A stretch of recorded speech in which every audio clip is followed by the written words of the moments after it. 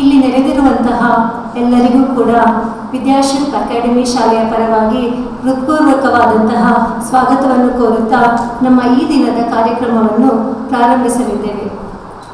Doctor Dayanand pi ಹಾಗೂ doctor Kiran ಪೈರವರ ಕನಸಿನ ಕೂಸಾದ ವಿದ್ಯಾಶಿಲ್ಪ community ಟ್ರಸ್ಟ್ನ ಶಿಕ್ಷಣದಲ್ಲಿ ತಂತ್ರಜ್ಞಾನದ ಬಳಕೆ ಹಾಗೂ ಆಧುನಿಕ ಶಿಕ್ಷಣ ವಿಧಾನಗಳ ಇಂದಿನ ಈ ಕಾರ್ಯಾಗಾರಕ್ಕೆ ತಮಗೆಲ್ಲರಿಗೂ ಆತ್ಮೀಯವಾದಂತಹ ಸ್ವಾಗತ.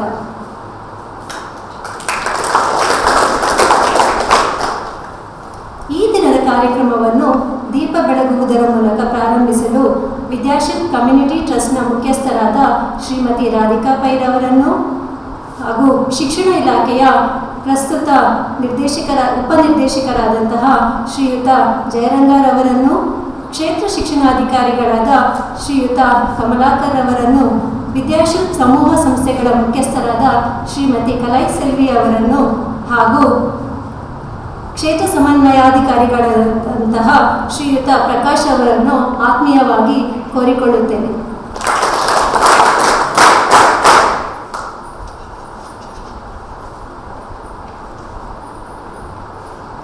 ಪ್ರಾರ್ಥನಾ ಗೀತೆಯ ಜೊತೆಗೆ ಈ ನಮ್ಮ ದೀಪ ಬೆಳಗುವ ಕಾರ್ಯಕ್ರಮ ನಡೆಯಲಿದೆ. ಪ್ರಾರ್ಥನಾ ಗೀತೆಯನ್ನು ಹಾಡಲು ವಿದ್ಯಾಶಿಲ್ಪ ಕನ್ನಡ ವಿಭಾಗದ ಶಿಕ್ಷಕರಾದಂತಹ ಶ್ರೀಯುತ ನಾಗಣ್ಣರವರನ್ನು ಕೇಳಿಕೊಳ್ಳುತ್ತೇನೆ.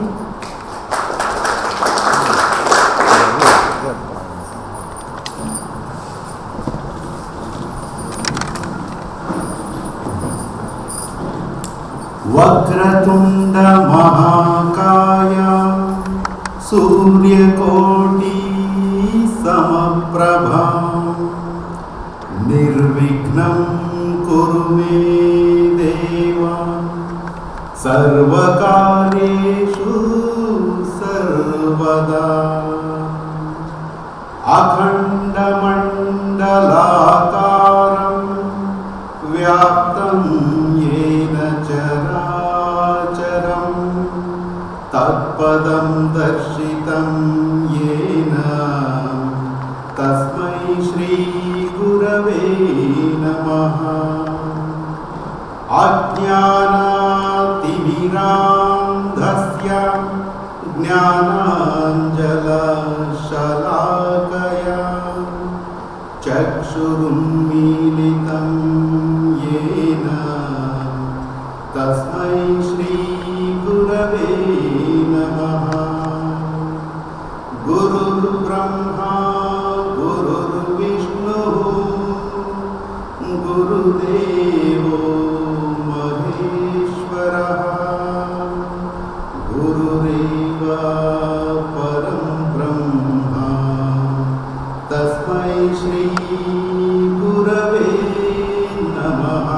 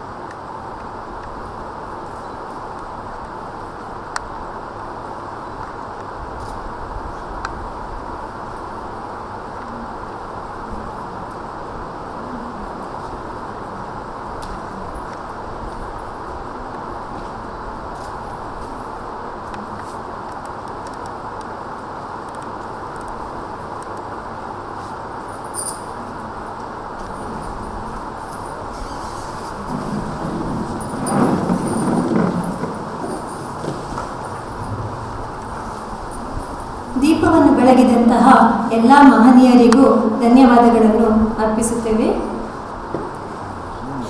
ಈ ದಿನದ ಕಾರ್ಯಕ್ರಮಕ್ಕೆ ಶಿಕ್ಷಣ ಇಲಾಖೆಯ ಶ್ರೀಯುತ ಶ್ರೀ ಜಯರಂಗಾರವರು ನಮ್ಮೊಂದಿಗಿದ್ದಾರೆ. ಅವರನ್ನು ಆತ್ಮೀಯವಾಗಿ ವೇದಿಕೆಗೆ ಬರಮಾಡಿಕೊಳ್ಳುತ್ತೇವೆ.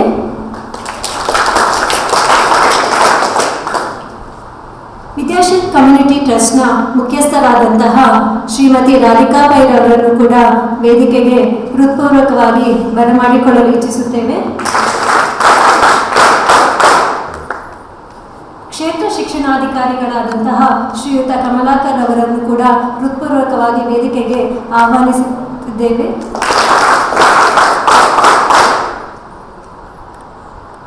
ಕ್ಷೇತ್ರ ಸಮನ್ವಯಾಧಿಕಾರಿಗಳಾದಂತಹ ಶ್ರೀಯುತ ಪ್ರಕಾಶ್ ಅವರನ್ನು ಕೂಡ ವೇದಿಕೆಗೆ ಬರಮಾಡಿಕೊಳ್ಳಲು ಸಂತೋಷ ಪಡುತ್ತೇವೆ.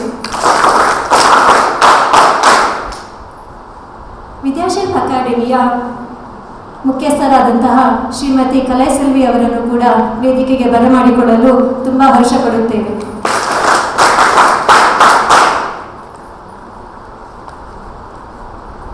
ಈ ದಿನದ ಕಾರ್ಯಕ್ರಮಕ್ಕೆ ಆಗಮಿಸಿರುವಂತಹ ಶಿಕ್ಷಣ ಸಂಯೋಜಕರಾದಂತಹ ಜಗದೀಶ್ ಅವರಿಗೆ ನಮ್ಮ ಶಾಲೆಯ ಪರವಾಗಿ ಹೃತ್ಪೂರ್ವಕವಾದಂತಹ ಸ್ವಾಗತವನ್ನು ಕೋರುತ್ತೇವೆ. ಯೂತ್ ಫಾರ್ ಸೇವಾ ಸಂಸ್ಥೆಯ ಶ್ರೀಯುತ ರೋಹಿತ್ ಬೆಲಾರ್ನಿ ಅವರನ್ನು ಕೂಡ ಶಾಲೆಯ ಪರವಾಗಿ ಹೃತ್ಪೂರ್ವಕವಾಗಿ ಸ್ವಾಗತಿಸುತ್ತೇವೆ.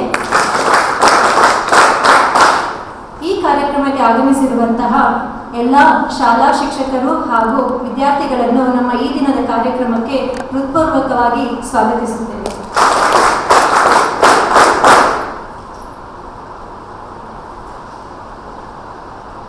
ನಿಮಗೆಲ್ಲರಿಗೂ ತಿಳಿದಿರುವಂತೆ ವಿದ್ಯಾಶಿಲ್ಪ ಕಮ್ಯುನಿಟಿ ಟ್ರಸ್ಟ್ನ ಸ್ಥಾಪನೆಯ ನಂತರ ದತ್ತು ಪಡೆದಂತಹ 21 ಶಾಲೆಗಳ ಹಾಗೂ ವಿದ್ಯಾರ್ಥಿಗಳ ಸರ್ವತೋಮುಖ ಬೆಳವಣಿಗೆಗೆ ಅಗತ್ಯವಾದಂತಹ ಕಾರ್ಯಯೋಜನೆಗಳನ್ನು ಹಮ್ಮಿಕೊಂಡಿರುತ್ತೇವೆ.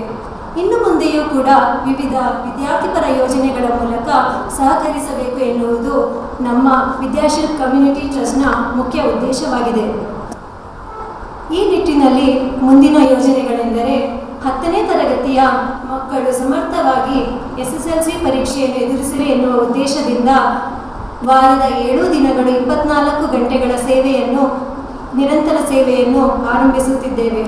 ಈ ಸೇವೆಯ ಮೂಲಕ ಮಕ್ಕಳಲ್ಲಿನ ಪರೀಕ್ಷಾ ಭೀತಿಯನ್ನು ಹೋಗಲಾಡಿಸುವುದು, ಮಕ್ಕಳ ಮನೋಧೈರ್ಯವನ್ನು ಹೆಚ್ಚಿಸುವುದು, ಅಗತ್ಯವಾದಂತಹ ಆಪ್ತ ಸಮಾಲೋಚನೆಯನ್ನು ನೀಡುವುದು ಹಾಗೂ ತಂದೆ ತಾಯಿಯರಿಗೆ ಅಗತ್ಯವಾದಂತಹ ಮಾಹಿತಿಗಳನ್ನು ನೀಡುವುದರ ಮೂಲಕ ಶಿಕ್ಷಣದ ಉದ್ದೇಶಗಳನ್ನು ತಿಳಿಯಪಡಿಸುವುದು ಇದರ ಉದ್ದೇಶವಾಗಿರುತ್ತದೆ.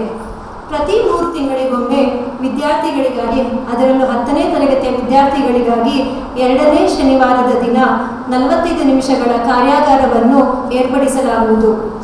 ಈ ಕಾರ್ಯಾಗಾರಗಳಲ್ಲಿ ಇಂಗ್ಲಿಷ್, ಗಣಿತ ಹಾಗೂ ವಿಜ್ಞಾನ ವಿಷಯಗಳಿಗೆ ಸಂಬಂಧಿಸಿದಂತೆ ಅಮೃತಹಳ್ಳಿ ಶಾಲೆಯ 10ನೇ ತರಗತಿ ವಿದ್ಯಾರ್ಥಿಗಳಿಗಾಗಿ ಈ ಕಾರ್ಯಕ್ರಮಗಳನ್ನು ಹಮ್ಮಿಕೊಳ್ಳಲಾಗುವುದು. ಶಿಕ್ಷಣದಲ್ಲಿ ಬದಲಾವಣೆಯನ್ನು ತರಲು ನಮ್ಮೊಂದಿಗೆ ಕೈ ಜೋಡಿಸಿರುವಂತಹ ಯೂತ್ ಫಾರ್ ಸೇವಾದ ಶ್ರೀ ರೋಹಿತ್ ಬೆಲಾನಿಯವರು ಈ ಕಾರ್ಯಾಗಾರಗಳನ್ನು ನಡೆಸಿಕೊಡಲಿರುವರು. ನಮ್ಮ ಶಾಲೆಯ ಗ್ರಂಥಾಲಯದ ಮುಖ್ಯಸ್ಥರಾಗಿರುವ ಶ್ರೀಮತಿ ಸಿಂಧೂರ್ ಅವರು ಮಕ್ಕಳಿಗೆ ಅಗತ್ಯವಾಗಿರುವಂತಹ ಇಂಗ್ಲಿಷ್ ಪುಸ್ತಕಗಳನ್ನು, ಕಥೆ ಪುಸ್ತಕಗಳನ್ನು ಹಾಗೂ ಮನೋನಿಗ್ರಹಕ್ಕೆ ಸಂಬಂಧಪಟ್ಟ ಉಪಯುಕ್ತ ಪುಸ್ತಕಗಳನ್ನು ಹಂಚುವುದರ ಮೂಲಕ ಮಕ್ಕಳಲ್ಲಿ ಓದುವ ಪ್ರವೃತ್ತಿಯನ್ನು ಬೆಳೆಸಲು ಸಹಕರಿಸಲಿದ್ದಾರೆ.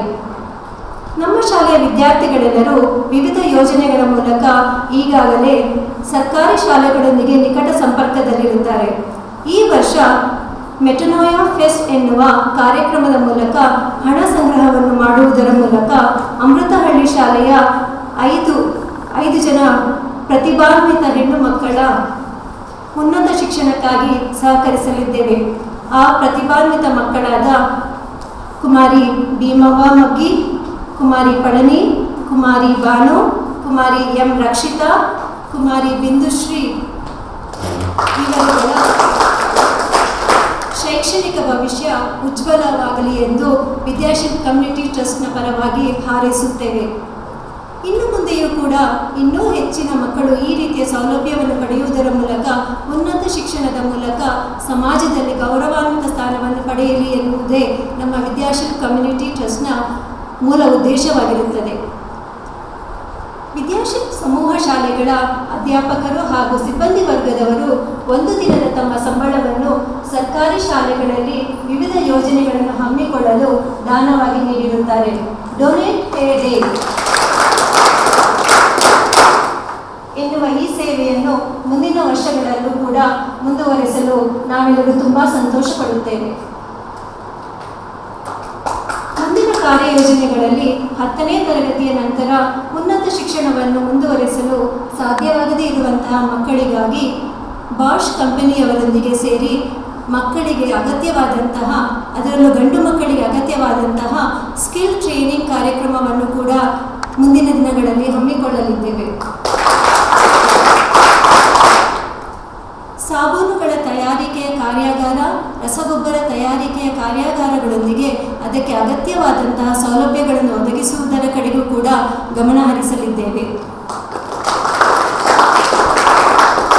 ಹೆಣ್ಣು ಮಕ್ಕಳಿಗಾಗಿ ಇಂದಿನ ದಿನಗಳಲ್ಲಿ ಅತ್ಯಂತ ಅಗತ್ಯವಾದ ಸ್ವಯಂ ರಕ್ಷಣೆಗೆ ಅಗತ್ಯವಾದಂತಹ ಸೆಲ್ಫ್ ಡಿಫೆನ್ಸ್ ತರಗತಿಗಳನ್ನು ಕೂಡ ಪ್ರಾರಂಭಿಸಲು ಹರ್ಷಪಡುತ್ತೇವೆ.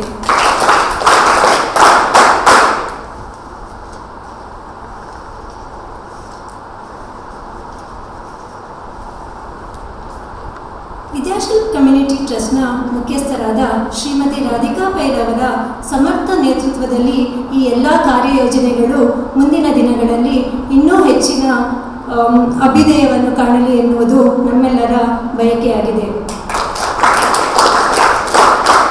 ಈಗ ಶ್ರೀಮತಿ ರಾಧಿಕಾ ಪೈರವರು ಸಭೆಯನ್ನು ಉದ್ದೇಶಿಸಿ ಕೆಲವು ಹಿತನುಡಿಗಳನ್ನು ಆಡಬೇಕಾಗಿ ಕೇಳಿಕೊಳ್ಳುತ್ತೇನೆ.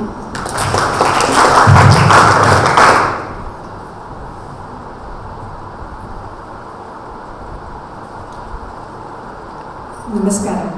ಈ ವೇದಿಕೆಯಲ್ಲಿರೋ ಎಲ್ಲ ಗಣ್ಯರಿಗೆ ಮತ್ತು ಇಲ್ಲೆಲ್ಲ ಇರೋರಿಗೆಲ್ಲರಿಗೂ ನಾನು ಸ್ವಾಗತಿಸ್ತೀನಿ.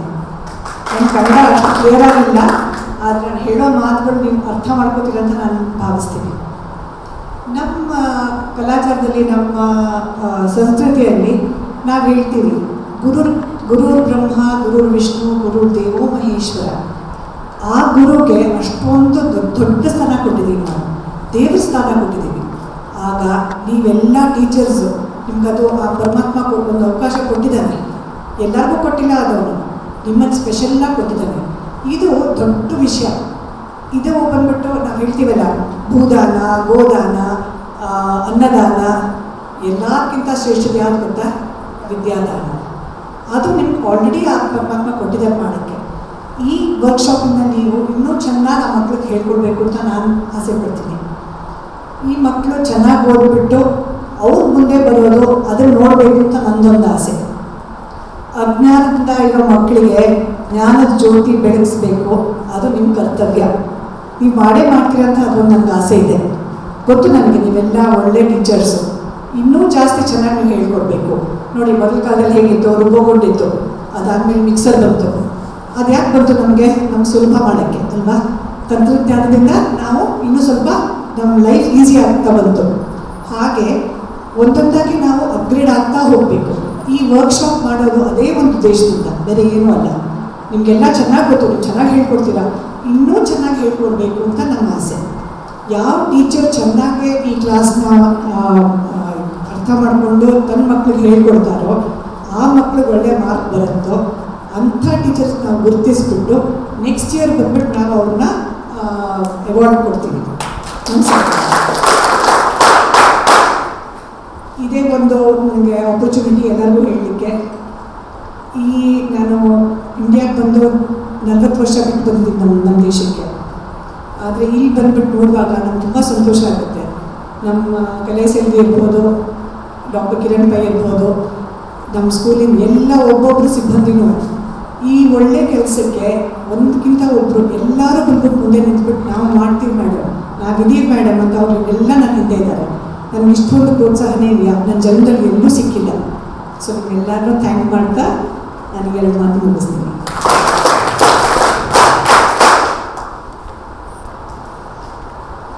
ಶಿಕ್ಷಣದ ಅಗತ್ಯವನ್ನು ತುಂಬ ಚೆನ್ನಾಗಿ ವಿವರಿಸಿದಂತಹ ಶ್ರೀಮತಿ ರಾಧಿಕಾ ಪೈರ್ ಅವರಿಗೆ ಧನ್ಯವಾದಗಳನ್ನು ಅರ್ಪಿಸುತ್ತೇವೆ.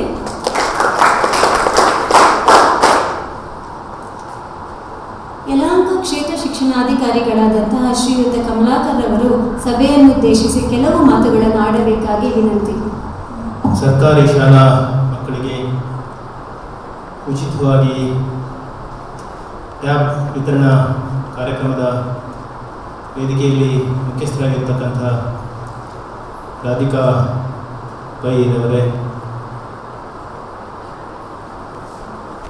ನಿವೃತ್ತ ಉಪನಿರ್ದೇಶಕರು ಶಿಕ್ಷಣ ಇಲಾಖೆಯಲ್ಲಿ ಅತಿ ದೀರ್ಘ ಸೇವೆಯನ್ನು ಸಲ್ಲಿಸಿ ಶಿಕ್ಷಣ ಇಲಾಖೆಗೆ ಒಂದು ಜವಾಬ್ದಾರಿಯ ಒಂದು ಸ್ಥಾನವನ್ನು ಅಂಗೀಕರಿಸಿ ನಮ್ಮೆಲ್ಲರಿಗೂ ಶೈಕ್ಷಣಿಕ ಮಾರ್ಗದರ್ಶನವನ್ನು ಈಗಲೂ ಸಹ ನೀಡ್ತಾ ಇರ್ತಕ್ಕಂಥ ಜಯರಂಗ ಸಾಹೇಬ್ರೆ, ಈ ವೇದಿಕೆಯಲ್ಲಿರ್ತಕ್ಕಂಥ ನಮ್ಮ BRC ಪ್ರಕಾಶ್ ಅವರೇ, ಈ ವಿದ್ಯಾಶಿಲ್ಪ ಸಂಸ್ಥೆಯ ಮುಖ್ಯಸ್ಥರಾದಂತಹ ಪ್ರಮುಖರಾದಂತಹ ಪೈ ಕುಟುಂಬದ ದಯಾನಂದ್ ಪೈ ಕುಟುಂಬದ ಎಲ್ಲ ಗೌರವಾನ್ವಿತ ಸದಸ್ಯರೇ, ಇಲ್ಲಿ ಆಗಮಿಸಿರ್ತಕ್ಕಂಥ ಎಲ್ಲ ಅಮೃತಹಳ್ಳಿ ಶಾಲೆ ಮಕ್ಕಳೇ, ಶಿಕ್ಷಕ ಬಂಧುಗಳೇ, ಜಗದೀಶ್ರವರೇ, ವಿದ್ಯಾಶಿಲ್ಪ ಅಕಾಡೆಮಿ ಸಂಸ್ಥೆಯ ಶಿಕ್ಷಕ ಬಂಧುಗಳೇ, ಮೊಟ್ಟ ಮೊದಲನೇದಾಗಿ ಎಲ್ಲರಿಗೂ ಕೂಡ ಪ್ರೀತಿಪೂರ್ವಕ ಸ್ವಾಗತವನ್ನು ಬಯಸ್ತೇನೆ ಇಲಾಖೆ ಪರವಾಗಿ. ವಿದ್ಯಾಶಿಲ್ಪ ಅಕಾಡೆಮಿ ವತಿಯಿಂದ ಮತ್ತು ವಿದ್ಯಾಶಿಲ್ಪ ಕುಟುಂಬದ ವತಿಯಿಂದ ನಡೀತಾ ಇರ್ತಕ್ಕಂಥ ವಿದ್ಯಾಶಿಲ್ಪ ಕಮ್ಯುನಿಟಿ ಟ್ರಸ್ಟ್ನ ಎಲ್ಲ ಗೌರವಾನ್ವಿತ ಸದಸ್ಯರಿಗೆ ಇಲಾಖೆಯ ಪರವಾಗಿ ಹೃತ್ಪೂರ್ವಕವಾದಂತಹ ವಂದನೆಗಳನ್ನು ಪ್ರಪ್ರಥಮವಾಗಿ ಹೇಳಲಿಕ್ಕೆ ಇಷ್ಟಪಡ್ತೇನೆ. ಕಾರಣ ಇಷ್ಟೇ, ನನ್ನ ಭಾಗದ 21 ಶಾಲೆಗಳನ್ನು ದತ್ತು ಸ್ವೀಕಾರ ಮಾಡಿ ಅವುಗಳ ಏಳಿಗೆಗಾಗಿ ಅವಿರತವಾಗಿ ಶ್ರಮಿಸ್ತಾ ಇದೆ ವಿದ್ಯಾಶಿಲ್ಪ ಕಮ್ಯುನಿಟಿ ಟ್ರಸ್ಟ್. ಮೊದಲನೇದಾಗಿ. ಎರಡನೇದಾಗಿ ಬ್ಯಾಟರಾಯಪುರ ಶಾಲೆಯ ಹೊಸ ಕಟ್ಟಡವನ್ನು ನಿರ್ಮಾಣ ಮಾಡಲಿಕ್ಕೆ ಎಲ್ಲ ರೀತಿಯ ಪೂರ್ವಪರ ಪ್ಲಾನಿಂಗ್ ಇರ್ಬೋದು, ಯೋಜನೆ ಇರ್ಬೋದು, ಎಲ್ಲವನ್ನು ಸಿದ್ಧಪಡಿಸಿ ಸರ್ಕಾರದ ಮುಂದಿದೆ, ಅನುಮತಿ ಸಿಕ್ಕಿದೆ. ಸದ್ಯದಲ್ಲಿ ಅವರು ಕೆಲಸವನ್ನು ಪ್ರಾರಂಭ ಮಾಡಲಿದ್ದಾರೆ. ಈ ಹಿಂದೆ ಒಂದು ಕಾರ್ಯಕ್ರಮಕ್ಕೆ ಬಂದಂಥ ಸಂದರ್ಭದಲ್ಲಿ ದಯಾನಂದ್ ಪೈ ಸಾಹೇಬ್ರವರು ಇದರ ಪ್ರಸ್ತಾಪವನ್ನು ಕೂಡ ಮಾಡಿದರು. ಅದಕ್ಕಾಗಿ ಮತ್ತೊಮ್ಮೆ ಇಲಾಖೆ ಪರವಾಗಿ ಹೃತ್ಪೂರ್ವಕವಂತ ಅಭಿನಂದನೆಗಳನ್ನು ಸಲ್ಲಿಸ್ತೇನೆ. ಸರ್ಕಾರದ ಒಂದು ಭಾಗ ಕಮ್ಯುನಿಟಿ, ಅದರಲ್ಲಿ ವಿದ್ಯಾಶಿಲ್ಪ ಅಕಾಡೆಮಿ ಕೂಡ ಒಂದು. ವಿದ್ಯಾಶಿಲ್ಪ ಕಮ್ಯುನಿಟಿ ಟ್ರಸ್ಟ್ ಕೂಡ ಸರ್ಕಾರದ ಕೆಲಸವನ್ನು ಮಾಡ್ತದೆ, ಸರ್ಕಾರ ಜವಾಬ್ದಾರಿಯನ್ನು ಹಂಚಿಕೊಳ್ತದೆ, ಕಮ್ಯುನಿಟಿಯ ಜವಾಬ್ದಾರಿಯನ್ನು ಹಂಚಿಕೊಳ್ತದೆ, ಸಾರ್ವಜನಿಕರ ಜವಾಬ್ದಾರಿಯನ್ನು ಹಂಚಿಕೊಳ್ತದೆ ಅಂತಕ್ಕಂಥ ನಿಟ್ಟಿನಲ್ಲಿ ಈಗೇನು ಪ್ರಸ್ತುತ ಚಾಲನೆಯಲ್ಲಿರ್ತಕ್ಕಂಥ ಟ್ಯಾಬ್ ವಿತರಣೆಯನ್ನು ಅಮೃತಹಳ್ಳಿ ಶಾಲೆಗೆ ಮಾಡ್ತಾ ಇದೆ. ಇದು ಒಂದು ತುಂಬ ಹೆಗ್ಗಳಿಕೆಯ ವಿಷಯ. ಇಡೀ ಸರ್ಕಾರ, ಇಡೀ ಕಮ್ಯುನಿಟಿ ಕಣ್ತೆರೆದು ಈ ಕಡೆ ನೋಡ್ತಕ್ಕಂಥ ವಿಚಾರ. ಇದು ಸಾಮಾನ್ಯವಾದ ವಿಷಯ ಅಲ್ಲ ಇದು ಅಂತಕ್ಕಂಥ ಭಾವನೆಯಿಂದ ಇದೀಗ ಮತ್ತೊಮ್ಮೆ ಅವರಿಗೆ ಅಭಿನಂದನೆಗಳನ್ನು ನಾನು ಸಲ್ಲಿಸ್ತೇನೆ. ಅಂಥದ್ರಲ್ಲಿ ಸರ್ಕಾರದ ಪರವಾಗಿ ಅನೇಕ ಸಂಸ್ಥೆಗಳು ಈ ವಿದ್ಯಾಶಿಲ್ಪ ಕಮ್ಯುನಿಟಿ ಟ್ರಸ್ಟ್ನ ಮಾದರಿಯನ್ನು ತಗೊಂಡು ಕೆಲಸ ಮಾಡ್ತಾ ಇರ್ತಕ್ಕಂಥದ್ದನ್ನು ನಾವೆಲ್ಲ ನೋಡಿದ್ದೇವೆ, ಕೇಳಿದ್ದೇವೆ. ನಾವು ಮಾಡೋಕ್ಕೆ ಸಾಧ್ಯ ಇಲ್ಲ ಇರ್ತಕ್ಕಂಥದ್ದು ಅಂದರೆ ನಮ್ಮ ಸಮಾಜದಲ್ಲಿ ಸರ್ಕಾರಕ್ಕೆ ಸರಿಸಾಟಿಯಾಗಿ ಕೆಲಸ ಮಾಡ್ತಕ್ಕಂಥ ಈ ಥರದ ಸಂಸ್ಥೆಗಳು ಮುಂದೆ ಬಂದಲ್ಲಿ ಮಾತ್ರ ಸಮಾಜವನ್ನು, ಸಮಾಜದ ತುಳಿತಕ್ಕೆ ಒಳಪಟ್ಟವರನ್ನು, ಬಡ ಮಕ್ಕಳನ್ನು, ಸರ್ಕಾರಿ ಶಾಲೆಗಳಲ್ಲಿ ಕಲಿತಕ್ಕಂಥ ಮಕ್ಕಳ ಕಡೆಗೆ ನಮ್ಮ ಜ್ಞಾನವನ್ನು ಹರಿಸ್ತಕ್ಕಂಥದ್ದನ್ನು ಎಲ್ಲರೂ ಕೂಡ ನಾವು ಪಾಲನೆ ಮಾಡ್ಬೋದು. ನಮ್ಮ ಅದೃಷ್ಟವೋ ಏನೋ ಗೊತ್ತಿಲ್ಲ. ನಾನು ಕ್ಷೇತ್ರ ಶಿಕ್ಷಣಾಧಿಕಾರಿಯಾಗಿ ಇಲ್ಲಿಗೆ ಬಂದ ನಂತರ ಈಗಾಗಲೇ ಎಲ್ಲ ಯೂನಿವರ್ಸಿಟಿನವರು 10 ಸ್ಕೂಲ್ ತಗೊಂಡಿದ್ದಾರೆ ಮೇಡಮ್. ಮೊದಲನೇ ಕ್ರೆಡಿಟ್ ಬಂದದ್ದು ವಿದ್ಯಾಶಿಲ್ಪಕ್ಕೆ. ಕಾರಣ 20 ಸ್ಕೂಲ್ನ ರಾಷ್ಟ್ರೀಯ ಈ ವರ್ಷದಿಂದ ನಾವು ಎಲ್ಲ ಯೂನಿವರ್ಸಿಟಿಗಳಿಗೆ 10 ಸ್ಕೂಲನ್ನು ಕೊಡಲಿಕ್ಕೆ ಸರ್ಕಾರದ ಹಂತದಲ್ಲಿ ತೀರ್ಮಾನ ಆಗಿ ನನ್ನ ಭಾಗದ 3 ಯೂನಿವರ್ಸಿಟಿ ಈಗಾಗಲೇ 10 ಸ್ಕೂಲ್ಗಳನ್ನು ತಗೊಂಡಿದ್ದಾವೆ. ಚಿಕ್ಕ ಈ ಥರ ಸೋಷಿಯಲ್ ವರ್ಕ್ ಮಾಡ್ತಕ್ಕಂಥ ಸಂಸ್ಥೆಗಳು 1-2 ಸ್ಕೂಲ್ಗಳನ್ನು ದತ್ತು ಸ್ವೀಕಾರ ಮಾಡಿದ್ದಾವೆ. ಈ ಅನೇಕರು ಯಾರಿಗೂ ಗೊತ್ತಿಲ್ಲದೆ ಇದ್ದಂಗೆ ದಾನ ಕೊಟ್ಟೆ ಅನ್ನೋದು ಗೊತ್ತಾಗಬಾರ್ದು ಅನ್ನೋ ರೀತಿಯಲ್ಲಿ ಕೊಟ್ಟಂಥವರು ತುಂಬ ಜನ ಇದ್ದಾರೆ. ಹಾಗಾಗಿ ನಮ್ಮ ಶಾಲೆಗಳ ಏಳಿಗೆ ಬರೀ ಇದು ಸರ್ಕಾರದ ಪಾತ್ರ ಮಾತ್ರ ಅಲ್ಲ, ಜವಾಬ್ದಾರಿ ಮಾತ್ರ ಅಲ್ಲ, ಸಾರ್ವಜನಿಕರದ್ದು ಜವಾಬ್ದಾರಿ ಇದೆ ಅನ್ನೋದನ್ನು ತೋರಿಸ್ಕೊಟ್ಟು ಇಷ್ಟೊಂದು ಅಗಾಧ ಪ್ರಮಾಣದಲ್ಲಿ ನಮ್ಮ ಶಾಲೆಗಳಿಗೆ ಏಳಿಗೆ ಅಂತ ಸಾರ್ವಜನಿಕರು ಪ್ರಯತ್ನ ಮಾಡ್ತಾ ಇದ್ದಾರೆ ಅಂತ ಹೇಳಲಿಕ್ಕೆ ನನಗೆ ಸಂತೋಷ ಆಗ್ತದೆ. ಅಂತಹ ಕೆಲಸವನ್ನು ವಿದ್ಯಾಶಿಲ್ಪ ಕಮ್ಯುನಿಟಿ ಟ್ರಸ್ಟ್ ಮಾಡ್ತಾ ಇದೆ. ನಾವು ಈ ಸಂಸ್ಥೆಗೆ ಎಲ್ಲ ಕಡೆ ನಮ್ಮಲ್ಲಿ ಬಂದವರಿಗೆಲ್ಲ ಹೇಳ್ತಕ್ಕಂಥ ಫಸ್ಟ್ ಇದೆ, ವಿದ್ಯಾಶಿಲ್ಪ ಕಮ್ಯುನಿಟಿ ಟ್ರಸ್ಟ್ನವರು ಈ ಥರ ಮಾಡ್ತಾ ಇದ್ದಾರೆ, ಈ ಥರ ಮಾಡ್ತಾ ಇದ್ದಾರೆ, ಈ ಥರ ಮಾಡ್ತಾ ಇದ್ದಾರೆ ಅಂತ ಒಂಥರ ವಿನೂತನವಾಗಿ ಅವರು ಮಾಡ್ತಾರೆ. ಈಗ ಫಸ್ಟು ಸ್ಕೂಲ್ಗಳಲ್ಲಿ ಯಾವ ಥರ ವಿನೂತನವಾಗಿ ಬೋಧನೆ ಮಾಡಬೇಕು ಅನ್ನೋದ್ರ ಬಗ್ಗೆ ನಮ್ಮ ಜೊತೆಗೆ ಮೊನ್ನೆ ಮೇಡಮ್ ಅವರು ಮೇಡಮ್ ಬಂದಿದ್ದರು, ವಿದ್ಯಾಶಿಲ್ಪ ಅಕಾಡೆಮಿ ನಾನು ಕೆಲಸ ಮಾಡ್ತಕ್ಕಂಥವ್ರು ಎಲ್ಲರೂ ಕೂಡ ಎಲ್ಲ ಅಷ್ಟೊಂದು ವಿಷಯಗಳನ್ನು ತಿಳ್ಕೊಂಡು ಉತ್ತಮ ಶಿಕ್ಷಕರಾಗಿ ಬಂದರೂ ಕೂಡ ನಂಗೆ ಖುಷಿಯಾದ ವಿಷಯ ಏನು ಅಂದರೆ, ನಾವೇನು ಹೇಳ್ತಾ ಹೋದರೆ ಈಗ ನೀವೆಲ್ಲ ಸುಮ್ಮನೆ ಕೂತ್ಕೊಂಡಿದ್ವಿ, ಅವ್ರು ಹಂಗಲ್ಲ, ನಾವೇನು ಹೇಳ್ತಾ ಇದ್ರೆ ಎಲ್ಲ ನೋಟ್ ಮಾಡ್ಕೊಳ್ತಾ ಇದ್ರಿ ಇಬ್ರು. ಅಂದರೆ ಏನರ್ಥ, ಇನ್ನೂ ಏನಾದರೂ ವಿನೂತನವಾಗಿ ಮಾಡ್ಲಿಕ್ಕೆ ಸಾಧ್ಯ ಇದೆಯಾ ಅಂತಕ್ಕಂಥದ್ದು ಅವರು ಯೋಚನೆಗಳು ತುಂಬ ಯೋಚನಾ ಲಹರಿ ಮುಂದಕ್ಕೆ ಹೋಗ್ತಾನೆ ಇತ್ತು. ಇನ್ನು ಏನಾದರೂ ಮಾಡೋಣ ಏನು ಮಾಡೋಣ ಹಾಗೆ ಹೊಸ ಹೊಸ ರೀತಿಯಲ್ಲಿ ಯೋಚನೆ ಮಾಡಿ ನಮ್ಮ ಸಂಸ್ಥೆಗಳ, ಸರ್ಕಾರಿ ಸಂಸ್ಥೆಗಳ ಏಳಿಗೆಗೆ ನಾವು ಕೂಡ ಭಾಗಿಯಾಗ್ತೀವಿ ಅಂತ ಹೇಳಿ ಮುಂದೆ ಬಂದಿದ್ದಾರೆ. ನಾವು ಎಲ್ಲೂ ಇರುತ್ತೆ ಗೌರ್ಮೆಂಟ್, ಈಗ ಎಲ್ಲಿದ್ದಾರೆ ಮುಖ್ಯಮಂತ್ರಿಗಳೇನಾದ್ರು ನೋಡ್ತಾ ಇದ್ದಾರಾ, ಶಿಕ್ಷಣ ಸಚಿವರು ನೋಡ್ತಾ ಇದ್ದಾರಾ? ಇಲ್ಲ. ಆದರೂ ಕೂಡ ಇದೆಲ್ಲ ನಮ್ಮ ಜವಾಬ್ದಾರಿ, ಇದೆಲ್ಲ ನಮ್ಮ ಕೆಲಸ, ನಮ್ಮದು ಒಂದು ಭಾಗ ಅಂಥೇಳಿ ಸಮರ್ಥನೆ ಮಾಡ್ಕೊಳ್ಳೋದು, ತಮ್ಮನ್ನು ತೊಡಗಿಸ್ಕೊಳ್ತಕ್ಕಂಥದ್ದು ತುಂಬ ಕಷ್ಟ. ಎಲ್ಲರೂ ಕೂಡ ಈಗ 5 ಪೈಸದ ಕೆಲಸ ಮಾಡಿ 50 ಪೈಸದ ಬೋರ್ಡ್ ಹಾಕುವಂಥ ಕಾಲ ಇದೆ. ಕೆಲಸ ಕಡಿಮೆ ಇರ್ತದೆ, ಉಪಯೋಗ ಕಡಿಮೆ ಇರ್ತದೆ, ದೊಡ್ಡದಾಗಿ ಹೇಳ್ಕೊಳ್ತಾರೆ. ಅದು ಇವತ್ತಿನ ದಿನ ದೊಡ್ಡದಾದ ಕಾರ್ಯಕ್ರಮ ಮಾಡ್ತಾ ಇದ್ದೀವಿ, ಯಾರಿಗೂ ಗೊತ್ತಾಗ್ತಿದ್ದಂಗೆ ಇಲ್ಲೇ ಕೆಲಸ ಮಾಡ್ತಾ ಇದ್ದೀವಿ. ನೀವೆಲ್ಲ ಅರ್ಥ ಮಾಡ್ಕೊಳ್ಳಿ. ಸರ್ಕಾರ ಮೊದಲು ಕಮೆಂಟ್ಸ್ ಮಾಡಿರ್ತಕ್ಕಂಥದ್ದು ಮಾಹಿತಿ ಸಿಂಧೂನ ಮಾಡ್ತು. ಮಾಹಿತಿ ಸಿಂಧು ಯೋಜನೆ 96ರಲ್ಲಿ ಮಾಡ್ತು. ಅದಾದಮೇಲೆ ಕ್ಲಾಸ್ ಪ್ರಾಜೆಕ್ಟ್ ಯೋಜನೆ ಮಾಡ್ತು. ಕಂಪ್ಯೂಟರ್ಗಳನ್ನು ಶಾಲೆ ಕೊಡೋದು ಅಂತ ಮಾಡ್ತು. ಅದಾದಮೇಲೆ ಜಾಸ್ತಿ ಸ್ಕೋರ್ ಮಾಡಿದವರಿಗೆ SSLCನಲ್ಲಿ ಲ್ಯಾಪ್ಟಾಪ್ ಕೊಡೋದು ಅಂತ ಮಾಡ್ತು. ಎಷ್ಟು ಕೊಟ್ಟರು ಕಡಿಮೆ. ಆನೆ ಹೊಟ್ಟೆಗೆ ಸಾಸಿವೆ ಕಾಳು ಬಂದು ಅಂತಾರಲ್ಲ ಹಾಗೆ. ಹಾಗಾಗಿ ಅಲ್ಲಲ್ಲಿ ಇರುವಂಥ ಈ ಥರದ ವಿದ್ಯಾಶಿಲ್ಪ ಕಮ್ಯುನಿಟಿ ಟ್ರಸ್ಟ್ ಅಂತ ಟ್ರಸ್ಟ್ನವ್ರು ಮುಂದೆ ಬಂದರೆ ಸರ್ಕಾರ ಏನಾದರೂ ಒಂದಷ್ಟು ಮುಂದೆ ಬರಲಿಕ್ಕೆ ಸಾಧ್ಯ. ಅಂದರೆ ನಿಮ್ಮ ಮೂಲಕ ಕಮ್ಯುನಿಟಿ ಟ್ರಸ್ಟ್ ನಾವಿದ್ದೀವಿ ಅಂತ ತೋರಿಸ್ಕೊಂಡಿದ್ದಾರೆ. ಅದಕ್ಕೆ ಮಗದೊಮ್ಮೆ ನನ್ನ ಇಲಾಖೆಯ ಪರವಾಗಿ, ನಮ್ಮ ಶಿಕ್ಷಣ ಇಲಾಖೆಯ ಪರವಾಗಿ ಹೃತ್ಪೂರ್ವಕವಾದಂಥ ವಂದನೆಗಳನ್ನು, ಅಭಿನಂದನೆಗಳನ್ನು ಸಲ್ಲಿಸಿ ನನ್ನ ಮಾತುಗಳನ್ನು ಮುಗಿಸ್ತೇನೆ. ಜೈ ಹಿಂದ್, ಜೈ ಕರ್ನಾಟಕ.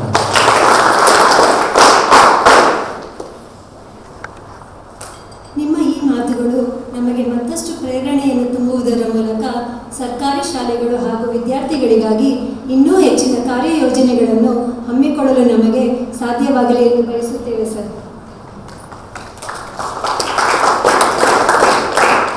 ನಮ್ಮ ವಿದ್ಯಾಶಿಲ್ಪ ಕಮ್ಯುನಿಟಿ ಟ್ರಸ್ಟ್ನ ಎಲ್ಲ ಯೋಜನೆಗಳಿಗೆ ಸತತವಾಗಿ ಸಹಕಾರವನ್ನು ನೀಡುತ್ತಿರುವ ಶಿಕ್ಷಣ ಇಲಾಖೆಯ ಹಿರಿಯರಾದ ಶ್ರೀಯುತ CB ಜಯರಂಗರವರು ಈ ಸಭೆಯನ್ನು ಉದ್ದೇಶಿಸಿ ಒಂದೆರಡು ಮಾತುಗಳನ್ನು ಆಡಬೇಕಾಗಿ ಆತ್ಮೀಯವಾಗಿ ಕೇಳಿಕೊಳ್ಳುತ್ತೇನೆ.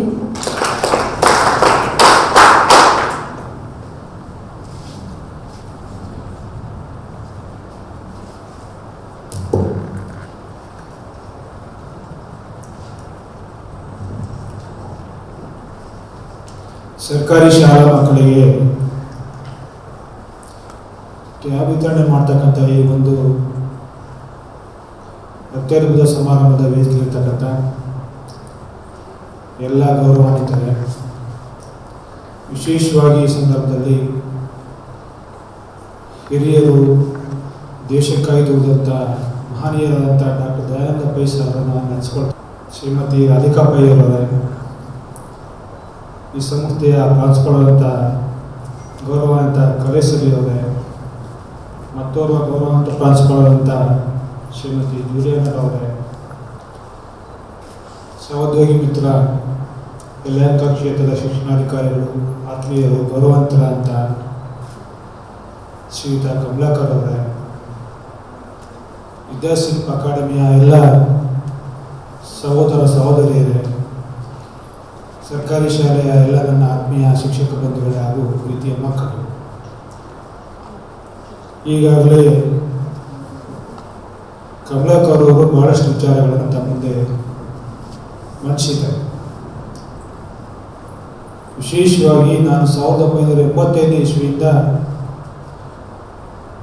ಪೈ ಕುಟುಂಬವನ್ನು ಬಲ್ಲೆ. ನಾನು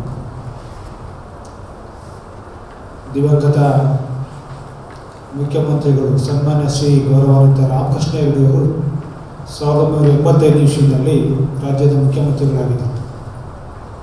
ಆವಾಗಲೇ ಪೈ ಕುಟುಂಬದ ದೇಶ ಸೇವೆಯನ್ನು, ಸಮಾಜ ಸೇವೆಯನ್ನು ವಿವಿಧ ಕ್ಷೇತ್ರಗಳಲ್ಲಿ, ವಿಶೇಷವಾಗಿ ಶೈಕ್ಷಣಿಕವಾಗಿ, ಸಾಮಾಜಿಕವಾಗಿ, ಧಾರ್ಮಿಕವಾಗಿ ಅವರು ಮಾಡ್ತಾ ಇದ್ದಂಥ ಕಾಯಕಗಳನ್ನು ನಾನು ಅವತ್ತಿನ ಸಹ ನೋಡಿದ್ದೀನಿ.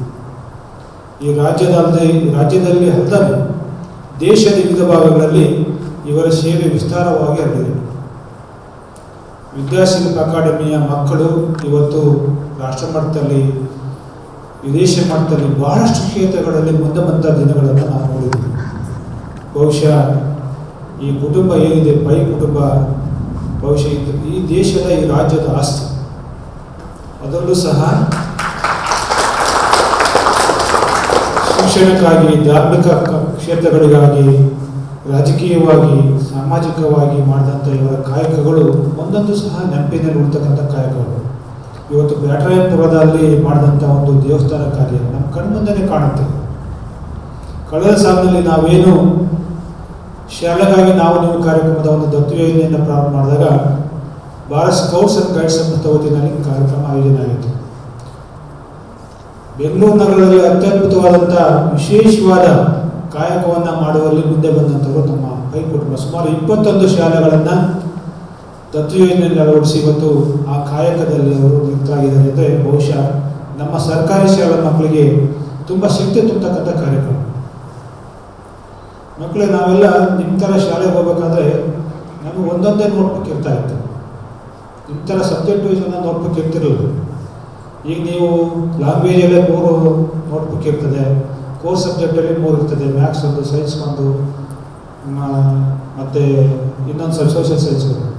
ನಮ್ಗೆ ಒಂದೊಂದೇ ನೋಟ್ಬುಕ್ಕೇ ಇರ್ತಿರಲಿಲ್ಲ. ನಮಗೆ ಯಾರು ಈ ಥರ ದಾನಿಗಳೇ ಇರ್ತಿರಲಿಲ್ಲ. ಅವಾಗ ನಾವೆಲ್ಲ ಹಳ್ಳಿಯಿಂದ ನಡ್ಕೊಂಡು ಹೋಗ್ತಾ ಇದ್ವಿ ಸರ್ ಶಾಲೆಗಳಿಗೆ. 6-7 ಕಿಲೋಮೀಟರ್ ನಡ್ಕೊಂಡು ಬರ್ತಾ ಇದ್ವಿ. ನಿಮ್ಮ ಥರ ನಾವು SSLC PU ಓದ್ಬೇಕಾದ್ರೆ ನಮ್ಗೆ ಯಾರು ದಾನಿಗಳು ಮುಂದೆ ಬರಲಿಲ್ಲ. ಒಂದು ಎಕ್ಸೈಸ್ ನೋಟ್ಬುಕ್ ಕೊಡ್ತೀವಿ, ಅದರಲ್ಲೂ ಟ್ಯಾಬ್ ಅಂದರೆ ಗೊತ್ತೇ ಇರಲಿಲ್ಲ ನಮಗೆ. ನಿಮ್ಗೆ ಎಂಥ ಅದೃಷ್ಟ ಅಲ್ವ ಮಕ್ಕಳು, ನೀವು ರಾಜಧಾನಿಯಲ್ಲಿ ಓದ್ತಾ ಇದ್ದೀರಾ, ಅದರಲ್ಲೂ ನಮ್ಮ ಹಿರಿಯರ ಮುಂದೆ ನೀವೆಲ್ಲ ಒಂದು ಟ್ಯಾಬ್ ತಗೊಂಡು ಅದನ್ನು ನಿಮ್ಮ ವಿದ್ಯಾಭ್ಯಾಸಕ್ಕೆ ಬಳಸ್ಕೊತೀರಿ ಅಂದರೆ ನಿಮ್ಮ ಜೀವನದಲ್ಲಿ ಅದಕ್ಕಿಂತ ಅದೃಷ್ಟ ಬೇಗ ಬರಲ್ಲ. ನಿಮಗೆ ಇನ್ಯಾವುದೂ ಅದೃಷ್ಟ ಬರಲ್ಲ ಮಕ್ಕಳೇ. ನೀವು ಇದನ್ನು ಸದುಪಯೋಗಪಡಿಸ್ಕೋಬೇಕು. ಇವಾಗ ಎಷ್ಟೆಲ್ಲ ಮಾತಾಡ್ತಿದ್ದಾರೆ, ನೀವೆಲ್ಲ ಇದನ್ನು ಸದುಪಯೋಗ ಪಡ್ಕೊಂಡು ಈ ಕೊರೋನಾ ಅವಧಿಯ ಪರೀಕ್ಷೆಯಲ್ಲಿ, ಮುಂದೆ ಬರ್ತಕ್ಕಂಥ SSLC ಪರೀಕ್ಷೆಯಲ್ಲಿ ನೀವೆಲ್ಲರೂ ಡಿಸ್ಟಿಂಕ್ಷನ್ ಪಾಸ್ ಆದರೆ ಈ ಸಮಾರಂಭಕ್ಕೆ ಅರ್ಥ ಬರ್ತದೆ. ಎಲ್ಲರೂ ಪಾಸ್ ಆಗ್ತೀರಾ? ಎಲ್ಲ ಮಕ್ಕಳನ್ನು ಇವತ್ತು ನೀವು ಪ್ರಮಾಣ ಮಾಡುವ ಮೇಡಮ್ ಮುಂದೆ ನಮ್ಮ ರಾಧಿಕಾ ಪೈ ಮೇಡಮ್ ಏನಿದ್ದಾರೆ, ದೇವ್ರ ಥರ ಕೂತಿದ್ದಾರೆ ನೋಡಿ. ಅವ್ರ ಕುಟುಂಬ ವರ್ಗದಿಂದ ಬಂದಂಥ ಹಿರಿಯರವರು ಇವತ್ತು ವಯಸ್ಸರಿಲ್ಲ, ಅವರು ಬಹುಶಃ ಬೇರೆ ಕಾರ್ಯದಲ್ಲಿದ್ದಾರೆ. ಆದರೆ ಅವರ ದೂರದೃಷ್ಟಿಯ ಫಲವಾಗಿ ನಮ್ಮ ಮಕ್ಕಳನ್ನು, ನಿಮ್ಮನ್ನು ಗುರ್ತಾಗಿಟ್ಕೊಂಡು ಕಾರ್ಯಕ್ರಮಗಳನ್ನು ಕೊಡಬೇಕಾದ್ರೆ ನೀವು ಅದನ್ನು ಸದುಪಯೋಗಪಡಿಸ್ಕೋಬೇಕು. ಸ್ವಾಮಿ ವಿವೇಕಾನಂದರು ಏನು ಹೇಳ್ತಾರೆ ಸ್ವಾಮಿ ವಿವೇಕಾನಂದರು? Try again and again until your goal is reached ಅಂತ ಹೇಳ್ತಾರಲ್ಲ. ನಿಮ್ಮ ಗುರಿ ಮುಟ್ಟುವವರೆಗೆ ನೀವು ಪ್ರಯತ್ನ ಪಡ್ತಾ ಇರಿ ಅಂತ ನೀವು ಓದ್ತಾ ಇರಬೇಕು. ನೀವು ಶಾಲೆ ಬಂದ ತಕ್ಷಣ ನಿಮ್ಮ ಕಾಯಕ ಮುಗಿತು ಅಂತ ಅಲ್ಲ ಮಕ್ಕಳೇ. ಇವರು ಇಷ್ಟೆಲ್ಲ ಕಾರ್ಯಕ್ರಮ ಕೊಡ್ತಾರೆ ಅಂದರೆ ನೀವು ಅದರ ಪ್ರಯತ್ನವನ್ನು, ಅದರ ಸದುಪಯೋಗವನ್ನು ಮಾಡ್ಕೊಳ್ಳಿಲ್ಲ ಅಂದರೆ ನಿಜವಾಗೂ ಸಹ ಈ ಸಮಾರಂಭಕ್ಕೆ ಆಗ್ತಾ ಇರಲಿಲ್ಲ. ದೇಶ ನಿಮ್ಗೆ ಎಷ್ಟೆಲ್ಲ ಕೊಟ್ಟಿದೆ ಅಲ್ವಾ ಮಕ್ಕಳೇ, ಈ ಸಂಸ್ಥೆ ಎಷ್ಟೆಲ್ಲ ಕೊಟ್ಟಿದೆ ಅಲ್ವಾ. ನಮ್ಮ ಸರ್ಕಾರಿ ಬಹಳಷ್ಟು ಶಾಲೆಗಳಿಗೆ ಈ ಸಂಸ್ಥೆ ಎಷ್ಟೆಲ್ಲ ಕಾಂಟ್ರಿಬ್ಯೂಷನ್ ಮಾಡಿದೆ ವಿವಿಧ ಕ್ಷೇತ್ರಗಳಲ್ಲಿ. ಶೈಕ್ಷಣಿಕ ಕ್ಷೇತ್ರ ಅಲ್ಲ, ಶಿಕ್ಷಣ ಕ್ಷೇತ್ರಕ್ಕೆ ಮೂಲಭೂತ ಸೌಲಭ್ಯಗಳಿರ್ಬೋದು, ತಾಂತ್ರಿಕ ಕ್ಷೇತ್ರದಲ್ಲಿ, ವಿಜ್ಞಾನ ಕ್ಷೇತ್ರದಲ್ಲಿ, ಸಮಾಜ ಕ್ಷೇತ್ರದಲ್ಲಿ, ಬಹಳಷ್ಟು ಕ್ಷೇತ್ರಗಳಲ್ಲಿ ಈ ಕುಟುಂಬ ನಮಗೆ ಬಹಳಷ್ಟು ಕೊಟ್ಟಿದೆ. ದೇಶ ಎಷ್ಟೆಲ್ಲ ಕೊಟ್ಟಿದೆ ಅಲ್ಲ ನಮಗೆ ಅಲ್ಲ. ದೇಶಕ್ಕೆ ನೀವೇನು ಕೊಡ್ತೀರಿ? ನಿಮ್ಮ ಕಾಂಟ್ರಿಬ್ಯೂಷನ್ ಏನು ದೇಶಕ್ಕೆ? ನೀವು ಚೆನ್ನಾಗಿ ಓದಿ ಡಿಸ್ಟಿಂಕ್ಷನ್ ಪಡ್ಕೊಂಡು ಒಳ್ಳೆ ರಿಸಲ್ಟ್ಸನ್ನು ಮೇಡಮ್ ಅರ್ಪಣೆ ಮಾಡಿದ್ರೆ ನಿಜವೂ ಸಹ ಈ ಕಾರ್ಯಕ್ರಮ ಕೊಟ್ಟಂಥ ಒಂದು ಗೌರವ ನೀವು ಎಲ್ಲರೂ ಮಾಡ್ತೀರಾ? ಪ್ರಾಮಿಸ್? ಇವತ್ತು ಪ್ರಾಮಿಸ್ ಮಾಡಿದ್ದೀರಾ ಮೇಡಮ್ ಮುಂದೆ. ಅವ್ರು ನೋಡ್ತಾ ಇರ್ತಾರೆ, ಅವ್ರು ಸುಮ್ಮನೆ ಕೂರಲ್ಲ, ಪ್ರತಿಯೊಂದನ್ನು ಅವಲೋಕನ ಮಾಡ್ತಾರೆ.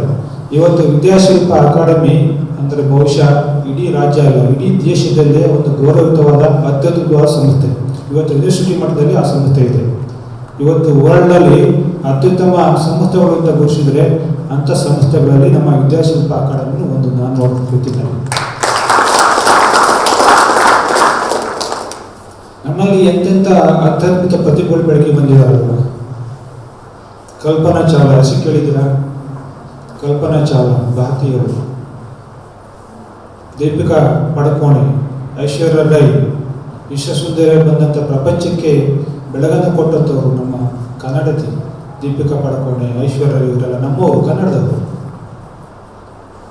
ನೀವು ಅವ್ರ ನಿಟ್ಟಿನಲ್ಲಿ ಅವರ ಒಂದು ಹೆಜ್ಜೆ ಗುರುತುಗಳನ್ನು ಫಾಲೋ ಮಾಡಿಲ್ಲ ಅಂದರೆ ಈ ಸಂಸ್ಥೆಯ ಏನು ದೂರದೃಷ್ಟಿ ಇದೆ. ಇವತ್ತು ವೈಜ್ಞಾನಿಕ ತಾಂತ್ರಿಕವಾಗಿ ಏನು ಚಿಂತನೆ ಮಾಡಿದ್ದಾರೆ, ನಮ್ಮ ಪರಂಪರೆಯನ್ನು ಕಾಪಾಡ್ಕೊಳ್ಳೋ ನಿಟ್ಟಿನಲ್ಲಿ ಏನು ಚಿಂತನೆ ಮಾಡಿದ್ದಾರೆ, ಅವೆಲ್ಲವನ್ನು ಅಳವಡಿಸ್ಕೊಳ್ಳಿಲ್ಲ ಅಂದರೆ ನೀವುಗಳು ನಿಮ್ಮ ಜೀವನದಲ್ಲಿ ಮುಂದೆ ಬರಲಿಕ್ಕೆ ಸಾಧ್ಯ ಆಗಲ್ಲ.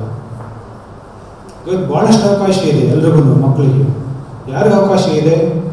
ಚೆನ್ನಾಗಿ ಓದೋರಿಗೆ, ಶ್ರಮ ಬೀಳೋರಿಗೆ, ಡೆಡಿಕೇಟ್ ಮಾಡೋರಿಗೆ ಮಾತ್ರ ಅವಕಾಶ, ಸೋಂಬೇರಿಗಳಿಗೆಲ್ಲ ಅವಕಾಶ ಇಲ್ಲ. ನಾನು ಅದಕ್ಕೆ ಹೇಳಿದ್ದು, ನಾನು ಹಳ್ಳಿಯಿಂದ ನಡ್ಕೊಂಡು ಹೋಗ್ತಾ ಇದ್ದೆ 8 ಕಿಲೋಮೀಟ್ರು, ಇನ್ನೂ ನಡ್ಕೊಂಡು ಹೋಗ್ತಿದ್ದೆ. ನಮ್ಗೆ ಈ ಥರ ಯಾರು ಕರೆದು ಓದಿ ಅಂತ ಹೇಳ್ತಿರಲಿಲ್ಲ. ನಮ್ಗೆ ಟ್ಯೂಷನೇ ಇರಲಿಲ್ಲ, ಬಿಡಿ ಟ್ಯೂಷನೇ ಗೊತ್ತಿರಲಿಲ್ಲ ನಮಗೆ, ನಾವೇ ಓದ್ಕೊಳ್ತಾ ಇದ್ವಿ ಹಳ್ಳಿನಲ್ಲಿ. ನಿಮ್ಗೆ ಇವತ್ತು ರಾಜಧಾನಿಯಲ್ಲಿ ಓದ್ತಾ ಇದ್ದೀವಿ, ಎಷ್ಟೆಲ್ಲ ಅವಕಾಶ ಇದೆ. ಎಂಥ ಮಹನೀಯರ ಮುಂದೆ ಕೂತು ಇವತ್ತು ಒಳ್ಳೊಳ್ಳೆ ಕಾರ್ಯಕ್ರಮದಲ್ಲಿ ಭಾಗಿಯಾಗಿದ್ದೀರ. ಅದು ಎಲ್ರಿಗೂ ಅವಕಾಶ ಸಿಗಲ್ಲ, ಎಲ್ಲ ಮಕ್ಕಳಿಗೂ ಸಿಗಲ್ಲ. ನಿಮ್ಮ ಪುಣ್ಯ ಇದು, ನಿಮ್ಮ ಜೀವನದ ಅತ್ಯಂತ ಕ್ಷಣಗಳಿವೆ ಅಲ್ಲ. ನೀವು ಈಗ ಗೊತ್ತಾಗಲ್ಲ ನಿಮಗೆ, ನೀವು ದೊಡ್ಡವರಾಗಿ ಕಾಲೇಜ್ ಎಜುಕೇಷನ್ನ ಮುಗಿಸಿ ಅವಾಗ ಈ ಸಂಸ್ಥೆಯಲ್ಲಿ ನಾವು ಈ ಕಾರ್ಯಕ್ರಮದಲ್ಲಿ ಮೇಡಮ್ ಮುಂದೆ ಕೂತಿದ್ವಿ, ಇಂಥ ಒಳ್ಳೆ ಕಾರ್ಯಕ್ರಮದಲ್ಲಿ ಭಾಗಿಯಾಗಿ ನೆನೆಸ್ಕೊಳ್ತೀರಿ. ಈ ಕಾರ್ಯಕ್ರಮಕ್ಕೆ ನೀವು ಗೌರವ ತರಬೇಕಾದ್ರೆ, ಪ್ರತಿಫಲ ಕೊಡಬೇಕಾದ್ರೆ ನಿಮ್ಮ ಜೀವನದಲ್ಲಿ ನೀವು ಒಳ್ಳೆ ಒಂದು ಸಾಧನೆಯನ್ನು ಮಾಡಬೇಕಾಗ್ತದೆ. ಇವತ್ತು ನಮ್ಮ ದೇಶದ ಪ್ರಧಾನಮಂತ್ರಿಗಳು IT ಕ್ಷೇತ್ರ, BT ಕ್ಷೇತ್ರ, ವೈಜ್ಞಾನಿಕ ಕ್ಷೇತ್ರದಲ್ಲಿ, ತಾಂತ್ರಿಕ ಕ್ಷೇತ್ರದಲ್ಲಿ ಇವತ್ತು ಎಷ್ಟೆಲ್ಲ ಮಹತ್ವಪೂರ್ಣವಾದ ಕಾರ್ಯಕ್ರಮಗಳನ್ನು ಕೊಡ್ತಾ ಇದ್ದಾರೆ. ಅದೆಲ್ಲವನ್ನೂ ಸಹ ನೀವು ಸದುಪಯೋಗಪಡಿಸ್ಕೊಳ್ಬೇಕು ಮಕ್ಕಳಿಗೆ. ನಮ್ಮ ರಾಜ್ಯದ ಮುಖ್ಯಮಂತ್ರಿಗಳು ಇವತ್ತು ಶಿಕ್ಷಣಕ್ಕಾಗಿ ಇವತ್ತು ಬೆಂಗಳೂರು ನಗರ ಇವತ್ತು ಈ ಮಟ್ಟಕ್ಕೆ ಬೆಳೆದಿದೆ ಅಂದರೆ ಇಂಥ ದೊಡ್ಡ ದೊಡ್ಡ ಸಂಸ್ಥೆಗಳ ಒಂದು ಕಾಂಟ್ರಿಬ್ಯೂಷನ್ ತುಂಬ ಇದೆ. ಏನು ಕಳೆದ ಒಂದು 40-50 ವರ್ಷಗಳಿಂದ ಮಾಡಿದಂಥ ಒಂದು ಕಾಯಕನೇ ಇವತ್ತು ಬೆಂಗಳೂರು ನಗರ ವಿಶ್ವ ಮಟ್ಟದಲ್ಲಿ ಇವತ್ತು IT ನಗರ, BT ನಗರ ಅಂತ ಬೆಳವಣಿಗೆ ಸಾಧ್ಯ ಆಗಿರ್ತಕ್ಕಂಥದ್ದು. ಸೈನ್ಸ್ ಸೆಂಟರ್ ಅಂತೀವಿ, ವೈಜ್ಞಾನಿಕ ಕೇಂದ್ರ ಅಂತ ಬೆಳಕಿಗೆ ಬಂದಿದೆ ಬೆಂಗಳೂರು ನಗರ. ಇವತ್ತು ಪ್ರಪಂಚ ಭೂಪಟದಲ್ಲಿ ಯಾವುದೇ ದೇಶಕ್ಕೆ ಹೋದರೆ ಐ ಆಮ್ ಫ್ರಮ್ ಇಂಡಿಯಾ ಅಂದರೆ ಬಹುಶಃ ಹೆಚ್ಚು ಗುರುತಿಸಲ್ಲ ಯಾರನ್ನು, ಇಂಡಿಯನ್ಸನ್ನ. ಐ ಆಮ್ ಫ್ರಮ್ ಬೆಂಗಳೂರು ಅಂದರೆ ಆರ್ ಯು ಫ್ರಮ್ ಬೆಂಗಳೂರು ಅಂತಾರೆ. ಆ ಮಟ್ಟಕ್ಕೆ ಇವತ್ತು ಬೆಂಗಳೂರು ನಗರ ಬೆಳೆದಿದೆ ಅಂದರೆ ಅದರ ಮೂಲ ಕಾರಣ ಪುರುಷರು, ನಮ್ಮ ಪೈ ಕುಟುಂಬದಂಥ ಹಿರಿಯರು, ಭಾಳಷ್ಟು ಜನ, ಅವರ ಕಾಂಟ್ರಿಬ್ಯೂಷನ್ ಇವತ್ತು ಬೆಂಗಳೂರು ನಗರವನ್ನು ವಿಶ್ವ ಭೂಪಟದಲ್ಲಿ ಬೆಳಲಿಕ್ಕೆ ಸಾಧ್ಯ ಆಗಿದೆ. ಅದನ್ನು ನೀವು ಸದುಪಯೋಗಪಡಿಸ್ಕೊಳ್ಬೇಕು ಮಕ್ಕಳೇ. ಮುಂದಿನ ದಿನಗಳಲ್ಲಿ ನಾನು ಮೇಡಮ್ಗಳಲ್ಲಿ ವಿನಂತಿ ಮಾಡ್ತೀನಿ, ನಿಮ್ಮ ಒಂದು ಸಹಾಯಹಸ್ತ ಒಂದು ಸಂಸ್ಥೆ ಮಾತ್ರ ಸೀಮಿತ ಆಗಬಾರ್ದು, ಭಾಳಷ್ಟು ಸಂಸ್ಥೆಗಳಿಗೆ ನಿಮ್ಮ ಸಹಾಯಹಸ್ತ ಇರಲಿ ಅಂತ ನಾನು ಪ್ರಾರ್ಥನೆ ಮಾಡ್ತೀನಿ ಮೇಡಮರಲ್ಲಿ, ಅವರ ಕುಟುಂಬ ವರ್ಗದಲ್ಲಿ. ನಿಜವೂ ಮೇಡಮ್, ನಿಮ್ಮ ಅದ್ಭುತ ಒಂದು ಕಾರ್ಯಕ್ರಮಗಳು ನಮ್ಮ ಮಕ್ಕಳಿಗೆ ಸಿಗ್ತಾ ಇದೆ. ನಮ್ಮ ಮಕ್ಕಳು ಅದನ್ನು ಸದುಪಯೋಗಪಡಿಸ್ಕೊಳ್ತಾರೆ. ನಮ್ಮ ಟೀಚರ್ಸು ಅಷ್ಟೇ, ಏನು ಈ ಕುಟುಂಬ ವರ್ಗ ನಮಗಾಗಿ, ನಮ್ಮ ಮಕ್ಕಳಿಗಾಗಿ ಮಾಡ್ತಾ ಇದ್ದಾರೆ, ಇಲಾಖೆಗಾಗಿ ಮಾಡ್ತಾ ಇದ್ದಾರೆ, ಅದೆಲ್ಲವನ್ನೂ ಸಹ ನಮ್ಮ ಶಿಕ್ಷಕರು ಸದುಪಯೋಗಪಡಿಸ್ಕೊಳ್ಬೇಕು. ಏನು ಗೊತ್ತಿಲ್ಲ ಅಂದರೆ ಅವರು ಭಾಳಷ್ಟು ಕಾರ್ಯಕ್ರಮವನ್ನು ಇನ್ನೂ ಕೊಡ್ತಾರೆ. ಸೈನ್ಸ್ ವಿಚಾರ, ಮ್ಯಾಥಮೆಟಿಕ್ಸ್ ಸಂಬಂಧಪಟ್ಟಂಗೆ, ಇಂಗ್ಲೀಷ್ ವಿಚಾರದಲ್ಲಿ. ಇವತ್ತು ಪ್ರಪಂಚದಲ್ಲಿ ನೀವು ಇಂಗ್ಲೀಷ್ ಕಲಿಲ್ಲ, ನೀವೆಲ್ಲ ಹೆಚ್ಚಿನ ಪಾಲು ಹಳ್ಳಿಯಿಂದ ಬಂದಂಥ ಮಕ್ಕಳೇ ಇರ್ತೀರಿ. ನಿಮಗೆ ಒಳ್ಳೆ ಇಂಗ್ಲೀಷ್ ಬರಲಿಲ್ಲ ಅಂದರೆ ನಿಮಗೆಲ್ಲೂ ಸೇರಿಸಲ್ಲ. ಬೆಂಗಳೂರಿನಲ್ಲಿ ಒಂದು ಪೆಟ್ಟಿಗೆಲ್ಲ ಕೂಲಿ ಮಾಡೋಕ್ಕಾಗಲ್ಲ, ಹೌದಲ್ವ? ಶಿವಾಜಿನವರು MD ರೋಡ್ ಹೋದರೆ, ಬ್ರಿಗೇಡ್ ರೋಡ್ಗೆ ಹೋದರೆ ಯಾರಾದರೂ ಕನ್ನಡ ಮಾತಾಡಿದರೆ ನಿಮಗೆ ಅವಕಾಶ ಸಿಗುತ್ತಾ, ಉದ್ಯೋಗ ಸಿಗುತ್ತಾ? ಮೇಡಮ್ ಹೇಳ್ತಾ ಇದ್ರು, ನಾವು ಬೆಂಗಳೂರಿಗೆ ಬಂದರೆ ನಮ್ಮ ಭಾಷೆನೇ ಮತ್ತೆ ಹೋಗ್ತದೆ ಅಂತ. ಮಂಗಳೂರಿಗೆ ಮೇಡಮ್ ಅವ್ರು ಎಷ್ಟು ಸ್ವಚ್ಛವಾಗಿ ಕನ್ನಡ ಮಾತಾಡ್ತಾರಲ್ವ. ಇಲ್ಲಿ ನಾವೆಲ್ಲರನ್ನ ರಿಸೀವ್ ಮಾಡ್ಕೊಂಡಿದ್ದೀವಿ. ನಾವು ಸಹ ನಮ್ಮ ಬದುಕನ್ನು ರೂಢಿಸ್ಕೊಳ್ಬೇಕಾದ್ರೆ ನಾವು ಈ ಪ್ರಾಪಂಚಿಕವಾಗಿ ಮುಂದೆ ಬಂದರೆ ಮಾತ್ರ ಎಲ್ಲ ಒಂದು ವಿದ್ವತ್ತನ್ನು ಪಡೆದು ಮಾತ್ರ ಸಾಧನೆ ಮಾತನ್ನು ಈ ಸಂದರ್ಭದಲ್ಲಿ ಹೇಳ್ತಾ, ಇವತ್ತು ನಮ್ಮ ಪರಂಪರೆಗಳ ವಿಚಾರವಾಗಿ ಖಂಡಿತ ಮಾತಾಡೋದಾದರೆ, ಈ ಕುಟುಂಬದ, ಈ ಸಂಸ್ಥೆಯ ಕಾಯಕಗಳು ಪರಂಪರೆಯ ಒಂದು ಸಂಸ್ಕೃತಿಯ ಅಡಿಯಲ್ಲಿ ನಡ್ಕೊಂಡು ಬರ್ತಕ್ಕಂಥದ್ದು. ಏನು ನಮ್ಮ ಆಶ್ರಮ ಧರ್ಮ ಇತ್ತು, ಪ್ರಾಚೀನ ಆಶ್ರಮ ಧರ್ಮ, ವೈದಿಕ ಧರ್ಮದ ಹಿನ್ನೆಲೆಯಲ್ಲಿ ಇವತ್ತು ಭಾರತೀಯ ಸಂಸ್ಕೃತಿ ಪರಂಪರೆಯನ್ನು ಪ್ರಪಂಚಕ್ಕೆ ಬೆಳಗಬೇಕಾದ್ರೆ ಇಂಥ ಸಂಸ್ಥೆಗಳ ಪಾತ್ರ ನಿಜವೂ ಸಹ ಭಾಳಷ್ಟು ಇದೆ. ಇಡೀ ವಿಶ್ವದಲ್ಲೇ ನಮ್ಮ ಪರಂಪರೆ ಸಂಸ್ಕೃತಿಯನ್ನು ಗೌರವಿಸ್ತಾರೆ. ಯಾಕೆ ಗೌರವಿಸ್ತಾರೆ? ನಮ್ದು ಅಷ್ಟು ಭದ್ರ ಇದೆ, ಭದ್ರ ಬುನಾದಿ ನಮ್ಮ ಸಂಸ್ಕೃತಿಗೆ, ನಮ್ಮ ಧರ್ಮಕ್ಕೆ, ನಮ್ಮ ವೈದಿಕ ಧರ್ಮಕ್ಕೆ ವಿಶೇಷವಾಗಿ ಇಡೀ ಪ್ರಪಂಚದಲ್ಲೇ ಬುನಾದಿ ಇದೆ. ಯಾವುದೇ ಯುರೋಪಿಯನ್ ಕಂಟ್ರೀಸ್ ಆಗಲಿ, ಹೊರರಾಷ್ಟ್ರಗಳಿಗೆ ಹೋದರೆ ಭಾರತೀಯ ಸಂಸ್ಕೃತಿಯನ್ನು ಭಾಳಷ್ಟು ಗೌರವಿಸ್ತಾರೆ. ಅಷ್ಟು ಕಟ್ಟುನಿಟ್ಟಾದ ಒಂದು ಪದ್ಧತಿಗಳನ್ನು ನಾವು ಬೆಳೆಸ್ಕೊಂಡು ಬರಬೇಕಾದ್ರೆ ಇಂಥ ದೊಡ್ಡ ದೊಡ್ಡ ಕುಟುಂಬಗಳ ಕಾಣಿಕೆಗಳು, ಕಾಂಟ್ರಿಬ್ಯೂಷನ್ಸ್ ಭಾಳ ಇದೆ ನಮ್ಮ ಶಾಲೆಗಳಿಗೆ, ಮಕ್ಕಳಿಗೆ ಅಂತ ಹೇಳ್ತಾ, ಈ ಕಾರ್ಯಕ್ರಮಗಳು ಇನ್ನೂ ಹೆಚ್ಚು ಹೆಚ್ಚು ಬರಲಿ. ನಮ್ಮ ಪೈ ಕುಟುಂಬ ವರ್ಗ ಇವತ್ತೇನು ಕಾರ್ಯಕ್ರಮ ಆಯೋಜನೆ ಮಾಡಿದೆ, ಖಂಡಿತ ನಮ್ಮ ಮಕ್ಕಳಿಗೆ ತುಂಬಾ ಅನುಕೂಲ ಆಗುತ್ತೆ ಮೇಡಮ್. ತುಂಬಾ ಎಲ್ಲ ನಮ್ಮ ಮಕ್ಕಳು, ಕೂಲಿ ಕಾರ್ಮಿಕರ ಮಕ್ಕಳು ಹೆಚ್ಚಿರ್ತಾರೆ ನಮ್ಮ ಶಾಲೆಗಳಲ್ಲಿ. ತುಂಬ ಬಡ ಕುಟುಂಬ ಬಂದಂಥ ಮಕ್ಕಳಿದ್ದಾರೆ. ಅವರೆಲ್ಲರಿಗೂ ಸಹ ನೀವು ನೀಡ್ತಕ್ಕಂಥ ಸಹಾಯ ಹಸ್ತ ಖಂಡಿತ ಜೀವನದ ಒಂದು ಟರ್ನಿಂಗ್ ಪಾಯಿಂಟ್. ಅವ್ರ ಜೀವನವನ್ನೇ ಬದಲಾವಣೆ ಮಾಡ್ತಕ್ಕಂಥ ಕಾರ್ಯಕ್ರಮಗಳಿದೆ. ಇಂಥ ಕಾರ್ಯಕ್ರಮಗಳನ್ನು ಮುಂದೆನೂ ಕೊಡಿ ಅಂತ ನಾನು ಭಿನ್ನವಿಸ್ತಾ ಈ ಒಂದು ಸಂದರ್ಭದಲ್ಲಿ ಮಾತಾಡಲಿಕ್ಕೆ ಅವಕಾಶ ಕೊಟ್ಟಂಥ ಈ ಒಂದು ಪೈ ಕುಟುಂಬ ವರ್ಗದ ಹಿರಿಯರಿಗೆ, ವಿದ್ಯಾಶಿಲ್ಪ ಅಕಾಡೆಮಿಯ ಎಲ್ಲ ಮುಖ್ಯಸ್ಥರಿಗೆ ತಮ್ಮೆಲ್ಲರಿಗೂ ಹೊಂದಿಸ್ತೀನಿ. ಜೈ ಹಿಂದ್, ಜೈ ಕರ್ನಾಟಕ. ನಮ್ಮ ಕೈಯಲ್ಲಾಗುವಂತಹ ಸೇವೆಯನ್ನು ಸಲ್ಲಿಸುವುದಕ್ಕೆ ಅವಕಾಶವನ್ನು ನೀಡಿದಂತಹ ಶಿಕ್ಷಣ ಇಲಾಖೆಗೆ ವಿದ್ಯಾಶಿಲ್ಪ ಕಮ್ಯುನಿಟಿ ಟ್ರಸ್ಟ್ನ ಪರವಾಗಿ ವಿಶೇಷವಾದ ಧನ್ಯವಾದಗಳನ್ನು ಅರ್ಪಿಸುತ್ತೇವೆ. ಇದರೊಂದಿಗೆ ಇನ್ನೂ ಹೆಚ್ಚಿನ ಸೇವೆಯನ್ನು ನೀಡುವಂತಹ ಸಾಮರ್ಥ್ಯವನ್ನು ಆ ಭಗವಂತ ನಮಗೆ ನಿರಂತರವಾಗಿ ಕರುಣಿಸಲಿ ಎಂದು ಕೇಳಿಕೊಳ್ಳುತ್ತೇನೆ. ತುಂಬ ಧನ್ಯವಾದಗಳು ಸರ್.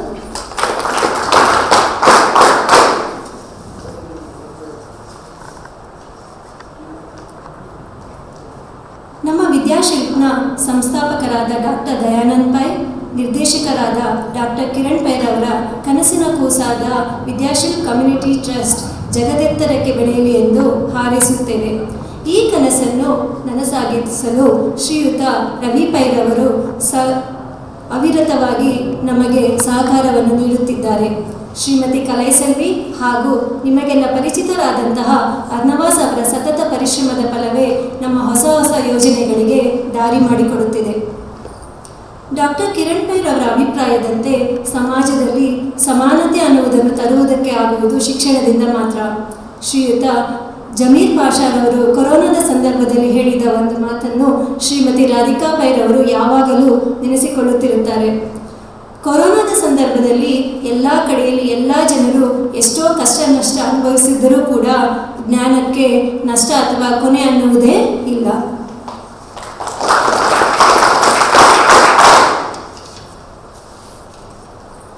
ಡಾಕ್ಟರ್ ಕಿರಣ್ ಪೈರ್ ಅವರ ಮೂಲ ಉದ್ದೇಶವಾದ ಕಲಿಕೆಯಲ್ಲಿ ತಂತ್ರಜ್ಞಾನದ ಕೊರತೆಯ ಕಾರಣದಿಂದಾಗಿ ಮೂಲ ಸೌಕರ್ಯಗಳ ಕೊರತೆಗಳಿಂದಾಗಿ ಮಕ್ಕಳು ಶಿಕ್ಷಣದ ಹಕ್ಕಿನಿಂದ ವಂಚಿತರಾಗಬಾರದು. ಈ ಉದ್ದೇಶದಿಂದ ಅಮೃತಹಳ್ಳಿ ಶಾಲೆಯ 10ನೇ ತರಗತಿಯ 58 ಜನ ವಿದ್ಯಾರ್ಥಿಗಳಿಗೆ ಈ ದಿನ ಲೆನೋವೊ ಟ್ಯಾಬ್ಗಳನ್ನು ವಿತರಿಸಲಾಗುವುದು. ಈ ಟ್ಯಾಬ್ಗಳ ವಿಶೇಷತೆ ಎಂದರೆ ಇಂಟರ್ನೆಟ್ ಅಥವಾ ಅಂತರ್ಜಾಲದ ಅಗತ್ಯತೆ ಇಲ್ಲದೆಯೂ ಕೂಡ ನೋಡಬಹುದಾದಂತಹ ಕಲಿಕಾ ಸಾಮಗ್ರಿಗಳನ್ನು ಈ ಟ್ಯಾಬ್ನಲ್ಲಿ ಅಳವಡಿಸಲಾಗಿದೆ. ಈ ಟ್ಯಾಬ್ಗಳಲ್ಲಿ ದೃಶ್ಯ ಮಾಧ್ಯಮಗಳ ಸಹಾಯದಿಂದ ಕಲಿಕೆಯನ್ನು ಸುಲಭಗೊಳಿಸುವುದು ಹಾಗೂ ಮತ್ತೆ ಮತ್ತೆ ಕಲಿಕಾ ವಿಷಯಗಳನ್ನು ಪುನರ್ಮನನ ಮಾಡಿಕೊಳ್ಳಲು ಈ ಟ್ಯಾಬ್ ಮಕ್ಕಳಿಗೆ ತುಂಬ ಸಹಕಾರಿಯಾಗಲಿದೆ. ಇದರೊಂದಿಗೆ ಈ ಟ್ಯಾಬ್ಗಳಲ್ಲಿ ಕ್ವಶನ್ ಬ್ಯಾಂಕ್ ಅಥವಾ ಮಕ್ಕಳಿಗೆ ಅಗತ್ಯವಾದಂತಹ ಪ್ರಶ್ನೋತ್ತರಗಳನ್ನು ಕೂಡ ಇದರಲ್ಲಿ ಅಳವಡಿಸಲಾಗಿದೆ. ಇದರ ಮುಖೇನ ತಂತ್ರಜ್ಞಾನದ ಸೂಕ್ತ ಬಳಕೆ ಹಾಗೂ ಸಮಸ್ಯೆಗಳನ್ನು ಪರಿಹರಿಸುವಂತಹ ವಿಮರ್ಶಾತ್ಮಕ ಚಿಂತನೆಗಳನ್ನು ಬೆಳೆಸುವುದು ಹಾಗೂ ಸಹಕಾರಿ ಕಲಿಕೆಯನ್ನು ಹೆಚ್ಚಿಸುವುದು ನಮ್ಮ ಗುರಿಯಾಗಿದೆ. ಈಗ ಈ ಟ್ಯಾಬ್ಗಳನ್ನು ವಿತರಿಸಲು ಇಂದಿನ ಕಾರ್ಯಕ್ರಮದ ರೂವಾರಿಗಳಾದಂತಹ ಶ್ರೀಮತಿ ರಾಧಿಕಾ ಪೈರ್ ಅವರನ್ನು ಹಾಗೂ ಕಮಲಾಕರ್ ಅವರನ್ನು, ಶ್ರೀಯುತ ಸಿ.ಬಿ. ಜಯರಂಗರ್ ಅವರನ್ನು, ಶ್ರೀಯುತ ಪ್ರಕಾಶ್ ಅವರನ್ನು ಹಾಗೂ ಶ್ರೀಮತಿ ಅರ್ನವಾಸ್ ಅವರನ್ನು ಕೇಳಿಕೊಳ್ಳುತ್ತೇನೆ.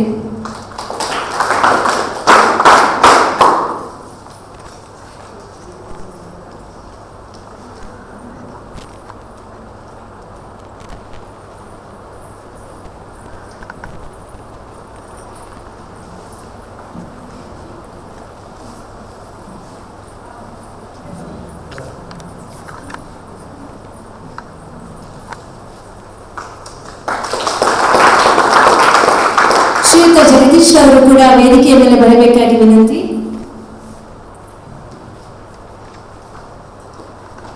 ನಮ್ಮ ಎಲ್ಲ ಕಾರ್ಯಕ್ರಮಗಳಿಗೆ ಶ್ರೀಯುತ ಜಗದೀಶ್ ಅವರ ಸಹಕಾರ ನಮಗೆ ನಿರಂತರವಾಗಿ ಸದಾಕಾಲ ದೊರೆಯುತ್ತಿದೆ. ಅವರಿಗೆ ನಮ್ಮ ಶಾಲೆಯ ಪರವಾಗಿ ಹೃತ್ಪೂರ್ವಕವಾದಂತಹ ಧನ್ಯವಾದಗಳನ್ನು ಅರ್ಪಿಸುತ್ತೇವೆ.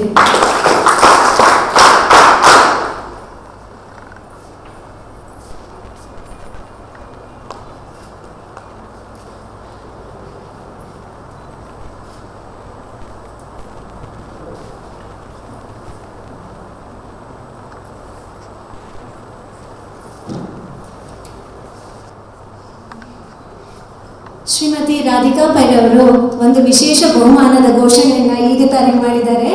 ಅದೇನು ಅಂದರೆ ಈ ಟ್ಯಾಬ್ಗಳನ್ನು ಈ ಮಕ್ಕಳಿಗೆಲ್ಲ ನಿಮಗೆಲ್ಲ ಇವಾಗ ವಿತರಿಸಲಾಗುತ್ತಲ್ಲ, ಈ ಟ್ಯಾಬ್ಗಳನ್ನು ನೆಕ್ಸ್ಟ್ ಮುಂದಿನ 1 ವರ್ಷದವರೆಗೆ ಯಾರು ತುಂಬ ಚೆನ್ನಾಗಿ ಹಾಳಾಗದೆ ಇರೋ ಹಾಗೆ ಕಾಪಾಡ್ಕೊಂಡು ಬರ್ತಿರೋ, ಅದ್ರ ಜೊತೆಗೆ ಅದನ್ನು ವಿತರಿಸ್ತಾ ಇರುವಂಥ ಮೂಲ ಉದ್ದೇಶ ಏನಿದೆ ಅದನ್ನು ಸಮರ್ಪಕವಾಗಿ ಯಾರು ಬಳಸ್ಕೊಳ್ತಿರೋ ಅಂತಹ ಮಕ್ಕಳಿಗೆ ಶ್ರೀಮತಿ ರಾಧಿಕಾ ಕೈರವರು ಬಹುಮಾನವನ್ನು ಕೂಡ ಮುಂದಿನ ವರ್ಷ ನಿಮಗೆ ನೀಡಲಿದ್ದಾರೆ. ಮಕ್ಕಳು ಆ ದೇವರ ಸಮಾನ. ಆ ಮಕ್ಕಳಿಗೆ ವಿದ್ಯಾರ್ಜನೆಯನ್ನು ಮಾಡಿಸುವುದರ ಮೂಲಕ ನಮ್ಮ ದೇಶದ ಸತ್ಪ್ರಜೆಗಳನ್ನಾಗಿ ಮಾಡುವುದು ನಮ್ಮೆಲ್ಲರ ಜವಾಬ್ದಾರಿ. ಆ ಜವಾಬ್ದಾರಿಗೆ ನಿಮ್ಮ ಜೊತೆಗೆ ಹೆಗಲು ನೀಡುವುದು ವಿದ್ಯಾಶಿಲ್ಪ್ ಕಮ್ಯುನಿಟಿ ಟ್ರಸ್ಟ್, ವಿದ್ಯಾಶಿಲ್ಪ್ ಶಾಲೆಯ ಆಡಳಿತ ಮಂಡಳಿ, ಶಿಕ್ಷಕ ವೃಂದ ಹಾಗೂ ವಿದ್ಯಾರ್ಥಿಗಳಿಗೆ ತುಂಬ ಸಂತಸದ ಕೆಲಸ. ಹೊಸ ಹೊಸ ಬೋಧನಾ ವಿಧಗಳನ್ನು ಕಲಿಸುತ್ತಾ ಮಕ್ಕಳ ಮನಸ್ಸಿನಲ್ಲಿ ಅಚ್ಚಳಿಯದೆ ಉಳಿಯುವ ಶಿಕ್ಷಕರಾಗುವಂಥ ಅವಕಾಶಗಳನ್ನು ಮತ್ತಷ್ಟು ಹೆಚ್ಚಿಸಿಕೊಳ್ಳುತ್ತಾ ನಮ್ಮ ಜೀವನವನ್ನು ಸಾರ್ಥಕಗೊಳಿಸೋಣ ಎಂದು ಎಲ್ಲ ಶಿಕ್ಷಕ ವೃಂದದಲ್ಲಿ ಕಳಕಳಿಯಿಂದ ಕೇಳಿಕೊಳ್ಳುತ್ತೇನೆ.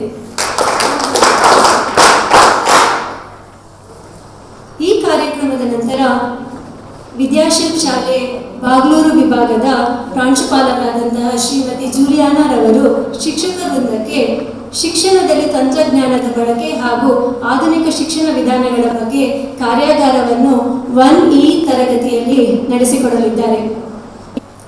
ಅದರೊಂದಿಗೆ ಯೂತ್ ಫಾರ್ ಸೇವಾ ಸಂಸ್ಥೆಯ ಶ್ರೀ ರೋಹಿತ್ ಬೆಲಾನಿ ಅವರು ಮಕ್ಕಳಿಗಾಗಿ ಪರೀಕ್ಷೆಯನ್ನು ಹೇಗೆ ಸಮರ್ಥವಾಗಿ ಎದುರಿಸುವುದು ಎನ್ನುವುದರ ಬಗ್ಗೆ ತರಬೇತಿಯನ್ನು ಕೂಡ ನೀಡಲಿದ್ದಾರೆ. ಈಗ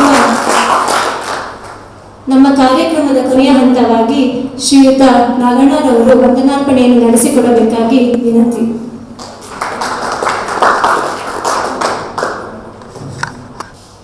ವಿದ್ಯಾಶಿಲ್ಪ್ ಕಮ್ಯುನಿಟಿ ಟ್ರಸ್ಟ್ನ ಈ ಒಂದು ಕಾರ್ಯಾಗಾರಕ್ಕೆ ಆಗಮಿಸಿರುವಂತಹ ಎಲ್ಲ ಮುಖ್ಯ ಅತಿಥಿಗಳು ಅವರಿಗೂ ಕೂಡ ಈ ವೇದಿಕೆಯ ಮೇಲೆ ಆಸೀನರಾಗಿದ್ದಾರೆ ಮತ್ತು ಇಂದಿನ ಈ ಕಾರ್ಯಕ್ರಮಕ್ಕೆ ವಿದ್ಯಾರ್ಥಿಗಳು ಮತ್ತು ಆಯಾ ಶಾಲೆಗಳ ಶಿಕ್ಷಕ ವರ್ಗದವರು ಕೂಡ ನಮ್ಮ ಇಂದಿನ ಕಾರ್ಯಕ್ರಮಕ್ಕೆ ಆಗಮಿಸಿದ್ದಾರೆ. ಅವರಲ್ಲಿ ಮುಖ್ಯ ಅತಿಥಿಗಳಾಗಿ ಆಗಮಿಸಿದ್ದಂತಹ ಶ್ರೀಯುತ ಕಮಲಾಕರ್ ಅವರು ಕ್ಷೇತ್ರ ಶಿಕ್ಷಣಾಧಿಕಾರಿಗಳು ಹಾಗೂ CB ಜಯರಂಗ ಸರ್ ಅವರು ಹಾಗೂ ಕ್ಷೇತ್ರ ಸಮನ್ವಯಾಧಿಕಾರಿಗಳಾದಂತಹ ಪ್ರಕಾಶ್ ರವರು ಹಾಗೂ ಶಿಕ್ಷಣ ಸಂಯೋಜಕರಾದಂತಹ ಜಗದೀಶ್ ರವರು ಹಾಗೂ ಯೂತ್ ಫಾರ್ ಸೇವಾ ಸಂಸ್ಥೆಯ ರೋಹಿತ್ ಬೆಲ್ಲಾನಿ ಅವರು ಎಲ್ಲರೂ ಕೂಡ ನಮ್ಮ ಇಂದಿನ ಈ ಕಾರ್ಯಕ್ರಮಕ್ಕೆ ಆಗಮಿಸಿ ನಮ್ಮ ಇಂದಿನ ಈ ಕಾರ್ಯಕ್ರಮವನ್ನು ಯಶಸ್ವಿಗೊಳಿಸಿದ್ದಕ್ಕಾಗಿ ಅವರಿಗೆಲ್ಲರಿಗೂ ಕೂಡ ವಿದ್ಯಾಶಿಲ್ಪ್ ಕಮ್ಯುನಿಟಿ ಟ್ರಸ್ಟ್ನ ಪರವಾಗಿ ಅವರಿಗೆ ಹೃತ್ಪೂರ್ವಕವಾದ ವಂದನೆಗಳನ್ನು ಸಲ್ಲಿಸ್ತಾ ಇದ್ದೇನೆ. ಹಾಗೂ ಈ ಟ್ರಸ್ಟ್ನ ವಿದ್ಯಾಶಿಲ್ಪ್ ಕಮ್ಯುನಿಟಿ ಟ್ರಸ್ಟ್ನ ಸಂಸ್ಥಾಪಕರಾದಂತಹ ರಾಧಿಕಾ ಪೈರವರು ಕೂಡ ವೇದಿಕೆಯ ಮೇಲೆ ಆಸೀನರಾಗಿದ್ದಾರೆ. ಅವ್ರಿಗೂ ಕೂಡ ನಾವು ನಮ್ಮ ಟ್ರಸ್ಟ್ನ ವತಿಯಿಂದ ಹೃತ್ಪೂರ್ವಕವಾದ ವಂದನೆಗಳನ್ನು ಸಲ್ಲಿಸ್ತಾ ಇದ್ವಿ. ಹಾಗೂ ನಮ್ಮದೇ ಶಾಲೆ ವಿದ್ಯಾಶಿಲ್ಪ್ ಅಕಾಡೆಮಿಯ ಪ್ರಾಂಶುಪಾಲರಾದಂತಹ ಶ್ರೀಮತಿ ಅಲೈ ಸೆಲ್ವಿ ಅವರು ಕೂಡ ಕಾರ್ಯಕ್ರಮಕ್ಕೆ ಆಗಮಿಸಿದ್ರು. ಕಾರ್ಯನಿಮಿತ್ತ ಅವರು ಕೂಡ ಶಾಲೆಯಲ್ಲಿ ಸ್ವಲ್ಪ ಕಾರ್ಯನಿಮಿತ್ತವಾಗಿ ಅವರು ತಮ್ಮ ಕೆಲಸಕ್ಕೆ ಹಿಂದಿರುಗಿದ ಕಾರಣವಾಗಿ ಅವರು ಈಗ ಸದ್ಯಕ್ಕೆ ಈ ಆಸೀನದಲ್ಲಿ ಇಲ್ಲ. ಆದರೆ ಮುಂಜಾನೆ ಇದೇ ಕಾರ್ಯಕ್ರಮದಲ್ಲಿ ಆಸೀನರಾಗಿದ್ದು ಅವ್ರಿಗೂ ಕೂಡ ತಮ್ಮೆಲ್ಲರ ಪರವಾಗಿ ನಾನು ಹೃತ್ಪೂರ್ವಕವಾದ ವಂದನೆಗಳನ್ನು ಸಲ್ಲಿಸ್ತಾ ಇದ್ದೇನೆ. ಹಾಗೂ ಇಂದಿನ ಈ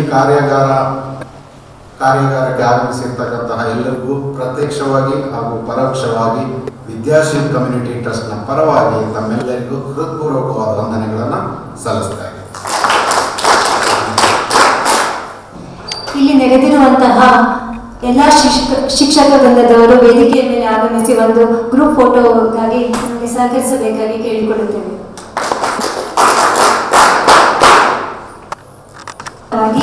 ಈ ಆಡಿಟೋರಿಯಂನಲ್ಲಿ ಶ್ರೀಮತಿ ಲಲಿತಾರವರು ಓರಲ್ ಹೈಜೀನ್ ಅಂದರೆ ಹಲ್ಲುಗಳ ರಕ್ಷಣೆಯ ಕುರಿತಾಗಿ ಒಂದು ಕೆಲವು ಮಾತುಗಳನ್ನು ನಿಮ್ಮೊಂದಿಗೆ ಆಡಲಿದ್ದಾರೆ. ಅದರ ಜೊತೆಯಲ್ಲಿ ಟೂತ್ ಬ್ರಷ್ ಹಾಗೂ ಟೂತ್ ಪೇಸ್ಟ್ಗಳ ವಿತರಣೆ ಕೂಡ ಇಲ್ಲಿ ನಡೆಯುತ್ತೆ. ಈ ಕಾರ್ಯಕ್ರಮಕ್ಕೆ ಆಗಮಿಸಿದ ತಮಗೆಲ್ಲರಿಗೂ ಕೂಡ ಹೃತ್ಪೂರ್ವಕವಾದಂತಹ ಧನ್ಯವಾದಗಳನ್ನು ಅರ್ಪಿಸುತ್ತೇವೆ. ಅದರೊಂದಿಗೆ ಇಂದಿನ ಕಾರ್ಯಕ್ರಮದ ಮುಖ್ಯಸ್ಥರಾದಂಥ ನಿಮ್ಮ ಎಲ್ಲ ಮಕ್ಕಳಿಗೂ ಕೂಡ ಅಂದರೆ ಈ ಕಾರ್ಯಕ್ರಮದ ಮೂಲನೇ ಈ ಮಕ್ಕಳು. ನಿಮಗೆಲ್ಲ ಕೂಡ SSLC ಪರೀಕ್ಷೆಯಲ್ಲಿ ಸಮರ್ಥವಾಗಿ ಉತ್ತರಗಳನ್ನು ಬರೆದು ಒಳ್ಳೆಯ ಫಲಿತಾಂಶವನ್ನು ನೀವೆಲ್ಲ ಪಡೀಲಿ ಅಂತ ಹೇಳಿ ಹಾರೈಸುತ್ತೇವೆ. ಧನ್ಯವಾದ.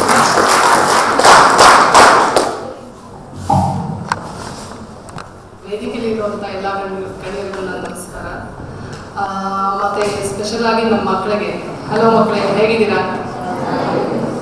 ಖುಷಿ ಆಗ್ತಾ ಇದೆ. ನನ್ನ ಪ್ರಕಾರ ಒಂದು 11 ತಿಂಗಳಾದ್ಮೇಲೆ ಎಲ್ಲರೂ ಬರ್ತಾ ಇದ್ದೀರಾ ಅನ್ಸುತ್ತೆ ಸ್ಕೂಲ್ಗೆ, ಕರೆಕ್ಟಾ? ಏನು ಅನಿಸ್ತಾ ಇದೆ ನಿಮ್ಗೆಲ್ಲರೂ? ಖುಷಿ ಆಗ್ತಾ ಇದೆ? ಟ್ಯಾಬ್ ತಗೊಳೋದಕ್ಕೆ ಖುಷಿ ಆಗ್ತಾ ಇದೆಯಾ ಅಥವಾ ಸ್ಕೂಲ್ಗೆ ಬರ್ತಾ ಇರೋದಕ್ಕೆ ಖುಷಿ ಆಗ್ತಾ ಇದೆಯಾ? ಸ್ಕೂಲ್ಗೆ ಬರ್ತಾ ಇರೋದಕ್ಕೆ ಖುಷಿ ಆಗ್ತಾ ಇದೆ. ನಿಮ್ಗೆ ಏನು ಅನಿಸ್ತಾ ಇತ್ತು ಇದು ಕೊರೋನಾ ಬಂದಾಗ? ಸ್ಕೂಲ್ ಕಂಟಿನ್ಯೂ ಆಗುತ್ತೆ ಅನಿಸ್ತಾ ಇತ್ತಾ ಅಥವಾ ನಮ್ದು ಭವಿಷ್ಯ ಇಲ್ಲೇ ಮುಗಿದೋಯ್ತು ಅಂತ ಅನಿಸ್ತಾ ಇತ್ತಾ? ಸ್ಟಾರ್ಟ್ ಆಗುತ್ತೆ ಅನಿಸ್ತಾ ಇತ್ತು. ಕೊರೋನಾ ನಮಗೆ ಒಂದು ಬಯಸದ ಬಳುವಳಿ ಅಂತ ಅನ್ಕೊಂತೀವಿ ಅಲ್ವಾ? ಅಂದ್ರೆ gift, it's A gift, unexpected gift. ಯಾವ ಕಡೆಯಿಂದ ಬಂದಿತ್ತು ಕೊರೋನಾ? ಚೀನಾದಿಂದ ಬಂತು. ಸೊ ಚೀನಾ ದೇಶದ ಬಳುವಳಿ ನಮ್ಗೆ ಬಂದಿದ್ದು ಕೊರೋನಾ. ಆ ಕೊರೋನಾ ಬಂದಾಗ ನಮ್ಮ ಸ್ಥಿತಿ ಅತಂತ್ರ ಸ್ಥಿತಿ. ಈಗ 11 ತಿಂಗಳಾದ್ಮೇಲೆ ನಾವೆಲ್ಲರೂ ವಾಪಸ್ ಬರ್ತಾ ಇದ್ದೀವಿ, ನಮ್ಮ ನಾರ್ಮಲ್ ಲೈಫ್ ಲೀಡ್ ಮಾಡ್ತಾ ಇದ್ದೀವಿ ಅಲ್ವಾ? ತುಂಬ ಜನಕ್ಕೆ ನಾನು ಕೇಳಿದೆ, ಕೊರೋನಾ ನಿಮ್ಗೆ ಏನು ಅನಿಸ್ತು ಅಂತ. ತುಂಬ ಮಕ್ಕಳು ಅವ್ರವ್ರದೇ ಒಂದು ವ್ಯೂಸ್ನ ಕೊಟ್ಟರು, ಅವ್ರ ಎಕ್ಸ್ಪೀರಿಯನ್ಸಸ್ನ ಶೇರ್ ಮಾಡಿದ್ರು. ಅದರಲ್ಲಿ ಒಂದು ಬಿಟ್ನ ನಾನು ಹಾಡಾಗಿ ತೊಗೊಂಡಿದ್ದೀನಿ. ಆ ಹಾಡನ್ನು ನಿಮ್ಗೆ ನಿಜ ಅನ್ಸಿದ್ರೆ ಕ್ಲಾಪ್ ಮಾಡಿ, ನಿಜ ಅನಿಸದೇ ಇರೋ ಕ್ಲಾಪ್ ಮಾಡಿ. ಓಕೆ?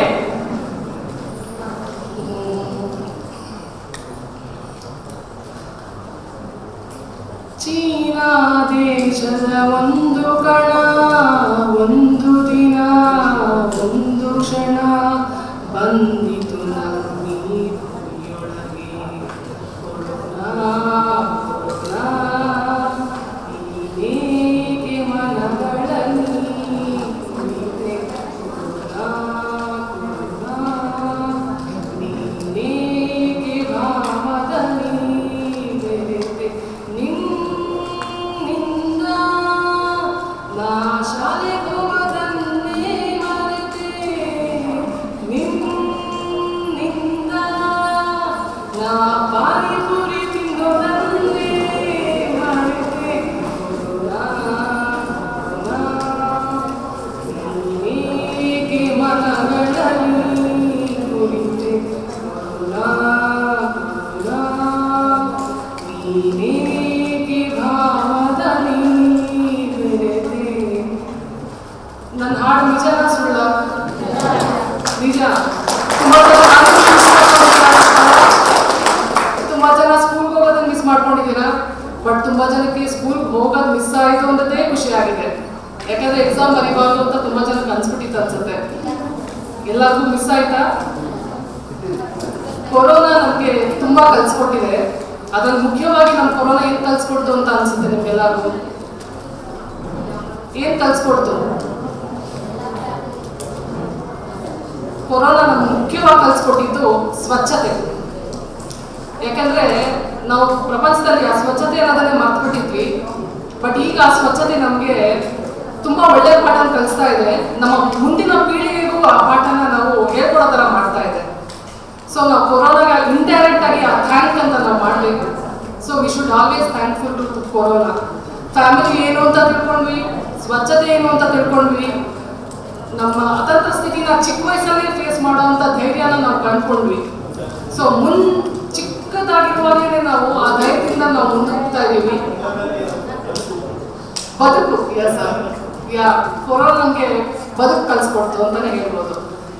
ಸೊ ಈಗ VCD ವತಿಯಿಂದ ನಾವು ಟೂತ್ ಬ್ರಷ್ ಮತ್ತು ಪೇಸ್ಟ್ಗಳನ್ನ ಡಿಸ್ಟ್ರಿಬ್ಯೂಟ್ ಮಾಡ್ತಾ ಇದ್ದೀವಿ.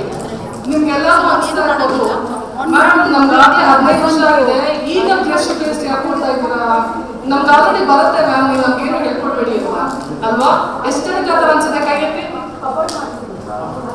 ನನ್ನ ಪ್ರಕಾರ ಎಲ್ಲರಿಗೂ ಒಂದು ಅಂತ ಅನ್ಸಿರುತ್ತೆ. ಏನಕ್ಕೆ ಅದನ್ನ ಮಾಡ್ತೀವಿ ಅಂದ್ರೆ, ಕೊರೋನಾಗೆ ಮೂಲ ಕಾರಣನೇ ಕಣ್ಣು, ಮೂಗು, ಬಾಯಿ, ಗಂಟಲು. ಸೊ ನಮ್ಮ ಬಾಯಿ, ನಮ್ಮ ಕೈಗಳು, ನಮ್ಮ ಕಣ್ಣು, ನಮ್ಮ ಮೂಗು ಎಷ್ಟು ಸ್ವಚ್ಛವಾಗಿರುತ್ತೋ ಅಷ್ಟು ನಾವು ಕಾಯಿಲೆಯಿಂದ ದೂರ ಅಂತ ಹೇಳ್ತೀವಿ. ಸೊ ನೀವು ಇದನ್ನ ಏನಕ್ಕೆ ಮಾಡ್ತಾ ಇದ್ದೀರಾ ಅಂದರೆ ನಿಮ್ಮ ಚಿಕ್ಕ ಮಕ್ಕಳಿಗೆ, ಅಕ್ಕಪಕ್ಕ ಇರೋ ಮಕ್ಕಳಿಗೆ, ಕುಟುಂಬದಲ್ಲಿರೋ ಮಕ್ಕಳಿಗೆ ಎಲ್ಲರಿಗೂ ನೀವು ಅವೇರ್ನೆಸ್ ಕೊಡ್ಬೋದು ಅನ್ನೋ ರೀಸನಿಂದ ನಾವು ಇದನ್ನ ನಿಮಗೆ ಡಿಸ್ಟ್ರಿಬ್ಯೂಟ್ ಮಾಡ್ತಾ ಇದ್ದೀವಿ. ಮತ್ತೆ ಹಾಗೆ ಈ ಚಿಕ್ಕ ಟೂತ್ ಬ್ರಷ್ ಪೇಸ್ಟ್ ಯೂಸ್ ಮಾಡೋದಕ್ಕೆ ಒಂದು ಸ್ಮಾಲ್ ಸಾಂಗ್ ಕೂಡ ಇದೆ. ಆ ಸಾಂಗ್ನ ನೀವು ನನ್ನ ಜೊತೆನೇ ಹೇಳ್ತೀರಾ, ಬಿಟ್ನ ರಿಪೀಟ್ ಮಾಡ್ತೀರಾ. ನಾನು ಒಂದ್ಸತಿ ಹೇಳ್ತೀನ, ಅದನ್ನ ಮತ್ತೆ ನೀವು ರಿಪೀಟ್ ಮಾಡಿ ನನ್ನ ಜೊತೆ ಮತ್ತೆ ಇನ್ನೊಂದ್ಸತಿ ಹೇಳ್ತೀರಾ. ಸೊ ದಟ್ ನೀವು ನಿಮ್ಮ ಮಕ್ಕಳಿಗೆ, ಕುಟುಂಬದವ್ರಿಗೆ ಎಲ್ಲರಿಗೂ ಹೇಳ್ಬೋದು. Brushing also very important. Every day ಲೈಫಲ್ಲಿ ಟ್ವೈಸ್ ಬ್ರಷ್ ಮಾಡಬೇಕು ಅಂತ ಹೇಳ್ತೀವಿ, ಆದರೆ ತುಂಬ ಜನ ಮಾಡೋದಿಲ್ಲ. ಸೊ ಅದನ್ನು ಕಂಪಲ್ಸರಿ ನಾವು ಮಾಡಬೇಕು ಅಂತ ನಿಮ್ಗೆ ಇದನ್ನು ನಾವು ಹೇಳ್ತಾ ಇದ್ದೀವಿ. ಸೊ ಎಲ್ಲರೂ ಸ್ಟಾರ್ಟ್ ಮಾಡೋಣ.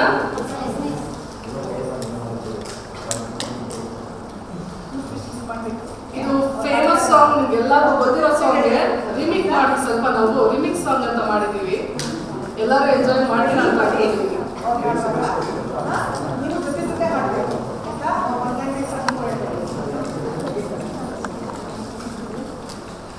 ಮಾಡುವ ಮಾಡುವ ಟೀತ್ ಬ್ರಷ್ ಮಾಡುವ, ಮಾಡುವ ಮಾಡುವ ಟೀತ್ ಬ್ರಷ್ ಮಾಡುವ, ಎಲ್ಲಿ ಮಾಡುವ ಹೇಗೆ ಮಾಡುವ,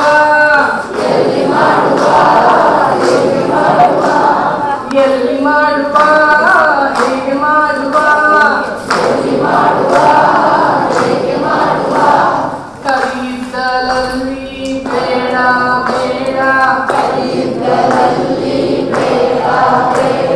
ಬೇವಿನ ಕಡ್ಡಿಯಲ್ಲಿ ಬೇಡ ಬೇಡ, ಬೂದಿ ಪುಡಿಯಲ್ಲಿ ಬೇಡ ಬೇಡ, ಎಲ್ಲರೂ ಸೇರಿಕೊಂಡು ಸ್ವಚ್ಛತೆಯ ಮಾಡುವ, ಬ್ರಷ್ ನಮ್ದು ಟೀತ್ ನಿಮ್ದು, ಪೇಸ್ಟ್ ನಮ್ದು ಹಲ್ಲು ನಿಮ್ದು,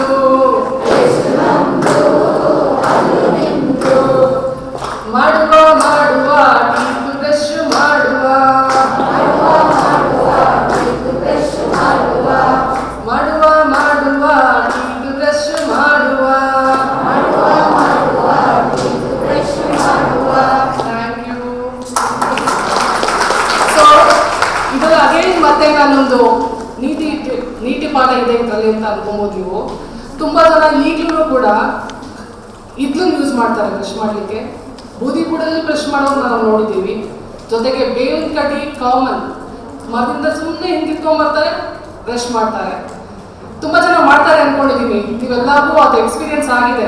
ನಿಮ್ಮ ಹಳ್ಳಿ ಕಡೆ ಹೋದರೆ ಇದನ್ನೆಲ್ಲ ನೀವು ನೋಡಿದ್ದೀರ ಅಂದ್ಕೊಂಡಿದ್ದೀನಿ.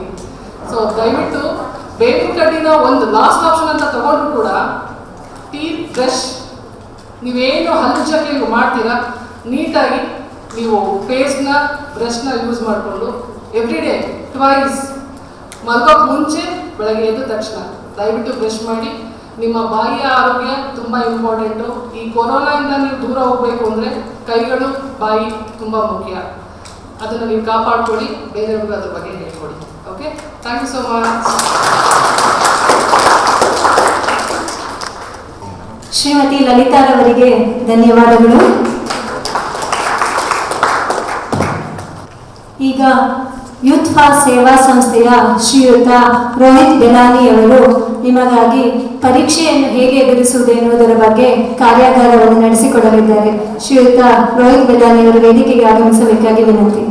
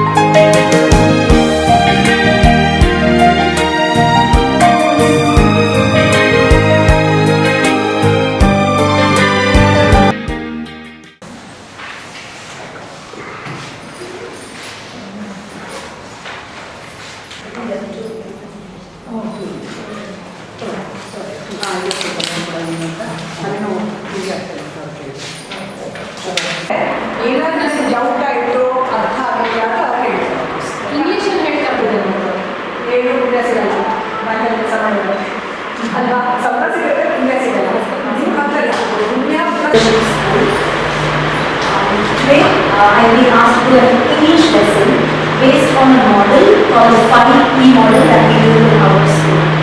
I will go very, very slowly because I'm not convenient, not comfortable with the Kannada language at all. If you ask, I can answer in English, but I cannot speak the language. So I will do the lesson demonstration first.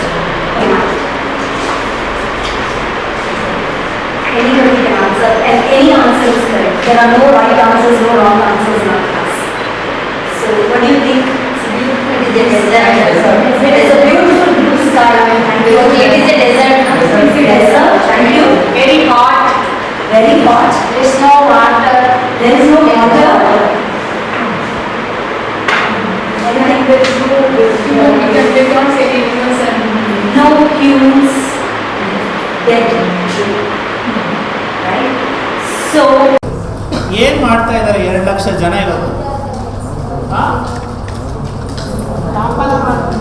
ವ್ಯಾಪಾರ ಮಾಡ್ತಾ ಇದ್ದಾರೆ. Okay, garage ಅಲ್ಲಿ ಮತ್ತೆ tuition ಹೇಳ್ಕೊಡ್ತಾ ಇದ್ದಾರೆ. Okay, driver ಕೆಲಸ ಮಾಡ್ತಾ ಇದ್ದಾರೆ. ಓಕೆ,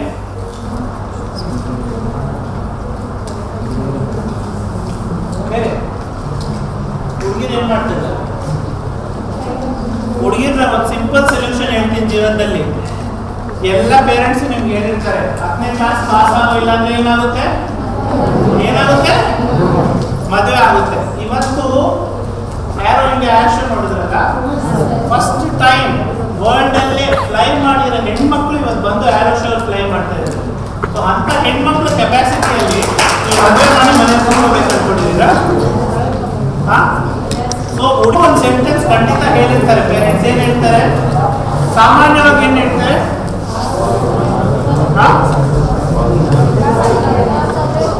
ಪಾಸ್ ಆದ್ರೆ, ಫೇಲ್ ಆದ್ರೆ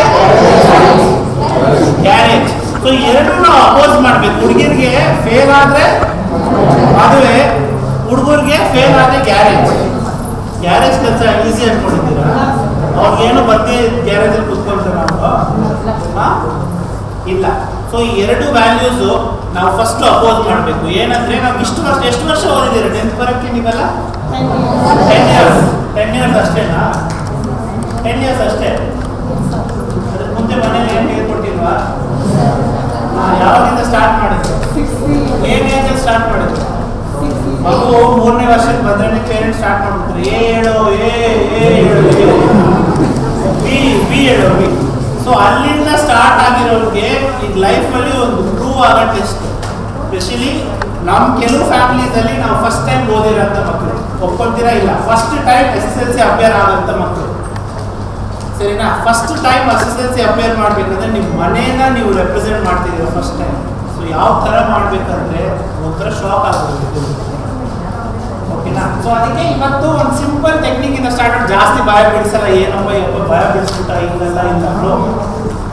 ಎಲ್ಲರೂ ಮಾಡೋಂಥದ್ದು ಈಸಿಯಾಗಿ ಪಾಸ್ ಆಗುತ್ತೆ ಎಕ್ಸಾಮ್. 10th ಎಷ್ಟು ಜನ ಪಾಸ್ ಆಗಿದ್ದಾರೆ ನೋಡಿದ್ದೀರಲ್ವಾ? ಫೇಲ್ ಅನ್ನೋದು 40 ಜನದಲ್ಲಿ ಒಂದು 5 ಜನ ಫೇಲ್ ಆದರೆ ಈ 35 ಜನ ಪಾಸ್ ಆಗ್ತಾರೆ. ಸೊ ಆಗೋದು ಸಂಭವ, ಅಸಂಭವ ಅನ್ನೋದು ಏನೂ ಇಲ್ಲ ನಮ್ಮ ಮುಂದೆ ಇರೋದು. ಅದನ್ನು ಯಾವ ಥರ ನಾವು ಟ್ಯಾಕಲ್ ಮಾಡಬೇಕು ಅನ್ನೋದಕ್ಕೆ. ಸೊ ಎಷ್ಟು ಜನ ಕುತ್ಕೊಂಡು ಓದ್ತೀರಾ ಇಲ್ಲಿ? ಓಕೆ, ಎಷ್ಟು ಜನ ನಡ್ಕೊಂಡು ಓದ್ತೀರಾ? ಎಷ್ಟು ಜನ ಮಲ್ಕೊಂಡು ಓದ್ತೀರಾ? ಓಕೆ. ಸೊ ನಾನು ಮಲ್ಕೊಂಡು ಓದೋ ಹುಡುಗಾನೆ. ಓಕೆನಾ? ನಾನು ನೋಡಿದ್ರೆ ನನಗೆ ಗೊತ್ತಾಗುತ್ತೆ ಚೆನ್ನಾಗಿ ಮಲ್ಗಿರೋದು ಎಷ್ಟೋ ಜನ ಅನ್ಕೊಂಡಿರ್ತೀರ. ಸೊ ಓದ್ಬೇಕಾಗಿರೋದು ಮಾತ್ರ ಕುತ್ಕೊಂಡು ಓದಬೇಕು. ಯಾಕಂತ ಹೇಳ್ತೀವಿ ಅಂದರೆ ಎಕ್ಸಾಮಲ್ಲಿ ಮಲ್ಗೋ ಫೆಸಿಲಿಟಿ ಇಲ್ವಲ್ಲ. ಒಂದು ಮೆಕ್ಯಾನಿಸಮ್ ಏನಿದೆ ಅಂದರೆ ನಮ್ಮ ಬಾಡಿದು ತುಂಬ ಇಂಪಾರ್ಟೆಂಟ್ ಪಾಯಿಂಟ್ ಕೇಳಿಸ್ಕೊಂಡು ಜೋಗಲ್ಲ. ನಾವು ಹೆಂಗೆ ಓದ್ತೀವಿ ಹಾಗೆ ನಾವು ಎಕ್ಸಾಮ್ ಬರೆಯೋಕ್ಕೆ ಸಾಧ್ಯತೆ ಇದೆ. ಸೊ ಎಕ್ಸಾಮ್ ಹೆಂಗೆ ಬರಿತೀವಿ? ಈ ಥರ ಕುತ್ಕೊತೀವಿ ಎಕ್ಸಾಮಲ್ಲಿ. ಮುಂದೆ ಒಂದು ಟೇಬಲ್ ಇರುತ್ತೆ. ಓಕೆನಾ? ಸರ್ ನಮ್ಮ ಮನೆಗೆ ಟೇಬಲ್ ಇಲ್ಲ, ಏನು ಮಾಡಲಿ? ಕುತ್ಕೊಂಡು ಒಂದು ಚಿಕ್ಕ ಟೇಬಲ್ ಥರದ ಮುಂದೆ ಇಟ್ಕೊಳ್ಳಿ. At least start with 40 minutes. ನಾನು ಎಲ್ಲೂ ಡಿಸ್ಟ್ರಾಕ್ಟ್ ಆಗಲ್ಲ. 40 ಮಿನಿಟ್ಸ್ ಕುತ್ಕೊಂಡು ಓದ್ತೀನಿ.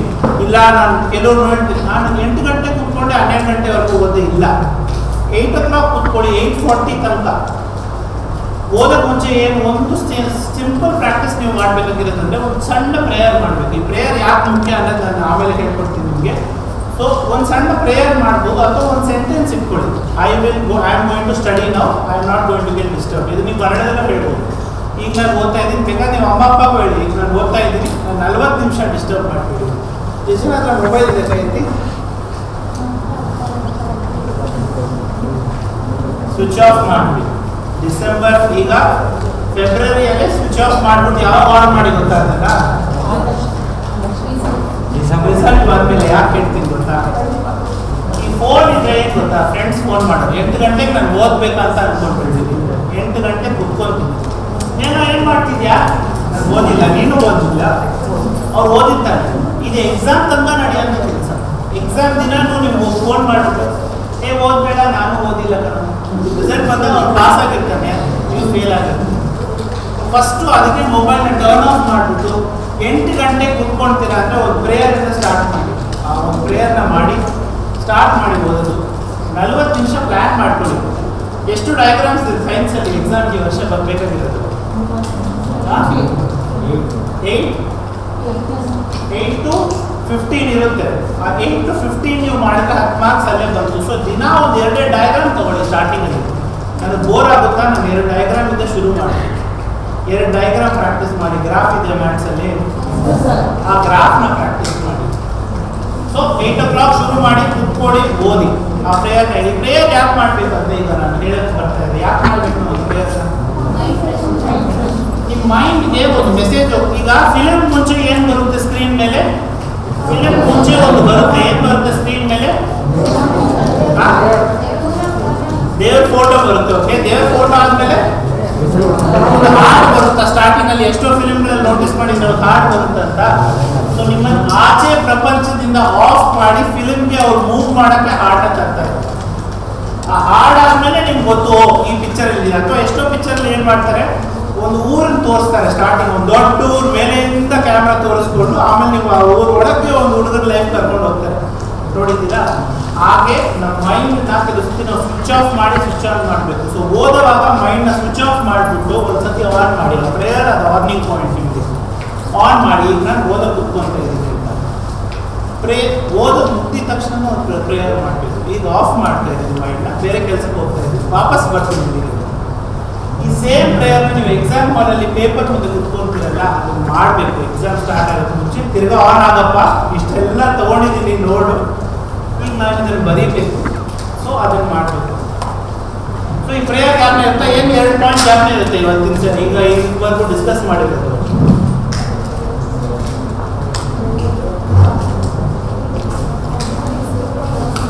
40 ಮಿನಿಟ್ಸ್ಗಿಂತ ಓಕೆ 40 ಮಿನಿಟ್ಸ್ ಓದಬೇಕು. ಬೇರೆ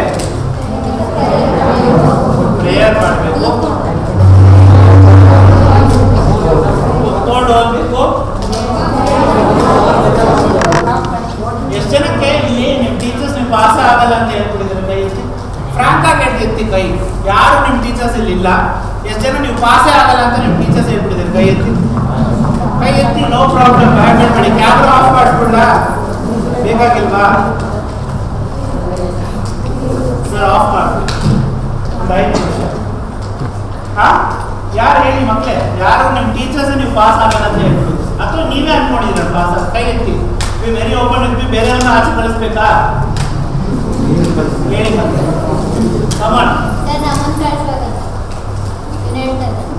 ಓಕೆ, ಹುಡುಗರು ಒಂದು ಸಪ್ರೇಟ್ ಸೆಷನ್, ಹುಡುಗರು ಒಂದು ಸಪ್ರೇಟ್ ಸೆಷನ್ ಮಾಡಬೇಕಂತ ನೆಕ್ಸ್ಟ್ ಟೈಮ್ ಇಂದ ಮಾಡೋಣ. 20 ಮಿನಿಟ್ಸ್ ಬರೀ ಹುಡುಗರಿಗೆ, 20 ಮಿನಿಟ್ಸ್ ಬರೀ ಹುಡುಗಿರಿಗೆ. ಈಗ ಆ ಥರ ರಿಸ್ಟ್ರಿಕ್ಷನ್ಸ್ ಇದ್ರು. ಎಷ್ಟು ಜನಕ್ಕೆ ಇನ್ನೂ ಭಯ ಇದೆ, ನಾನು ಪಾಸ್ ಆಗ್ತೀನಿ ಇಲ್ಲ? ಕೈ ಎತ್ತಿ. No problem. ಆಯ್ತು. ಯಾಕೆ ಭಯ ಆಗ್ತಿದೆ? ಯಾಕೆ ಭಯ? ಓದಿದ್ದೆಲ್ಲ ಕಾನ್ಫಿಡೆಂಟ್ ಆಗ್ಬಿಟ್ಟಿದ್ರೆ ನಾನು ಫೇಲ್ ಆಗೇ ಆಗ್ತೀನಪ್ಪ ಈ ವರ್ಷ, ಡಿಸೈಡ್ ಆಗ್ಬಿಟ್ಟಿದ್ದೀನಿ ಈ ವರ್ಷ.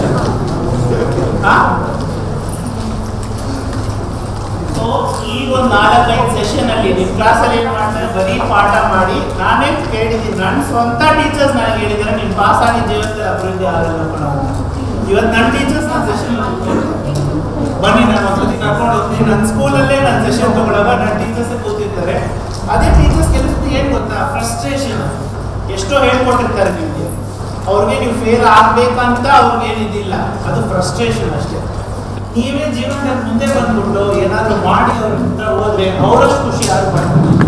ನನ್ನ ಮ್ಯಾಥ್ಸ್ ಟೀಚರ್ 10th ಸ್ಟ್ಯಾಂಡರ್ಡ್ ಚೆನ್ನಾಗಿ ಜ್ಞಾಪಕ ಇದೆ. ಎಕ್ಸಾಮ್ ಮುಂಚೆ ನೀನಂತೂ ಪಾಸ್ ಆಗಲ್ಲ, ಯಾಕೆ ಓದಿ ಹಾಲ್ ಟಿಕೆಟ್ ತಗೊಂಡು ಹೋಗ್ತಾ ಇದ್ದೆ, ಬಿಟ್ಬಿಡು ಇಲ್ಲೇ ಮುಗಿದೋಯ್ತು, ಆರಾಮ ಮುಂದಿನ ವರ್ಷ ನೋಡ್ಕೊಳ್ಳೋಣ ಅಂತ ಹೇಳಿ. ಬಟ್ ಆವಾಗ ಒಂದು ಕಮಿಟ್ಮೆಂಟ್ ತಗೊಂಡೆ ನಾನು. ಏನ್ ಕಮಿಟ್ಮೆಂಟ್ ಅದು? ಪಾಸ್ ಆಗಿ ಮೇಡಮ್ ತೋರಿಸ್ತೀನಿ ನಾನು, ಸ್ವೀಟ್ ಬಾಕ್ಸ್ ಫಸ್ಟ್ ತಂದು ಮೇಡಮ್ ಕೈಯಲ್ಲಿ ಕೊಡ್ತೀನಿ ಅಂತ. ಆ ಒಂದು ಕಮಿಟ್ಮೆಂಟ್ ನೀವು ಇಟ್ಕೋಬೇಕು. ಇಟ್ಕೊಳ್ತೀರಾ? ಎಷ್ಟೋ ಜನ ಭಯ ಬಿದ್ದಿದೆ ಅಂತ ಹೇಳ್ತಿದ್ದೀರಲ್ಲ, ಕೈ ಎತ್ತಿ ನೋಡೋದ್ರಿಂದ ಕೈಗಳು ಜಾಸ್ತಿ ಆಗ್ತದೆ. ನಿಮ್ಗೆಲ್ಲ ಒಂದು ಪರ್ಸನಲ್ ಸೆಷನ್ ಅಂತ ತಗೋತೀನಿ. ಯಾಕಂದ್ರೆ ನನ್ನ ಉದ್ದೇಶ ಏನು ಗೊತ್ತಾ, ಮೇಜಲ್ಲಿ ಒಂದ್ಸತಿ ಪಾಸ್ ಆಗ್ಬಿಟ್ರೆ ಆಮೇಲೆ ಯಾರು ಪಾಠ PU ಕಾಲೇಜ್ ಹೋಗ್ತೀರಾ ಇದು ಯಾರು ಇದನ್ನ ಮಾಡ್ತೀರಾ ಇದೆ ಅಂತ ಯಾರು ಮಾತಾಡ್ತಾರೆ. ಈ ಪಾಸ್ ಆಗೋ ತನಕನೇ ಎಷ್ಟೋ ಜನ ನಾವು ಪ್ರೂವ್ ಮಾಡ್ಬೋದೇ ಇಲ್ವಾ? ಜೋಶ್ ಬರಬೇಕು, ಜೋರಾಗಿ ಇಲ್ವ? ಓಕೆನಾ?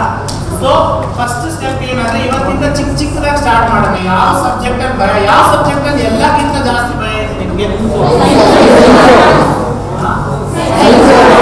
ಸೈನ್ಸ್ ತಗೋಬೇಕಂತ ಹೇಳ್ಬಿಟ್ಟು ಸೈನ್ಸ್ ಭಯ ಆಗ್ತಿದೆ.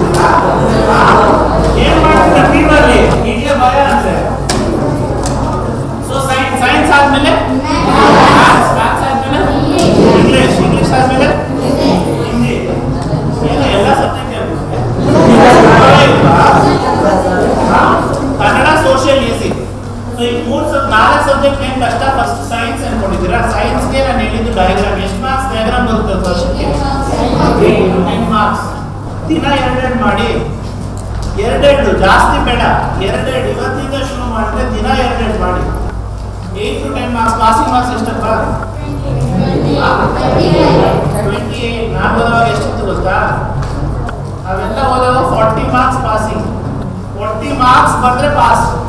ಈ 28 ಅಲ್ಲೇ ಪಾಸ್. ಅದಕ್ಕೆ ಮುಂದೆ ನಾವು ನೋಡ್ಬೇಕಾಗಿದೆ. 28 ಅಲ್ಲಿ 10 ಮಾರ್ಕ್ಸ್ ಎಲ್ಲಿ ಬಂತು? ಬೇರೆ ಮಾರ್ಕ್ಸ್ ಎಲ್ಲಿಂದ ಬರುತ್ತೆ? ಎಲ್ಲ ನಿಮ್ಗೆ ಗೊತ್ತಿದೆ. ಓಕೆನಾ? ಅಂದ್ರೆ ನಾವು ಸ್ವಲ್ಪ ಪ್ರಯತ್ನ ಪಡಲ್ಲ. 1 word ಕ್ವಶನ್ಸ್ ಎಷ್ಟಿದೆಪ್ಪ? ಎಲ್ಲ ಲೆಸನ್ ಸೇರಿಸಿ ಎಷ್ಟಿದೆ ಸೈನ್ಸ್ ಅಲ್ಲಿ? ಎಷ್ಟು ಪಾಠ ಇದೆ ಸೈನ್ಸ್ ಅಲ್ಲಿ? ಈ ವರ್ಷ ಎಕ್ಸಾಮ್ 14. ಒಂದು ಲೆಸನ್ ಅಲ್ಲಿ ಎಷ್ಟಿರುತ್ತೆ? 5 or 10? 10 ಕೊಡೋಣ. 10 into 14 ಎಷ್ಟಾಯ್ತು? 140. 140 ದಿನಕ್ಕೆ 10 ಓದಿದ್ರೆ ಎಷ್ಟು ದಿನ ಆಯ್ತು? 14 ದಿನ ಮುಗಿದೋಯ್ತು 1 ಮಾರ್ಕ್ ಕ್ವಶನ್ಸ್. ದಿನಕ್ಕೆ 10 ಓದ್ಬೇಕು ಅಂತ ಇದ್ದೀನಿ. ನೀವು ಹೇಳ್ತಾ ಇರೋದು 5 ಇರೋದಲ್ಲಿ. ಫಸ್ಟ್ 2 ಪಾರ್ಟ್ ನಾವು ಬಯಾಟ ಡಯಾಗ್ರಾಮ್ ರನ್ ಕ್ವಶನ್ ಬೇಕಾದ್ರೆ ಅದ್ರ ಕ್ಲಾಸ್ ಬೇಕಾದ್ರೆ ತಗೊಳ್ಳೋಣ ಸೈನ್ಸ್. ನೆಕ್ಸ್ಟ್ ಬೇಕಾದ್ರೆ ಒಂದಿನ ಸೈನ್ಸ್ಗೆ ಮೀಟ್ ಆಗ. ಓಕೆನಾ? ಫಸ್ಟ್ ಭಯನ ರಿಮೂವ್ ಮಾಡಿ. ನಾನು ಪಾಸೇ ಆಗಲ್ಲ ಅನ್ನೋದು ಯಾರು ಯೋಚನೆ ಮಾಡಬೇಡಿ. ಈಗಲೇ ತುಂಬಾ ಆಗಲಿ ಯೋಚನೆ ಅದು ಮಾಡಲೇಬೇಡಿ. ಈಗ ತುಂಬಾ ಟೈಮ್ ಇದೆ. ಎಲ್ಲಿದ್ದೀವಿ? February, March, April, May, June 4 ತಿಂಗಳಿದೆ. 4ನೇ ತಿಂಗಳು 14ನೇ ತಾರೀಕು ಎಕ್ಸಾಮ್ ಶುರು ಆಗುತ್ತೆ. ಪ್ರತಿ ಎಕ್ಸಾಮ್ ಆದ್ಮೇಲೆ ಎಷ್ಟು ದಿನ ಗ್ಯಾಪ್ ಇರುತ್ತೆ? 1 ಡೇ. ನಿಮ್ ಬೇರೆ ಎಷ್ಟು ಕ್ವಶನ್ಸ್ ಕಡಿಮೆ ಆಗಿದೆ ಈಗ? ಈ ಲೆಸನ್ಸ್ ಎಲ್ಲ ಕಡಿಮೆ ಆಗಿದೆಯಲ್ಲ. ಸೊ ಆ ಲೆಸನ್ಸ್ ಬಿಟ್ಟು ಇವತ್ತಿಂದ ಒಂದು ಕಮಿಟ್ ಆಗಿ ನೀವೇನ್ ಮಾಡ್ಬೇಕಂದ್ರೆ 1 ಡಯಾಗ್ರಾಮ್ ಅಥವಾ 2 ಡಯಾಗ್ರಾಮ್ 5 ಪ್ರಶ್ನೆಗಳು ನಾನು ದಿನ ಓದ್ತೀನಿ. ಕಮಿಟ್ಮೆಂಟ್ ನನಗೆ. ನಾನು ಇದು ಒಂದೇ ಸೆಷನ್ ತಗೊಂಡು ಹೋಗಲ್ಲ. ನಾನು ಲಾಸ್ಟ್ ವರ್ಗು ನೋಡ್ತಾ ಇರ್ತೀನಿ. ಆವತ್ತು ಕೈ ಎತ್ತಿರೋ ಮಕ್ಕಳಲ್ಲಿ ಎಷ್ಟು ಜನ ಮಕ್ಕಳಿಗೆ ಪಾಸ್ ಆಗಿದ್ದಾರೆ? ಟಾಪರ್ ಆಗಿ ಪಾಸ್ ಆಗೋದು ಸುಲಭ. ಫೇಲ್ ಆಗ್ತೀನಿ ಅಂತ ಹೇಳಿರ್ತಾರೆ ನೋಡು ಟೀಚರು, ಅಂತ ಮಕ್ಕಳು ನೀವು ಪಾಸ್ ಆಗಿ ತೋರಿಸೋದು ದಟ್ ಇಸ್ ವೆರಿ ಇಂಪಾರ್ಟೆಂಟ್. ಹೇಳಿದೆ ಟಾಪರ್ 1995 ಪಾಸ್ ಆಗ್ತಾರೆ. ಬಟ್ ಎಲ್ಲ ಮಕ್ಕಳು ಅಡ್ಮಿಷನ್ ಆಗಿ ಎಷ್ಟು ಮಾರ್ಕ್ಸ್ ಅಡ್ಮಿಷನ್ ಸಿಗುತ್ತೆ PU ಅಲ್ಲಿ ಗೊತ್ತಾ?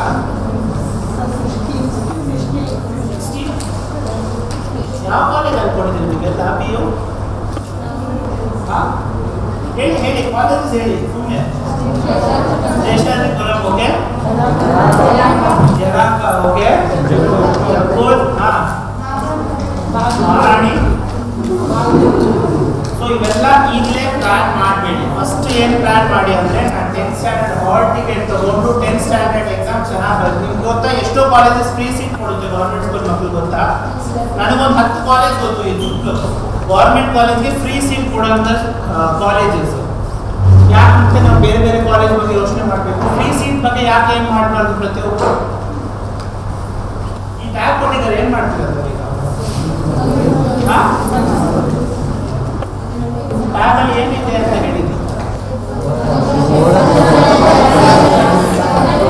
ಎಷ್ಟು ಜನ 5 ವರ್ಷದ ಪೇಪರ್ ಆಲ್ರೆಡಿ ತಗೊಂಡ್ಬಿಟ್ಟಿದ್ದೀರಾ? ಹಳೆ 5 ವರ್ಷದ ಪೇಪರ್ ನಿಮ್ಮ ಕೈಯಲ್ಲಿದೆ. ಎಷ್ಟು ಜನ ಹತ್ರ ಇದೆ ಆಗಲೇ? ಕೈ ಎತ್ತಿ. 5 ವರ್ಷದ ಪೇಪರ್, ಲಾಸ್ಟ್ 5 ವರ್ಷದ 10th ಸ್ಟ್ಯಾಂಡರ್ಡ್ ಪೇಪರ್ ನಿಮ್ಮ ಹತ್ರ ಇದೆ. ಕೈ ಎತ್ತಿ. ಓಕೆ, ನೆಕ್ಸ್ಟ್ ನಾವು ಏನು ಮಾಡ್ತೀವಿ ಅಂದರೆ, 5 ವರ್ಷದ ಪೇಪರ್ನ ನೀವು ಪ್ಲಾನ್ ಮಾಡಿ. ನಾನು ನೆಕ್ಸ್ಟ್ ಟೈಮ್ ಬರೋವಾಗ ಟ್ರೈ ಮಾಡ್ತೀನಿ ತಗೊಳಕ್ಕೆ. 5 years paper science, 5 years paper maths, 2 subject ಇದೆ ಶುರು ಮಾಡೋಣ. ಜಾಸ್ತಿ ಮುಂದಕ್ಕೆ ಹೋಗೋದು ಬೇಡ. 5 years subject, 5 years maths, 5 years science. ಅದನ್ನು ಓದಿದ್ರೆ 70% ಮಾರ್ಕ್ಸ್ ಅಲ್ಲೇ ಬಂದ್ಬಿಡ್ತು. ಯಾಕಂದ್ರೆ ಈ 5 ವರ್ಷ ಪೇಪರ್ ಇಂದ ಖಂಡಿತ 30 ಮಾರ್ಕ್ಗೆ ಎಕ್ಸಾಮ್ ಬಂದಿರೋಂಥದ್ದೇ ಏನಾಗುತ್ತೆ. 5 ವರ್ಷದ ಪೇಪರ್ ಓದಿದ್ರೆ 30 ಮಾರ್ಕ್ ಅಲ್ಲೇ ಬಂತು. ಈಗ ಉಳಿದಿದ್ದು ಎಷ್ಟು ಮಾರ್ಕ್? 60%ಗೆ.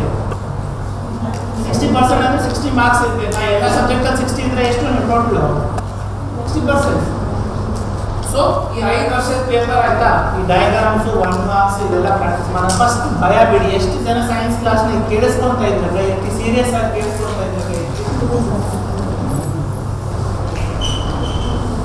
ಎಲ್ಲರೂ ಎಷ್ಟು ಜನ ಸೈನ್ಸ್ ಅರ್ಥ ಆಗ್ತಿಲ್ಲ? ಅರ್ಥ ಆಗ್ತಿಲ್ಲ ಸೈನ್ಸ್ ಅನ್ನೋದು ಏನು ಅರ್ಥ ಆಗ್ತಿಲ್ಲ?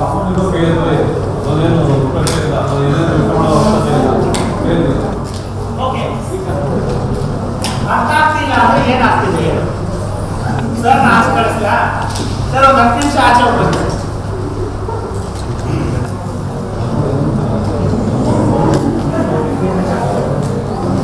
ಓಕೆ ಸರಿ, ನನ್ನ ಫಸ್ಟ್ ಸರ್ ಕರಿಬೇಡಿ. ಓಕೆನಾ? ಅಣ್ಣ, ನಿಮ್ಗೆ ಏನೇನು ಕಷ್ಟಗಳಿದೆ ಅದು ಕಷ್ಟಗಳನ್ನ ಕೇಳಿಸ್ಕೊಳ್ಳೋಕ್ಕೆ 4 ತಿಂಗಳು ನಾನು ಬರ್ತೀನಿ.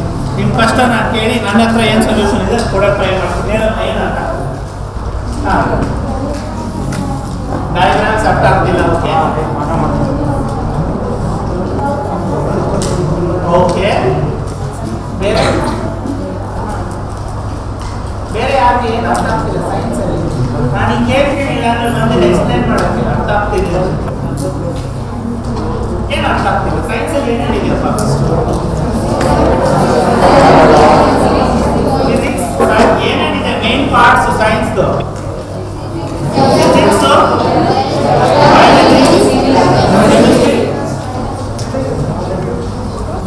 ಅಷ್ಟೇ. Physics, chemistry, biology. ಕೆಮಿಸ್ಟ್ರಿ ಸ್ವಲ್ಪ ಕಷ್ಟ ಆಗುತ್ತೆ, physics easy, biology very very easy.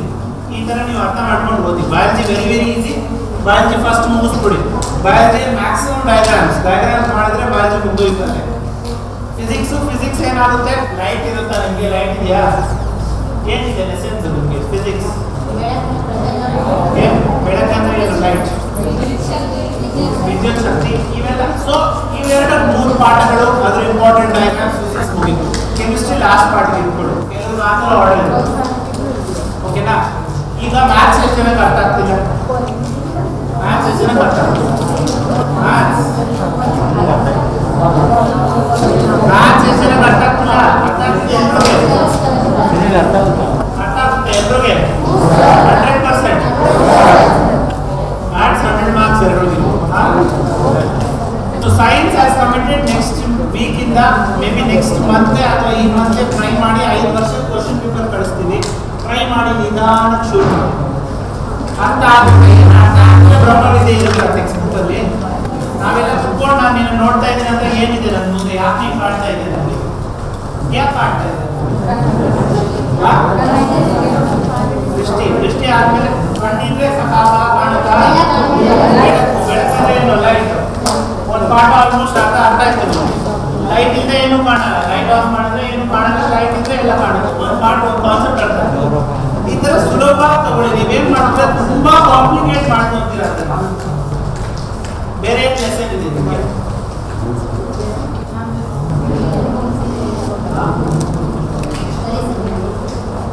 Okay.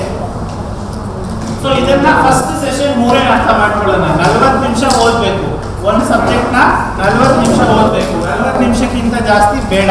ಎರಡನೇದು ಏನು ಅರ್ಥ ಮಾಡ್ಕೊಳ್ಳೋಣ. ಎರಡನೇದು ಏನು, ಓದಕ್ಕೆ ಸ್ಟಾರ್ಟ್ ಮಾಡಕ್ಕೆ ಮುಂಚೆ ಏನು ಮಾಡಬೇಕು, ಪ್ರೇಯರ್ ಮಾಡಬೇಕು. ಆಮೇಲೆ ಇನ್ನೊಂದು ಏನಂತೆ, ದಿನ ಏನು ಪ್ರಾಕ್ಟೀಸ್ ಮಾಡಬೇಕು,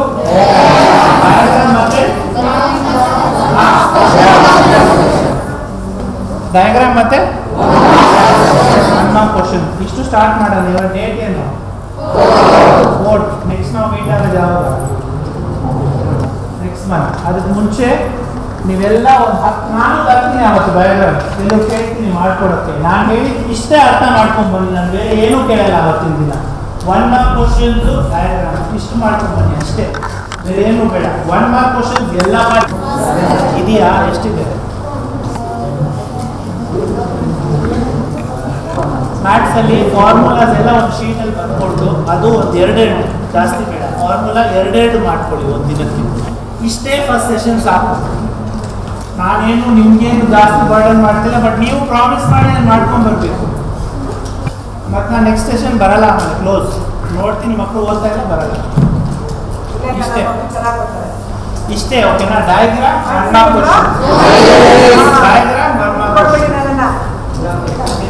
ಈ ಸೆಷನ್ ಆಕ್ಚುಲಿ ನಾನು ಯೂಶುವಲಿ ಒಂದೇ ಸೆಷನ್ ತಗೊಳ್ತಾ ಇದ್ದೆ, ಮಾರ್ಚ್ ತಗೊಳ್ತಾ ಇದ್ದೆ ಎಕ್ಸಾಮ್ ಮುಂಚೆ 1 hour ಸೆಷನ್. ಬಟ್ ನಿಮಗೆ ಈ ವರ್ಷ ಬೇಗನೆ ಸ್ಟಾರ್ಟ್ ಆಗಿದೆ, ಸಾಕಷ್ಟು ಟೈಮ್ ಇದೆ, ಸಾಕಷ್ಟು ಇಂಟ್ರಾಕ್ಷನ್ಸ್ ಇದೆ. ಎಕ್ಸಾಮಲ್ಲಿ ಯಾವ ಥರ ಬರೀಬೇಕು, ಯಾವ ಥರ ಬರಿಬಾರ್ದು ಅಂತ ನಿಮ್ಗೆ ಹೇಳ್ಕೊಡ್ತಾ ಇದೆ, ಯಾಕಂದರೆ ಎಕ್ಸಾಮ್ ಮುಂದೆ ಇರೋದು. ಸೊ ಈಗ ಫಸ್ಟ್ ಹೆಂಗೆ ಓದಬೇಕು, ಪ್ಲಸ್ ಆದಷ್ಟು ಕೂತ್ಕೊಂಡು ಓದಿ ಪ್ಲೀಸ್. ನಡ್ಕೊಂಡು ಮಲ್ಕೊಂಡು ಓದ್ಬೇಡಿ. ಏನಾಗುತ್ತೆ ಅಂದರೆ ಎಕ್ಸಾಮ್ ನಡ್ಕೊಂಡು ಬರೆಯೋ ವ್ಯವಸ್ಥೆ ಇಲ್ಲ, ಇಲ್ಲಾಂದ್ರೆ ನಡ್ಕೊಂಡು ಬರೀಬೋದು ಎಕ್ಸಾಮ್, ಮತ್ತೆ ಮಲ್ಕೊಂಡು ಬರೆಯೋ ವ್ಯವಸ್ಥೆನೂ ಇಲ್ಲ ಎಕ್ಸಾಮ್ ಅಲ್ಲಿ. ಸೊ ನಾವು ಹೆಂಗೆ ಕುತ್ಕೊಳ್ತೀವಿ ಓದೋಕ್ಕೆ, ಹಂಗೆ ನಾವು ಎಕ್ಸಾಮ್ ಬರೆಯಕ್ಕೆ ಸಾಕು. ಪ್ಲಸ್ ಆದಷ್ಟು ಸಾಂಗ್ಸ್ ಕೇಳಬೇಡಿ. ನಾನು ಮೊಬೈಲ್ ಯಾಕೆ ಆಫ್ ಮಾಡಿ ಕೇಳ್ತೀನಿ ಅಂದರೆ, ನನಗಿದು ಎಕ್ಸ್ಪೀರಿಯನ್ಸ್. ನನ್ನ ಎಕ್ಸಾಮಲ್ಲಿ ನನಗೆ ಸಾಂಗ್ಸ್ ರಿಕಾಲ್ ಆಗ್ತಾ ಇತ್ತು ಪೇಪರ್ ಬರೆಯುವಾಗ. ಏನು songs, film song, latest song ಏನಿದೆಪ್ಪ ಹೇಳಿ, ಒಂದು ಸಾಂಗ್ ಗೊತ್ತಿರುತ್ತೆ. ಲೇಟೆಸ್ಟ್ ಸಾಂಗ್, ಲೇಟೆಸ್ಟ್ ಫಿಲ್ಮ್ ಯಾವ್ದಪ್ಪ, ಯಾವಾಗ ರಿಲೀಸ್ ಆಗ್ತಿದೆ? KGF ರಿಲೀಸ್ ಯಾವಾಗ? ನಿಮ್ಮ ಎಕ್ಸಾಮ್ ದಿನ ರಿಲೀಸ್ ಆಗ್ತಿದೆ, ಜೂನ್ 14 ರಿಲೀಸ್ ಆಗ್ತಾ ಇತ್ತು. ಸೊ ನಿಮ್ಮ ಎಕ್ಸಾಮ್ ಅವತ್ತಿನ ದಿನ ಇರೋದು. ಸೊ ನೀವು ಒಂದು 2 ತಿಂಗಳು ಸಾಂಗ್ಸ್ನ ಆದಷ್ಟು ಕಡಿಮೆ ಮಾಡಿ, ಯಾಕಂದ್ರೆ ಎಕ್ಸಾಮಲ್ಲಿ ಕೂತ್ಕೊಳ್ಳೋವಾಗ ಲಿರಿಕ್ಸ್ ತುಂಬ ಇರಿಟೇಟ್ ಮಾಡ್ತೀರಿ.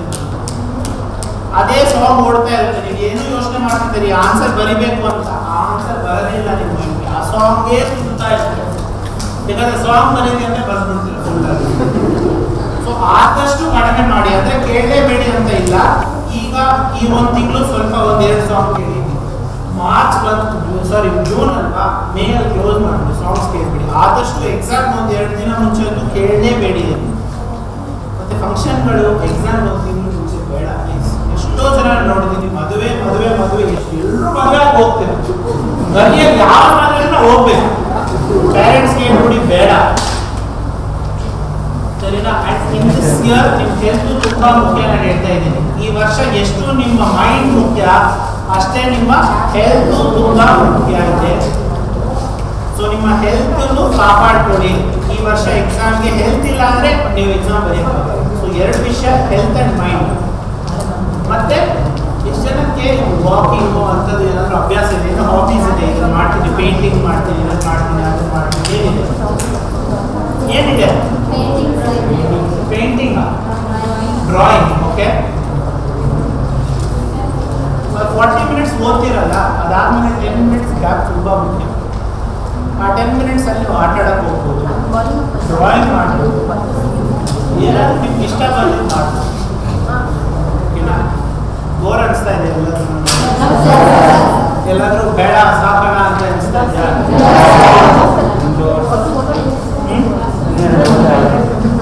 ಸೊ ಇಷ್ಟೇ ಓಕೆನಾ. ನಿಮ್ಮ ಹೆಸರುಗಳು ನಾನು ಅರ್ಥ ಮಾಡ್ಕೊಂಡಿದ್ದೀನಿ, ನೀವು ಏನು ಓದ್ಬೇಕಂತ ಅರ್ಥ ಮಾಡ್ಕೊಂಡಿದ್ದೀನಿ. ನೆಕ್ಸ್ಟ್ ಸೆಷನ್ ಏನಿರುತ್ತೆ ಅಂದರೆ, ಈಗ ಸೈನ್ಸ್ ಆಯಿತು, ಸೈನ್ಸ್ ಹೆಂಗೆ ಓದಬೇಕು ಅಂತ. ನೆಕ್ಸ್ಟ್ ಸೆಷನ್ ಏನಿರುತ್ತೆ ಅಂದರೆ ಮುಂದೆ ನಾವು ಏನು ಮಾಡಬೇಕು. ಇವಾಗ ನಾನೇನು ಅಂದ್ಕೊಂಡಿದ್ದೆ, ನೀವೆಲ್ಲ ಪ್ಲ್ಯಾನ್ ಮಾಡ್ಕೊಂಡು ಬಂದಿರ್ತೀರ ಅಂತ. ಸೊ ಆದಷ್ಟು ಇಂಜಿನಿಯರು, ಪೊಲೀಸ್ ಎಲ್ಲ ಹೇಳೋದ್ರಿಂದ ಸ್ವಲ್ಪ ಇನ್ನು ಡೀಟೇಲ್ ಆಗಿ ನಿಮ್ಗೆ ಅರ್ಥ ಮಾಡ್ಕೋಬೇಕು. ಯಾವ ಕೋರ್ಸ್ ತೊಗೊಂಡಿದ್ದಾದ್ಮೇಲೆ ನೀವು ಏನು ಮಾಡ್ಬೋದು. ಇನ್ನು ಇಂಜಿನಿಯರ್, ಡಾಕ್ಟರ್ ಬಿಟ್ಟು ಸಾಕಷ್ಟು ಕೋರ್ಸಸ್ ಇದೆ. ಈಗ ನಾನು ನಿಂತ್ಕೊಂಡು ಮಾತಾಡ್ತಾ ಇದ್ದೀನಿ, ನಾನು ಏನು ಮಾಡ್ತೀನಿ, ಇಂಜಿನಿಯರ್ ಓದ್ತಾ ಇದ್ದೀನಿ, ನಿಂತ್ಕೊಂಡು ಮಾತಾಡ್ತಾ ಇದ್ದೀನಿ.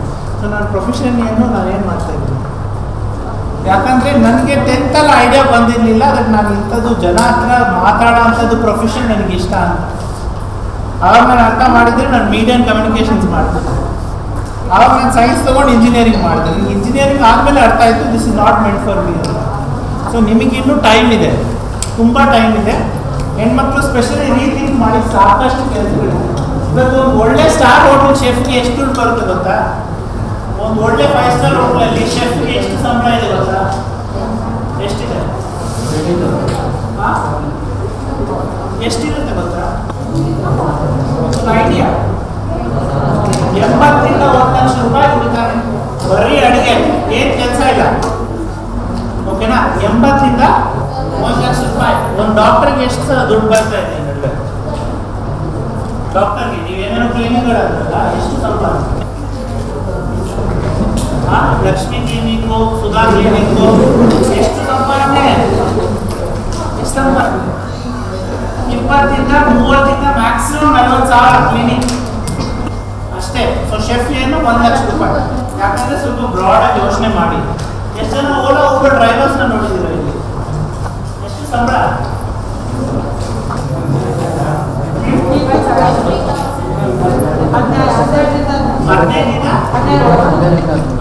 12 ಅಷ್ಟೇನಾ? ಎಷ್ಟು?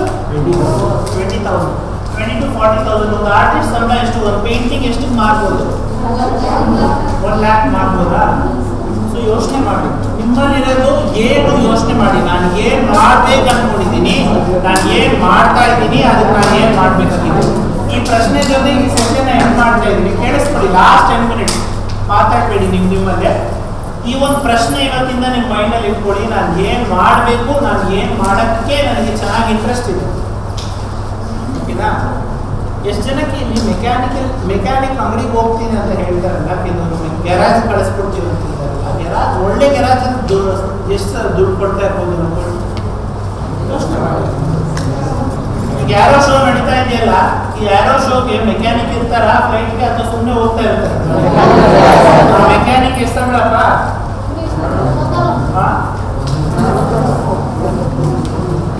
ಸೊ 1 ರಿಂದ 1.5 ಲಕ್ಷ ಆರಾಮಾಗಿ ಮೆಕ್ಯಾನಿಕ್ ಸಂಬಳ. ಸೊ ನೀವು ಏನ್ ಮಾಡ್ಬೇಕಂದ್ರೆ ಡಿಸೈಡ್ ಮಾಡಿ. ಯಾವ ಕೆಲಸ ಕೆಟ್ಟದೇ ಇಲ್ಲ ಇದೆ ಅನ್ನೋದು ಇಲ್ಲ ಪ್ರಪಂಚದಲ್ಲಿ. ನಿಮಗೆ ಇಷ್ಟ ಮತ್ತೆ ನಾನು ಮಾಡಕ್ ಸಾಧ್ಯ ಅನ್ನೋದು ಮುಖ್ಯ. ಓಕೆನಾ?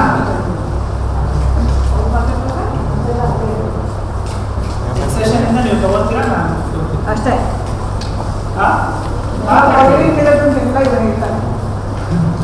ನಾನು ನಿಮ್ಮ ತರನೇ ಆ ಹುಡುಗ ಇದ್ದಾನಲ್ಲಿ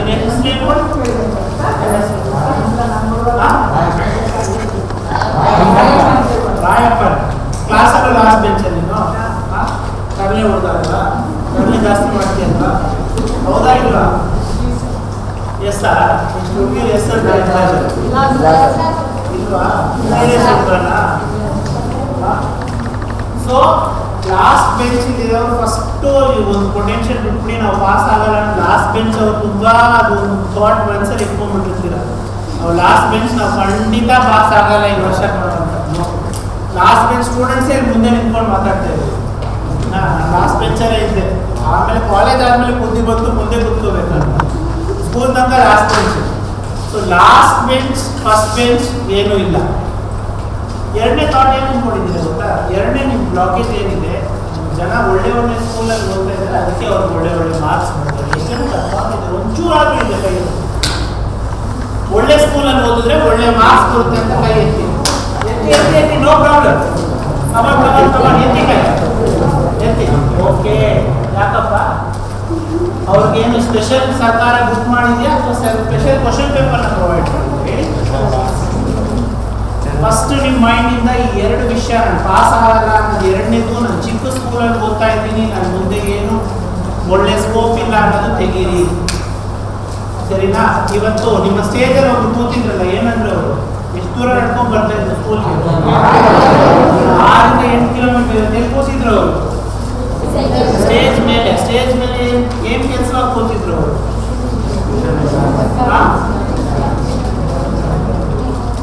ಏನ್ ಯಾವ ಡಿಪಾರ್ಟ್ಮೆಂಟ್ ಇದ್ದವರು? ಸೊ ಇಲ್ಲ, ವಿದ್ಯಾಶಿಲ್ಪ ಅಕಾಡೆಮಿಯಿಂದ ಅಲ್ಲ, ಎಜುಕೇಶನ್ ಡಿಪಾರ್ಟ್ಮೆಂಟ್ ಇಂದ ಅವರು ನಿಮ್ಮ ತರ ಸಾಮಾನ್ಯ ಒಂದು ಹಳ್ಳಿ ಶಾಲೆಗೆ ಹೋಗ್ಬಿಟ್ಟು ಓದಂಥದ್ದು 6-7 ಕಿಲೋಮೀಟರ್ ನಡ್ಕೊಂಡು ಅವ್ರು ಹೇಳಿದಂಗೆ ಒಂದೇ ಪುಸ್ತಕದಲ್ಲಿ 4-5 ಸಬ್ಜೆಕ್ಟ್ ಬರ್ದಿದ್ದು ಪಾಸ್ ಆಗಿರೋ ಇವತ್ತು ಬಂದು ಕುತ್ಕೊಂಡು ಮಾತಾಡ್ತಾ ಇದ್ದಾರೆ ಅಂದ್ರೆ ಒಂದು ಅವ್ರ ಹಾರ್ಡ್ ವರ್ಕ್ ಇದೆಯಾ ಇಲ್ಲ? ಒಳ್ಳೆ ಸ್ಕೂಲಲ್ಲಿ ಅಂದ್ರೆ ಏನು ಅಲ್ಲಿ ಎಕ್ಸಾಮ್ ಬರೆಯೋಣ ಅನ್ಕೊಡ್ತೀರಾ? ಟೀಚರ್ಸ್ ಬರೀತಾರೆ ಅನ್ಕೊಡ್ತೀರಾ? ಒಳ್ಳೆ ಸ್ಕೂಲ್, ಕೆಟ್ಟ ಸ್ಕೂಲ್ ಆ ಥರದ್ದು ಏನೂ ಇಲ್ಲ. ಇವತ್ತು ಆಟೋ ರಿಕ್ಷಾ ಮಗಳು IAS ಕ್ರ್ಯಾಕ್ ಮಾಡಿ ದೇಶನ IAS ಗೌರ್ಮೆಂಟ್ ಪೊಸಿಷನ್ ಕುತ್ಕೊಂಡು ರೂಲ್ ಮಾಡ್ತಾ ಇದ್ದಾರೆ ಅಂದ್ರೆ ದೇಶದಲ್ಲಿ ಎಲ್ಲ ಮಾಡಕ್ ಸಾಧ್ಯತೆ ಇದೆ. ಓಕೆನಾ? ಸೊ ಫಸ್ಟ್ ಆ ಥಾಟ್ ಪ್ರಾಸೆಸ್ನ ನಿಮ್ಮ ಮೈಂಡಿಂದ ಬಿಟ್ಬಿಡಿ. ಎಷ್ಟು ಜನ ಇದ್ದೀರಾ ಟೋಟಲ್? 50 ಎಲ್ಲ ಪ್ರೆಸೆಂಟಾ? ಎಷ್ಟು ಜನ ಇದ್ದೀರಾ? 49. ನಿನ್ನೆ ಹೇಳಿದ್ರೆ ನಿಮಗೆ ಟ್ಯಾಪ್ ಕೊಡ್ತಾರಲ್ಲ, ಇಲ್ಲಾಂದ್ರೆ 58 ಕೊಡ್ತಾರೆ. ಸೊ ಒಂದು ವಿಷಯ ಪ್ಲಸ್ 2 ದಿನ ಕ್ಲಾಸ್ನ ಅಟೆಂಡ್ ಮಾಡಿ ಕ್ಲಾಸಲ್ಲಿ ಕುತ್ಕೊಂಡು ನನಗೆ ಎಲ್ಲ ಗೊತ್ತಿದೆ ಅಥವಾ ನಾನು ಪಾಸೇ ಆಗಲ್ಲ ಅನ್ನೋ ಆಟಿಟ್ಯೂಡ್ ಬಿಟ್ಬಿಡಿ. ಕ್ಲಾಸಲ್ಲಿ ನೀವು 2% ಕೇಳಿಸ್ಕೊಂಡ್ರು ಎಕ್ಸಾಮಲ್ಲಿ 1% ಬರಿಬೋದು. 2% ಹೇಳ್ತಾ ಇದ್ದೀನಿ ನಾನು. ನಮ್ಗೇನು ಆಟಿಟ್ಯೂಡ್ ಇರುತ್ತೆ ಅಂದರೆ ಕ್ಲಾಸಲ್ಲಿ ಕುತ್ಕೊಂತೀವಿ, ಅಲ್ಲಿ ಏನೋ ಪಾಠ ನಡೀತಾ ಇರುತ್ತೆ, ನಾವು ಮೈಂಡ್ ಆಫ್ ಆಗೋದು. ಏನಂದರೆ ಯಾವ ಫಿಲ್ಮ್ ನಡೀತಾ ಇದೆ, ನಮ್ಮ ಫ್ರೆಂಡ್ ಎಲ್ಲೋ ಸ್ಕೂಲ್ ಮುಗಿದ ತಕ್ಷಣ ಇವೆಲ್ಲ ಪ್ಲಾನಿಂಗ್ ಮಾಡಿ, ಅದು ಪ್ಲಾನಿಂಗಲ್ಲಿ ಜಾಸ್ತಿ ಟೈಮ್ ವೇಸ್ಟ್ ಮಾಡಿ ಕ್ಲಾಸಲ್ಲಿ ಕುತ್ಕೊಂಡು ಕೇಳಿ. ನಾನು ಎಷ್ಟೋ ಮಕ್ಕಳನ್ನ ನೋಡಿರ್ತೀನಿ, ಕ್ಲಾಸಲ್ಲಿ ಪಾಠ ನಡೀತಾ ಇರುತ್ತೆ, ಅವರೇ ಒಂದು ಪ್ರಪಂಚದಲ್ಲಿ ಇರ್ತಾರೆ, ಅವ್ರು ಎಲ್ಲಿದಾರ ಗೊತ್ತಿಲ್ಲ. ಸರ್ಕಾರಿ ಹಿರಿಯ ಪ್ರಾಥಮಿಕ ಶಾಲೆ ಮೂವಿ ನೋಡಿದ್ರೆ ಎಷ್ಟು ಮಕ್ಕಳಿದೆ ನೋಡಿ ಕೈ ಎತ್ತಿ. ಆ ಮೂವಿಯಲ್ಲಿ ಏನ್ ತೋರಿಸ್ಕೊಟ್ರಪ್ಪ? ಆ ಮೂವಿಯಲ್ಲಿ ಏನ್ ತೋರಿಸ್ಕೊಟ್ರು? ಸೊ ಎಷ್ಟೇ ಕ್ಲಾಸ್, ಈಗ ನಾನು ಅದಕ್ಕೆ ನಿಮ್ಮ ಟೀಚರ್ನು ಆಸೆ ಕಳಿಸ್ದೆ. ಟೀಚರ್ ಎಷ್ಟೇ ಕೆಲವು ನಮ್ಗೆ ಕೆಲವು ಸತಿ ಅನ್ಸ್ಬಿಡುತ್ತೆ ಟೀಚರ್ ಏನು ನಾವು ಅರ್ಥನೇ ಆಗ್ತಾ ಇಲ್ಲ. ಪ್ರಯತ್ನ ಪಡಿ, ಅವ್ರು ಏನು ಹೇಳ್ತಾ ಇದ್ದಾರೆ ಅದನ್ನು ಚೂರಾದ್ರೂ ಅರ್ಥ ಮಾಡ್ಕೊಳ್ಳೋಕೆ ಪ್ರಯತ್ನ ಪಡಿ. ನಾನೇನು ಹೇಳ್ತಾ ಇಲ್ಲ ಅಂದರೆ 40 ನಿಮಿಷದಲ್ಲಿ 40 ನಿಮಿಷ ಅಂತೂ ಕೇಳೋರು ಯಾರು ಇರಲ್ಲ. 40 ನಿಮಿಷದಲ್ಲಿ 5 ನಿಮಿಷ ಡಿಸ್ಟ್ರಾಕ್ಷನ್, 30 ನಿಮಿಷ ಆದರೂ ಕೇಳಿ ಏನು ಹೇಳೋಕ್ಕೆ ಇಷ್ಟಪಡ್ತಾ ಇದ್ದಾರೆ. ಅವರು ಒಂದು ಪ್ರಿಪೇರ್ ಆಗಿ ಬಂದಿರ್ತಾರೆ ನಿಮ್ಗೆ ಹೇಳ್ಕೊಡೋದು. ಸೊ ಫಸ್ಟ್ ಆ ವಿಷಯನ ಅರ್ಥ ಮಾಡ್ತೀವಿ. ಅರ್ಥ ಆಗ್ತಿಲ್ವಾ? ನಿಮ್ಮ ಫ್ರೆಂಡ್ಸ್ನ ಎಷ್ಟು ಜನ ಫ್ರೆಂಡ್ಸ್ ಓದ್ತೀರ ಕುತ್ಕೊಂಡು ಜೊತೆಗೆ? ಸುಮ್ಮನೆ ಅಲ್ವಾ? ಸುಮ್ಮನೆನಾ ಹಿಂಗೆ?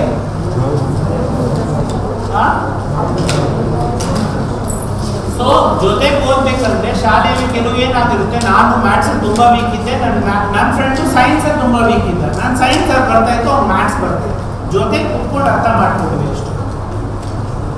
ಜೊತೆ ಕುತ್ಕೊಂಡು ಅರ್ಥ ಮಾಡ್ಕೊಂಡ್ವಿ. ಸೈನ್ಸಲ್ಲಿ ಇದ್ದೀನಿ ಬರುತ್ತೆ, ಇದು ನನಗೆ ಹೇಳ್ಕೊಡೋ, ಮ್ಯಾಥ್ಸಲ್ಲಿ ಇದ್ದೀನಿ ಬರುತ್ತೆ. ಓಕೆನಾ?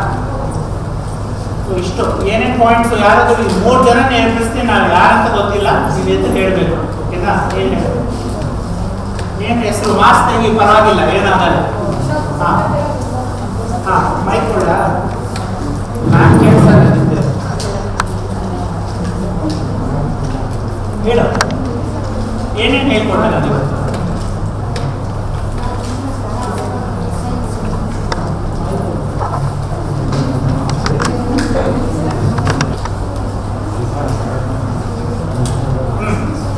ನಿನಗೆ ಏನೇನು ಅರ್ಥ ಆಯ್ತು ಅದನ್ನ ಹೇಳು. ನಾನು ಬೈತೀನಿ ಅಥವಾ ಹಿಂದೆ ಇರೋರು ಬೈತಾರೆ ಅಂತ ಏನು ಯೋಚನೆ ಮಾಡ್ತಾ, ನಿನಗೇನು ಅರ್ಥ ಆಯ್ತು? ನಾನು ಇಷ್ಟೊತ್ತು ಮಾತಾಡಿದಲ್ಲಿ ನೀನು ಭಯ ಬೀಳ್ಬಾರ್ದು. ಓಕೆ? ಆ ಭಯ ಹೋಗೋಕ್ಕೆ ಏನು ಮಾಡಬೇಕು?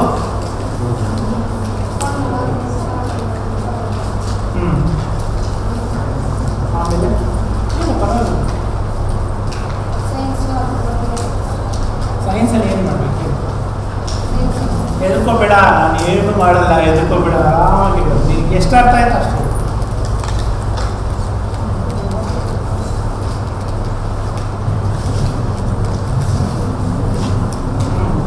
ಸೈನ್ಸ್ ಏನು ಮಾಡ್ಬೇಕು? ಸೈನ್ಸಲ್ಲಿ ಏನು ಕಷ್ಟ ಅನ್ಸುತ್ತೆ?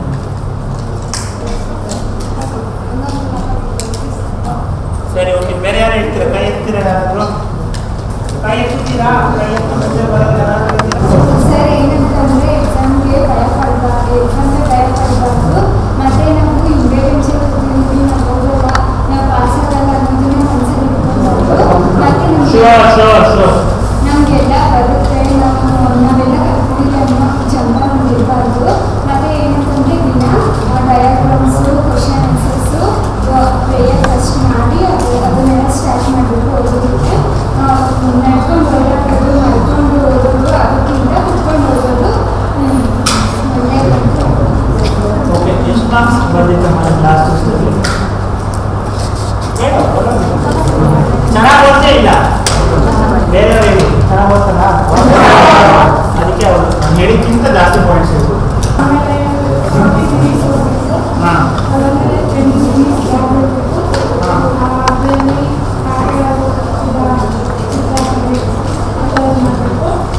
ಆಮೇಲೆ ತುಂಬ ಇಂಟ್ರೆಸ್ಟಿಂಗ್ ಸ್ಟೋರಿ, ತುಂಬ ಮೆಸೇಜ್ ಇರುತ್ತೆ. ಆ ಮೆಸೇಜ್ ನಾನು ಹೇಳಿಲ್ಲ, ನೀವೇ ಹೇಳಬೇಕು ಮೆಸೇಜ್. ಏನಂದರೆ ಒಬ್ಬ ಟ್ರೈನರ್ ಒಬ್ಬ ಟೈಕಾಂಡೋ ಕೇಳಿದ್ದೀರಾ? ಟೈಕಾಂಡೋ ಅನ್ನೋದು ಏನು ಗೊತ್ತಾ? Very good. ಸೊ ಟೈಕಾಂಡೋ ಒಬ್ಬ ಹುಡುಗ ಕಲಿತಾ ಇದ್ದ, ಓಕೆನಾ? ಅವ್ನು ದಿನ ಟೈಕಾಂಡೋ ಕ್ಲಾಸ್ ಹೋಗ್ತಿದ್ದ. ಟೈಕಾಂಡೋ ಏನು ಹೇಳ್ಕೊಡ್ತಾ ಇದ್ರು ಅವ್ರಿಗೆ ಅಂದರೆ ಏನು ಹೇಳ್ಕೊಡ್ತಿದ್ರು? 2 ಬಕೆಟ್ ನೀರನ್ನ ತುಂಬಿ ತಗೊಂಡ್ಬರ್ಬೇಕು, ಮನೆಯಿಂದ ಬರ್ತಾ ತಗೊಂಡ್ಬರ್ಬೇಕು, ನೀರು ಚೆಲ್ಲಬಾರ್ದು, ಬಂದು ಟ್ರೈನರ್ ಕೈಯಲ್ಲಿ 2 ಬಕೆಟ್ ನೀರು ಕೊಡಬೇಕು ಮತ್ತು ವಾಪಸ್ ಮನೆಗೆ ಹೋಗ್ಬೇಕು. ಇಷ್ಟೇ ಟ್ರೈನಿಂಗ್. 40 ದಿನ ಇದೇ ನಡೀತು. ಏನು ನಡೀತು? 40 ದಿನ ಇದೇ ನಡೀತು. ಬಕೆಟ್ ತಂದು ಕೊಡಬೇಕು, ಬಕೆಟ್ ಟ್ರೈನರ್ ಕೈಯಲ್ಲಿ ಕೊಟ್ಬಿಟ್ಟು ಹೋಗ್ಬಿಡ್ಬೇಕು. 40 ದಿನ ಆಗ್ಬಿಟ್ಟು 40 ದಿನ ಆದ್ಮೇಲೆ ಏನಾಯ್ತು? ಈ ಹುಡುಗ ಒಂದ್ಸತಿ ಟ್ರೈನರ್ ಹತ್ರ ಹೋದ. ಏನು ನಾವು ದುಡ್ಡು ಕೊಡ್ತಾ ಇದ್ದೀವಿ ಟ್ರೈನಿಂಗ್ ಇದೆ, ಏನಿದೆ ಬಕೆಟ್ ನೀರು ತಗೊಂಬಾ ಆಮೇಲೆ ಹೋಗೋ. ನಾನು ಮೆಂಟಲಿ ಚೆಕ್ ಮಾಡ್ತಿದ್ದೆ ನೀನು ಎಷ್ಟು ಪ್ರಿಪೇರ್ ಆಗಿದೆಯಾ ಅನ್ನೋದು. ಇವತ್ತು ನಾನು ಮೆಂಟಲಿ ನಿಮ್ಮನ್ನು ಚೆಕ್ ಮಾಡ್ತಾ ಇದ್ದೀನಿ, ಎಷ್ಟು ನೀವು ಪ್ರಿಪೇರ್ ಆಗಿದ್ದೀರಾ ಎಕ್ಸಾಮ್ಗೆ. ಅದಾದಮೇಲೆ ಅದೇ ಹುಡುಗನ ಆಕ್ಸಿಡೆಂಟ್ ಆಗೋದು. ಅವತ್ತು ಸಂಜೆ ಒಂದು ಕೈ ಕಟ್ಟಾಗಿ ಅವಾಗ ಹಾಸ್ಪಿಟ್ಲಲ್ಲಿ ಇರ್ತಾರೆ. ಹಾಸ್ಪಿಟ್ಲಲ್ಲಿ ಇದ್ಮೇಲೆ ಅವ್ರ ಮಾಸ್ಟರ್ ನಾಳೆಗೆ ಟ್ರೈನಿಂಗ್ ಬರಬೇಕಪ್ಪ ನೀವು, ಒಂದು ಕೈಯೇ ಇಲ್ಲ, ನಾನು ಏನು ಟ್ರೈನಿಂಗ್ ಬರ್ತೀನಪ್ಪ, ಏನು ಟ್ರೈನಿಂಗ್ ನಾನು ತಗೊಳ್ಳೋಕೆ ಸಾಧ್ಯ ಇದೆ. ಪರವಾಗಿಲ್ಲ, ನೀವು ಒಂದು ಕೈಯಲ್ಲಿ ಬಕೆಟ್ ನೀರು ತಗೊಂಡ್ಬರ್ತೀವಿ. ಏನು ಮಾಡಬೇಕು? ಒಂದು ಕೈಯಲ್ಲಿ ಬಕೆಟ್ ನೀರು ತಗೊಂಡ್ಬರ್ತೀವಿ. ಒಂದು ಕೈಯಲ್ಲಿ ಬಕೆಟ್ ನೀರು ತಗೊಂಡು ಟೈಕಾಂಡೋ ಟ್ರೈನಿಂಗ್ ಹೋಗ್ತಿದ್ರು. ಅದಾದ್ಮೇಲೆ ಒಂದು ಮ್ಯಾಚ್ ಆಯ್ತು. ಒಂದೇ ಮೂವ್ ಹೇಳ್ಕೊಟ್ರು. ಏನು? ಒಂದೇ ಮೂವ್ನ ದಿನ ಒಂದು 3 ದಿನ ಅದೇ ಮೂವ್ನ ಹೇಳ್ಕೊಟ್ರು. ಫೈನಲ್ ಟೈಕಾಂಡೋ ಮ್ಯಾಚ್ ಇತ್ತು. ಈ ಹುಡುಗನ ಕೈ ಇಲ್ಲ, ಒಂದು ಕೈ ಇಲ್ಲವೇ ಇಲ್ಲ ಇವನ ಹತ್ರ. ಸ್ಟೇಟ್ ಲೆವೆಲ್, ನ್ಯಾಷನಲ್ ಲೆವೆಲ್ ಆಯಿತು. ಎಲ್ಲ ಪ್ಲೇಯರ್ಸ್ ಬಂದಿದ್ದಾರೆ. ಒಬ್ಬ ತುಂಬ ಬಲಶಾಲಿ ಮುಂದೆ ನಿಂತ್ಕೊಂಡಿದ್ದಾನೆ. ಸ್ಟಾರ್ಟ್ ಆಯಿತು ಟೈಕಾಂಡೋ ಮ್ಯಾಚ್, ನಡೀತಾ ಇತ್ತು. ನೆಕ್ಸ್ಟ್ ಇವನ್ ಟರ್ನ್ ಅಲ್ಲಿ ಹೋಗ್ಬೇಕು, ಹೆದರ್ಕೊಂತ ಇದ್ದಾನೆ. ಏನು ಮಾಡೋದು, ಏನು ಬರಲ್ವೇ? ಟೈಕಾಂಡೋ ಮ್ಯಾಚ್ಗೆ ಹೋಗ್ತಾನೆ, ಆ ಒಂದೇ ಮೂವ್ ಮಾಡ್ತಾನೆ. ಆ ಒಂದು ಮೂವ್ಗೆ ಆಪೋಸಿಟ್ ಇರೋನು ಬಿದ್ದೋಗ್ತಾನೆ. ಯಾಕಂದ್ರೆ ಅವ್ನು ಏನಾಗಿತ್ತು, ಅವ್ನು ರೈಟ್ ಹ್ಯಾಂಡ್ ಕಟ್ಟಾಗಿ ಲೆಫ್ಟ್ ಹ್ಯಾಂಡ್ ಇರ್ತಾನೆ. ಆ ಲೆಫ್ಟ್ ಹ್ಯಾಂಡಲ್ಲೇ ಅವ್ನು ಏನು ಟ್ರೈನ್ ಮಾಡ್ಬಿಟ್ಟ ಅಂದರೆ ಆಪೋನೆಂಟಿಂದ ಒಂದು ಕೈಯಿಂದಾನೆ ಸೋಲ್ಸೋದು ನಿಂತ ಅಂತ ಗೊತ್ತಾಯ್ತು. ಸೊ ನಮ್ಮ ಹತ್ರ ಎಷ್ಟು ಕೈ ಇದೆ ಈಗ? 2 ಕೈ ಇದೆ. ಎಷ್ಟು ಎಕ್ಸಾಮ್ಸ್ ಇದೆ? 6 ಎಕ್ಸಾಮ್ಸ್. 2 ಕೈಯಿಂದ 6 ಎಕ್ಸಾಮ್ನ ಸೋಲ್ಸೋಕ್ಕಾಗಲ್ವಾ ನಾವು? ಸೋಲ್ಸ್ಬೋದಾ? ಕಾನ್ಫಿಡೆಂಟ್ ಇದ್ದೀರಾ? So next diagrams, 1 mark questions, ಇಷ್ಟೇ ನೀವು ಪ್ರಿಪೇರ್ ಆಗಿ ಬರಬೇಕು, ಓಕೆನಾ? ಆ್ಯಂಡ್ ಫಸ್ಟ್ ಆ ಕಾನ್ಫಿಡೆನ್ಸ್ ನಿಮ್ಮನ್ನು ಬಿಲ್ಡ್ ಮಾಡ್ಕೊಳ್ಳಿ. ದಿನ ನೀವು ಕ್ಲಾಸಲ್ಲಿ ಕೂತ್ಕೊಳ್ಳೋವಾಗ ನಾನು ಫೇಲ್ ಆಗ್ತೀನಿ ಅಂತ ಥಾಟೇ ತೆಗೆದ್ಬಿಡಿ. ಬೇಕಾದ್ರೆ ನಿಮ್ಮ ಮನೆಯಲ್ಲಿ ಒಂದು ಗೋಡೆಯಲ್ಲಿ ಬರ್ಕೊಬಿಡಿ, I will pass S exam ಅಂತ ಬರ್ಕೊಡಿ. ದಿನ ಎದ್ದು ಅದನ್ನು ನೋಡಿ ಆಮೇಲೆ ಶಾಲೆಗೆ ಟ್ರೈ ಮಾಡ್ತೀವಿ. ಯಾಕಂದರೆ ನಾವು ಏನು ಗೊತ್ತಾಕಿದ್ದು ಆಗಲ್ಲ ಅಂತ. ಕರೋನಾ ಹೋಗಲ್ಲ ಅಂತ ಎಷ್ಟು ಜನ ಅನ್ಕೊಂಡಿದ್ವಿ? ಈ ವರ್ಷ ಕರೋನಾನೇ ಹೋಗಲ್ಲ ಅಂತ ಎಷ್ಟು ಜನ ಅನ್ಕೊಂಡಿದ್ವಿ? ಹೋಯ್ತಾ ಕರೋನಾ? ಎಲ್ಲ ಕೂತಿದ್ದೀವಿ ಕ್ಲಾಸಲ್ಲಿ. ಯಾಕಂದ್ರೆ ಯಾರು ಆ ಥಾಟ್ನ ತೆಗೆದು ವ್ಯಾಕ್ಸಿನ್ ಮಾಡೋಕ್ಕೆ ಸ್ಟಾರ್ಟ್ ಮಾಡೋದು, ಆಗಲ್ಲ ಅನ್ನೋ ಥಾಟ್ನ ಬಿಟ್ಬಿಟ್ಟು ಇದಕ್ಕೆ ಏನಾದ್ರು ಮಾಡ್ಬೋದು ಅನ್ನೋದು ಒಂದು ಥಾಟ್ನ ಶುರು ಮಾಡೋದು. ಅದೇ ಥರ ನಾವು ಇದು ಆಗಲ್ಲ ಪ್ಲಸ್ 2ನೇ ಥಾಟು, ಈ ವರ್ಷ ಕರೋನಾ ಬ್ಯಾಚ್ ನಮಗೆ ಪೇಪರ್ ಈಸಿ ಬರುತ್ತೆ ಅನ್ಕೋಲ್ಡೆ ಬೇಡಿ ಪ್ಲೀಸ್. 5 ವರ್ಷ ಸರ್ಕಾರ 5 ತಿಂಗಳು ಯಾರು ಕೊಟ್ಟಿದ್ದಾರೆ ಅಂದರೆ ಪೇಪರ್ ಈಸಿ ಬರುತ್ತಂತ. ಎಷ್ಟೋ ಜನ ನೀವು ಈಗಲೇ ಆ ಥಾಟ್ ಇಟ್ಕೊಂಡಿದ್ದೀರಾ, ನಮ್ಮ ಕರೋನಾ ಬ್ಯಾಚ್ ಪೇಪರ್ ತುಂಬ ಈಸಿ ಇರುತ್ತೆ, ದಯವಿಟ್ಟು ಆ ಥರ ಥಾಟ್ ಇಟ್ಕೋಬೇಡಿ ಪ್ಲೀಸ್. ಯಾಕಂದರೆ ಹೇಳೋಕ್ಕಾಗಲ್ಲ ಪೇಪರ್ ಯಾಕೆ ಸೆಟ್ ಮಾಡ್ತಾರೆ, ಈಸಿ ಬರುತ್ತಾ ಡಿಫಿಕಲ್ಟ್ ಬರುತ್ತಾ, ನಾವು ಪ್ರಿಪೇರ್ ಆಗ್ತೀವಿ. ಇವತ್ತು ಎಷ್ಟು ಜನ 48 ಜನ ಇದ್ದೀರಾ? 49 ಜನನು ನನಗೆ 10th ಆದಮೇಲೆ ಒಂದು ಕಾಲ್ ಮಾಡಿ ಒಂದು ಮೆಸೇಜ್ ಮಾಡಬೇಕು, ಅಣ್ಣ ನಾವು ಎಕ್ಸಾಮಲ್ಲಿ ಪಾಸ್ ಆಗಿದ್ದೀವಿ. 49. ಸೊ 49 ಮೆಂಬರ್ಸು ಪ್ಲಸ್ ನೆಕ್ಸ್ಟ್ ಸೆಷನ್ಗೂ ಬರ್ತಾರೆ. ನೀವು ಎಷ್ಟು ಜನ ಇವತ್ತಿಲ್ವೋ ನಿಮ್ಮ ಕೆಲಸ ನಾನು ಏನೇನು ಹೇಳಿದ್ದೀನಿ ಅಲ್ಲಿ ಹೇಳೋದು. 56 ಜನನು ನನಗೊಂದು ಮೆಸೇಜ್ ಮಾಡಬೇಕು ಎಕ್ಸಾಮ್ ಮುಂದಿನ ದಿನ, ರಿಸಲ್ಟ್ ಬಂದಿದ್ದ ದಿನ ಅಣ್ಣ ಎಲ್ಲ ಪಾಸ್ ಆಗ್ತಿದ್ದೀವಿ. ಮಾಡ್ಬೋದಾ ಇಲ್ವಾ? ಸ್ಟೇಟ್ ಚಾಲೆಂಜ್ ಆಗಿ ತಗೊಳ್ಳೋಣ. 56 ಮಕ್ಕಳು ಪಾಸ್ ಆಗ್ತೀವಿ. ಎಲ್ಲ ಮಕ್ಕಳು ಪಾಸ್ ಆಗ್ತಾರೆ. ಸೊ ಇದನ್ನ ಚಾಲೆಂಜ್ ಆಗಿ ತಗೊಳ್ಳೋಣ. ನಿಮ್ಮ ಚಾಲೆಂಜ್ಗಿಂತ ನಿಮ್ಮ ಲೈಫ್ದು ಇದು ಒಂದು ಚಾಲೆಂಜು. ನೀವು ಒಂದ್ಸತಿ ನಾನು ಎಷ್ಟೋ ಜನ ಮಕ್ಕಳಿಗೆ ಹೇಳಿರ್ತೀವಿ, 10th ಫೇಲ್ ಆದಮೇಲೆ ನಿಮಗೆ ಮುಂದಕ್ಕೆ ಹೋಗೋಕೆ ಧೈರ್ಯನೇ ಇರೋದಿಲ್ಲ. ಇಲ್ಲಿ ಒಂದು ಸತಿ ಪಾಸ್ ಆಗಿಬಿಟ್ರೆ ನಿಮ್ಗೆ ಮುಂದಕ್ಕೆ ಹೋಗೋಕೆ ಧೈರ್ಯ ಬರುತ್ತೆ. ಧೈರ್ಯ ಬೇಕಾಗಿರೋದೇ 10th. ಅದಾದಮೇಲೆ ತಂತಾನ ಆಗುತ್ತೆ. ಈಗ ನೀವು ಪ್ಯಾರೆಂಟ್ಸ್ ಎಷ್ಟು ಫೋರ್ಸ್ ಮಾಡ್ತಾರೆ, PU ಅಷ್ಟು ಫೋರ್ಸ್ ಮಾಡೋದು ನೋಡಿ. ಯಾಕಂದ್ರೆ ಅವ್ರು ಅರ್ಥ ಆಗ್ಬಿಡುತ್ತೆ, ಮಕ್ಕಳು ಓದ್ತಾರೆ. ಇವತ್ತು ನಮ್ಮ ಅಮ್ಮಗೆ ಏನು ಹೇಳಿರ್ಬೋದಪ್ಪ ಇದು ಬರೋಕ್ಕೆ ಯೋಚನೆ ಮಾಡಿ, ಏನು ಹೇಳಿರ್ಬೋದು ಏನಂತ ಕೇಳಿರ್ತಾರೆ. ಬೆಳಗ್ಗೆ ನಾನು ಇರ್ಬೋದು ರೆಡಿ ಆಗಿ ಏನಲ್ಲಿ ಏನು ಹೇಳಿರ್ಬೋದು ಹೇಳಿ, ಏನು ಹೇಳಿರ್ಬೋದು? ಸ್ಕೂಲ್ಗೆ ಹೋಗ್ತಾ ಇದ್ದೀನಿ ಅಂತ ಹೇಳಿರ್ಬೋದಾ? ಅಮ್ಮ ಒಂದೇ ಅಂದರು, ಸ್ಕೂಲ್ಗೆ ಹೋಗ್ತಾ ಇದ್ದೀನಿ ಅಮ್ಮ ಅಂದರು. ಸರಿ, ದಿನ ಟೈಮಲ್ಲಿ ನೀವು ಓದಿಲ್ಲ, ಈಗ ಸ್ವಲ್ಪ ಮಕ್ಕಳು ಓದಿಸೋ. ಸೊ ಪೇರೆಂಟ್ಸ್ ಯಾವಾಗಲೂ ಅವ್ರು ಹೇಳ್ತಾ ಇರ್ತಾರೆ. ಸೊ ನೀವು ಮೋಟಿವೇಶನ್ ಎಷ್ಟೋ ಪ್ಯಾರೆಂಟ್ಸ್ ಹೇಳ್ತಾ ಇರ್ತಾರೆ, ಪಾಸ್ ಆಗಲ್ಲ ಬಿಡೋ ನೀನು ಪಾಸ್ ಆಗಲ್ಲ ಅಂತ. ಪೇರೆಂಟ್ಸು ಟೀಚರ್ಸ್ ಹೇಳಿದ ಮಾತ್ರ ಸೀರಿಯಸ್ ಆಗಿ ತಗೋ, ಪಾಸ್ ಆಗಲ್ಲ ಮಾತ್ರ ಸೀರಿಯಸ್ ಆಗಿ ತಗೋಬೇಡಿ. ಅಣ್ಣ ಹೇಳಿದರೆ ನನಗೆ ಮೇಲೆ ಟೀಚರ್ಸ್ನ ಸೀರಿಯಸ್ ಆಗಿ ತಗೊಳ್ಳೋಲ್ಲ ಅಂತ ಇಲ್ಲ. ಪಾಸ್ ಆಗಲ್ಲ ಅಂತ ಯಾರು ಡಿಫೈನ್ ಮಾಡೋಕ್ಕಾಗಲ್ಲ, ನೀವೇ ನಿಮ್ಮ ದಾರಿನ ಡಿಫೈನ್ ಮಾಡೋದು. ಇವತ್ತು ನಾನು ಇಲ್ಲಿ ನಡ್ಕೊಂಡು ಬರ್ಬೇಕಂದ್ರೆ ಯಾರು ಡಿಸೈಡ್ ಮಾಡಿರ್ಬೋದು ನಾನು ಇಲ್ಲಿ ಬರ್ಬೇಕಂದ್ರೆ? ಯಾರು ಇರ್ತಾನೆ. ಅದೇ ಥರ ನಿಮ್ಮ ಲೈಫ್ನ ನೀವೇ ಡಿಸೈಡ್ ಮಾಡಬೇಕು. ಸೊ ನೀವೇ ನಿಮ್ಮ ಡಿಸಿಷನ್ ಮೇಕರ್ಸ್. ಬೇರೆ ಏನಾದರೂ ಕೇಳೋದಿದೆಯಾ? ಏನಾದರೂ ಕೇಳೋದಿದೆಯಾ? ಕೇಳೋದು ಮಾತಾಡೋದು ಏನಾದರೂ ಇದೆಯಾ? ಏನಾದರೂ ಪ್ರಶ್ನೆ ನಿಮ್ಮ ಕಡೆಯಿಂದ? ಲಾಸ್ಟ್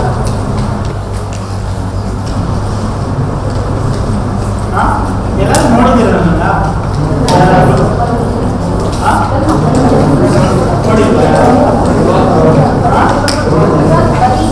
ಇವಾಗ ನೋಡಿದ್ರೆ ಮುಂಚೆ ಯಾರಾದ್ರು ನೋಡಿದ್ದೀರಾ?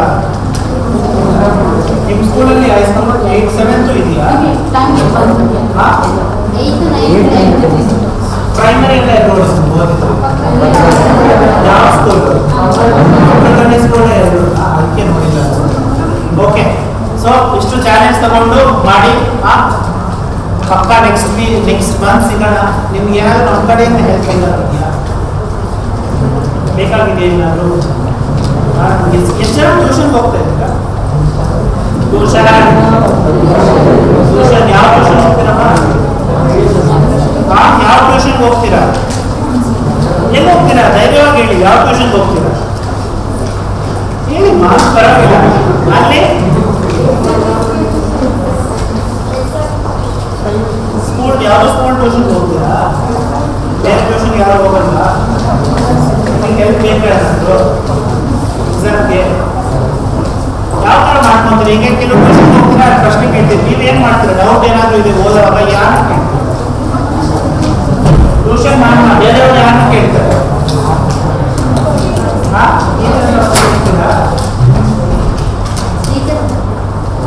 ಸೊ ನೆಕ್ಸ್ಟ್ ಮೇ ಬಿ ಒಂದು ಸೆಷನ್ ಅರೇಂಜ್ ಮಾಡೋಣ ಓನ್ಲಿ ಫಾರ್ ಸೈನ್ಸ್. ಭಯ ಬಿಟ್ಟು ಓದಿ, ಇಷ್ಟೇ. ಲರ್ನಿಂಗ್ ಇದೆ, ಯಾವತ್ತೂ ಮುಗಿಯಲ್ಲ. ಇದೇ ಪಾಠ ಸ್ಕೂಲ್ಗೆ ಬರಬೇಕೇ ಅನ್ನೋದು ಯೋಚನೆ ಮಾಡಬೇಡಿ. ಖುಷಿ ಆಗ್ತಾರೆ. ಎಷ್ಟೊಂದು ಜನ ನೋಡಿ ಸ್ಕೂಲ್ಗೆ ಬರ್ತಾನೆ ನಿಮಗೆ ಸ್ಕೂಲ್ ಲಾಕ್ಡೌನ್ ಆದ್ಮೇಲೆ ಎಷ್ಟು ಜನ ನಮ್ಮ ಅನ್ಸೋ ಸ್ಕೂಲ್ ಏನಾಯ್ತು ಇದು ಅಂತ. ಯೂಶಲಿ ನಮ್ಮ ಸರ್ಕಾರಿ ಮಕ್ಕಳು ನಮ್ಮ ಆಗಲ್ಲ, ಯಾಕಂದ್ರೆ ಆಟ ಆಡೋಕ್ಕೆ ಮಾಡೋಕ್ಕೆ ಸಾಕಷ್ಟು ಜಾಗ ಇರೋದ್ರಿಂದ ಸ್ಕೂಲ್ಗೆ ಜಂಪ್ ಮಾಡಿ ಬರ್ತೀವಿ. ಫುಲ್ ಡೇ ಸ್ಕೂಲ್ ನಿಮಗೆ ಅಂತ ಏನು ಮಾಡ್ತೀರಿ? ಲಂಚ್ ಬಾಕ್ಸ್ ತರ್ತಾ ಇದ್ದಾರೆ ಮನೆಯಿಂದ. ಯಾರು ಮಾಡ್ತಾರೆ ಲಂಚು? ಯಾರು ನಾವು ಮಾಡ್ತೀವಿ ಅಂತ ಹೇಳಿದ್ರು.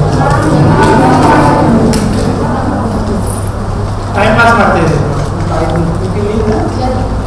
ಓಕೆ, ಸೊ 4 ತಿಂಗ್ ರ್ಯಾಪರ್ ಹೋಗ್ತಿರ್ಗ 40 ನಿಮಿಷ ಹೋಗ್ಬೇಕು, ಮತ್ತೆ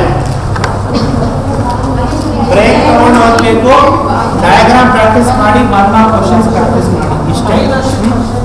5 ವರ್ಷ ಕ್ವಶನ್ ಪೇಪರ್ನ ನಾವು ಪ್ರಯತ್ನ ಪಡ್ತೀನಿ, ನೀವು ಟ್ರೈ ಮಾಡಿ, ನಾನು ಪ್ರಯತ್ನ ಪಡ್ತೀನಿ. ಯಾವುದೇ ಒಂದೇ ಬುಕ್ಕಲ್ಲಿ ಕ್ವಶನ್ ಆನ್ಸರ್ಸ್ 2 ಇರೋಂಥದ್ದಿದ್ರೆ ನೀವು ತಲುಪಿಸ್ಕೊಡೋಕ್ಕೆ ಟ್ರೈ ಮಾಡ್ತೀನಿ. ಏನು ನನ್ನ ಹೆಸರು? ಹೋಗ್ಲಿ, ನನ್ನ ಹೆಸರು ಗೊತ್ತಿಲ್ಲ. ಅದೇ ನಾನು ಕೇಳಿದೆ, ಏನಾದ್ರು ಪ್ರಶ್ನೆ ಇದೆ ಕೇಳ್ರಪ್ಪ ಅಂತ. ಸೊ ಅದಕ್ಕೆ ಕೆಲವು ಸತಿ ಪ್ರಶ್ನೆ ಕೇಳೋವಾಗ ಕೇಳಿ ಆಪೋಸಿಟ್ ಮನುಷ್ಯ, ನೀನು ಯಾರಪ್ಪ ಇಷ್ಟೊಂದು ನಾನು ಮಾತಾಡಿದ್ದೇವೆ, ಯಾರು ಏನ್ ಮಾಡಿ ಬಂದಿದ್ದೀನಿ. ಸೊ ಇವೆಲ್ಲ ಪ್ರಶ್ನೆ ಕೇಳಿ. ಮತ್ತೆ ಕೆಲವರು ತುಂಬಾ ಭಯ ಇದೆ, ನಾನು ಈಗಲೂ ನೋಡ್ತಾ ಇದ್ದೆ, ಅವ್ರು ಕೇಳ್ತಾ ಇದ್ರು, ತುಂಬಾ ನಡ್ತಾ ಇದ್ದಾರೆ. ನಡಬೇಡಿ, each one of your energetic, ಮಾತಾಡ್ಬೋದು, ಮೈಕ್ ಕೊಟ್ಟರೆ ಮಾತಾಡ್ತಾರೆ ಇರ್ಬೇಕು. ನಾಳೆ ನಿಮ್ಮ ಸುತ್ತಲ್ಲಿ ಯಾರು ಬಂದು ನಾವು ಹೀರೋ ಒಂದು 5 ರೂಪಾಯಿ ಬೇಕಂದ್ರೆ ನೀವು ಹೋಗ್ತಾರ, ಧೈರ್ಯವಂತಾಗಿ ಇರ್ಬೇಕು. ನೀವು ಸ್ಕೂಲ್ ಬಂದ್ಮೇಲೆ ಧೈರ್ಯ ತುಂಬಿ ಮಾತಾಡ್ಬೇಕು, ಸರಿನಾ?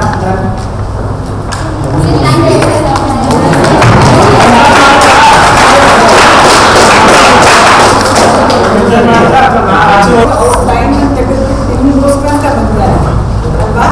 ಅವ್ರು ಬೇರೆ ಎಷ್ಟೋ ಕೆಲಸ ಇದೆ, ಆದರೆ ಅವರು ನಿಮ್ಮನ್ನು ಎನ್ಕರೇಜ್ ಮಾಡಬೇಕು, ಚೆನ್ನಾಗಿ ಓದಬೇಕು ಅಂತ ಅವ್ರು ಬಂದಿದ್ದಾರೆ. ನೆಕ್ಸ್ಟ್ ಟೈಮ್ ಅವ್ರು ಬರುವಾಗ ಎಲ್ಲಾರು ಮಾತಾಡಿಸ್ಬೇಕು, ಆಯ್ತಾ?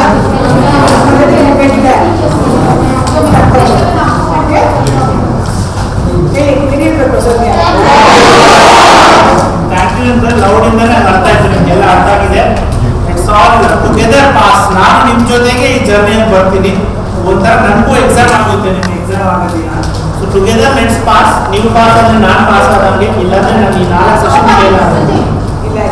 ಅರ್ಥ ಆಯ್ತಾ?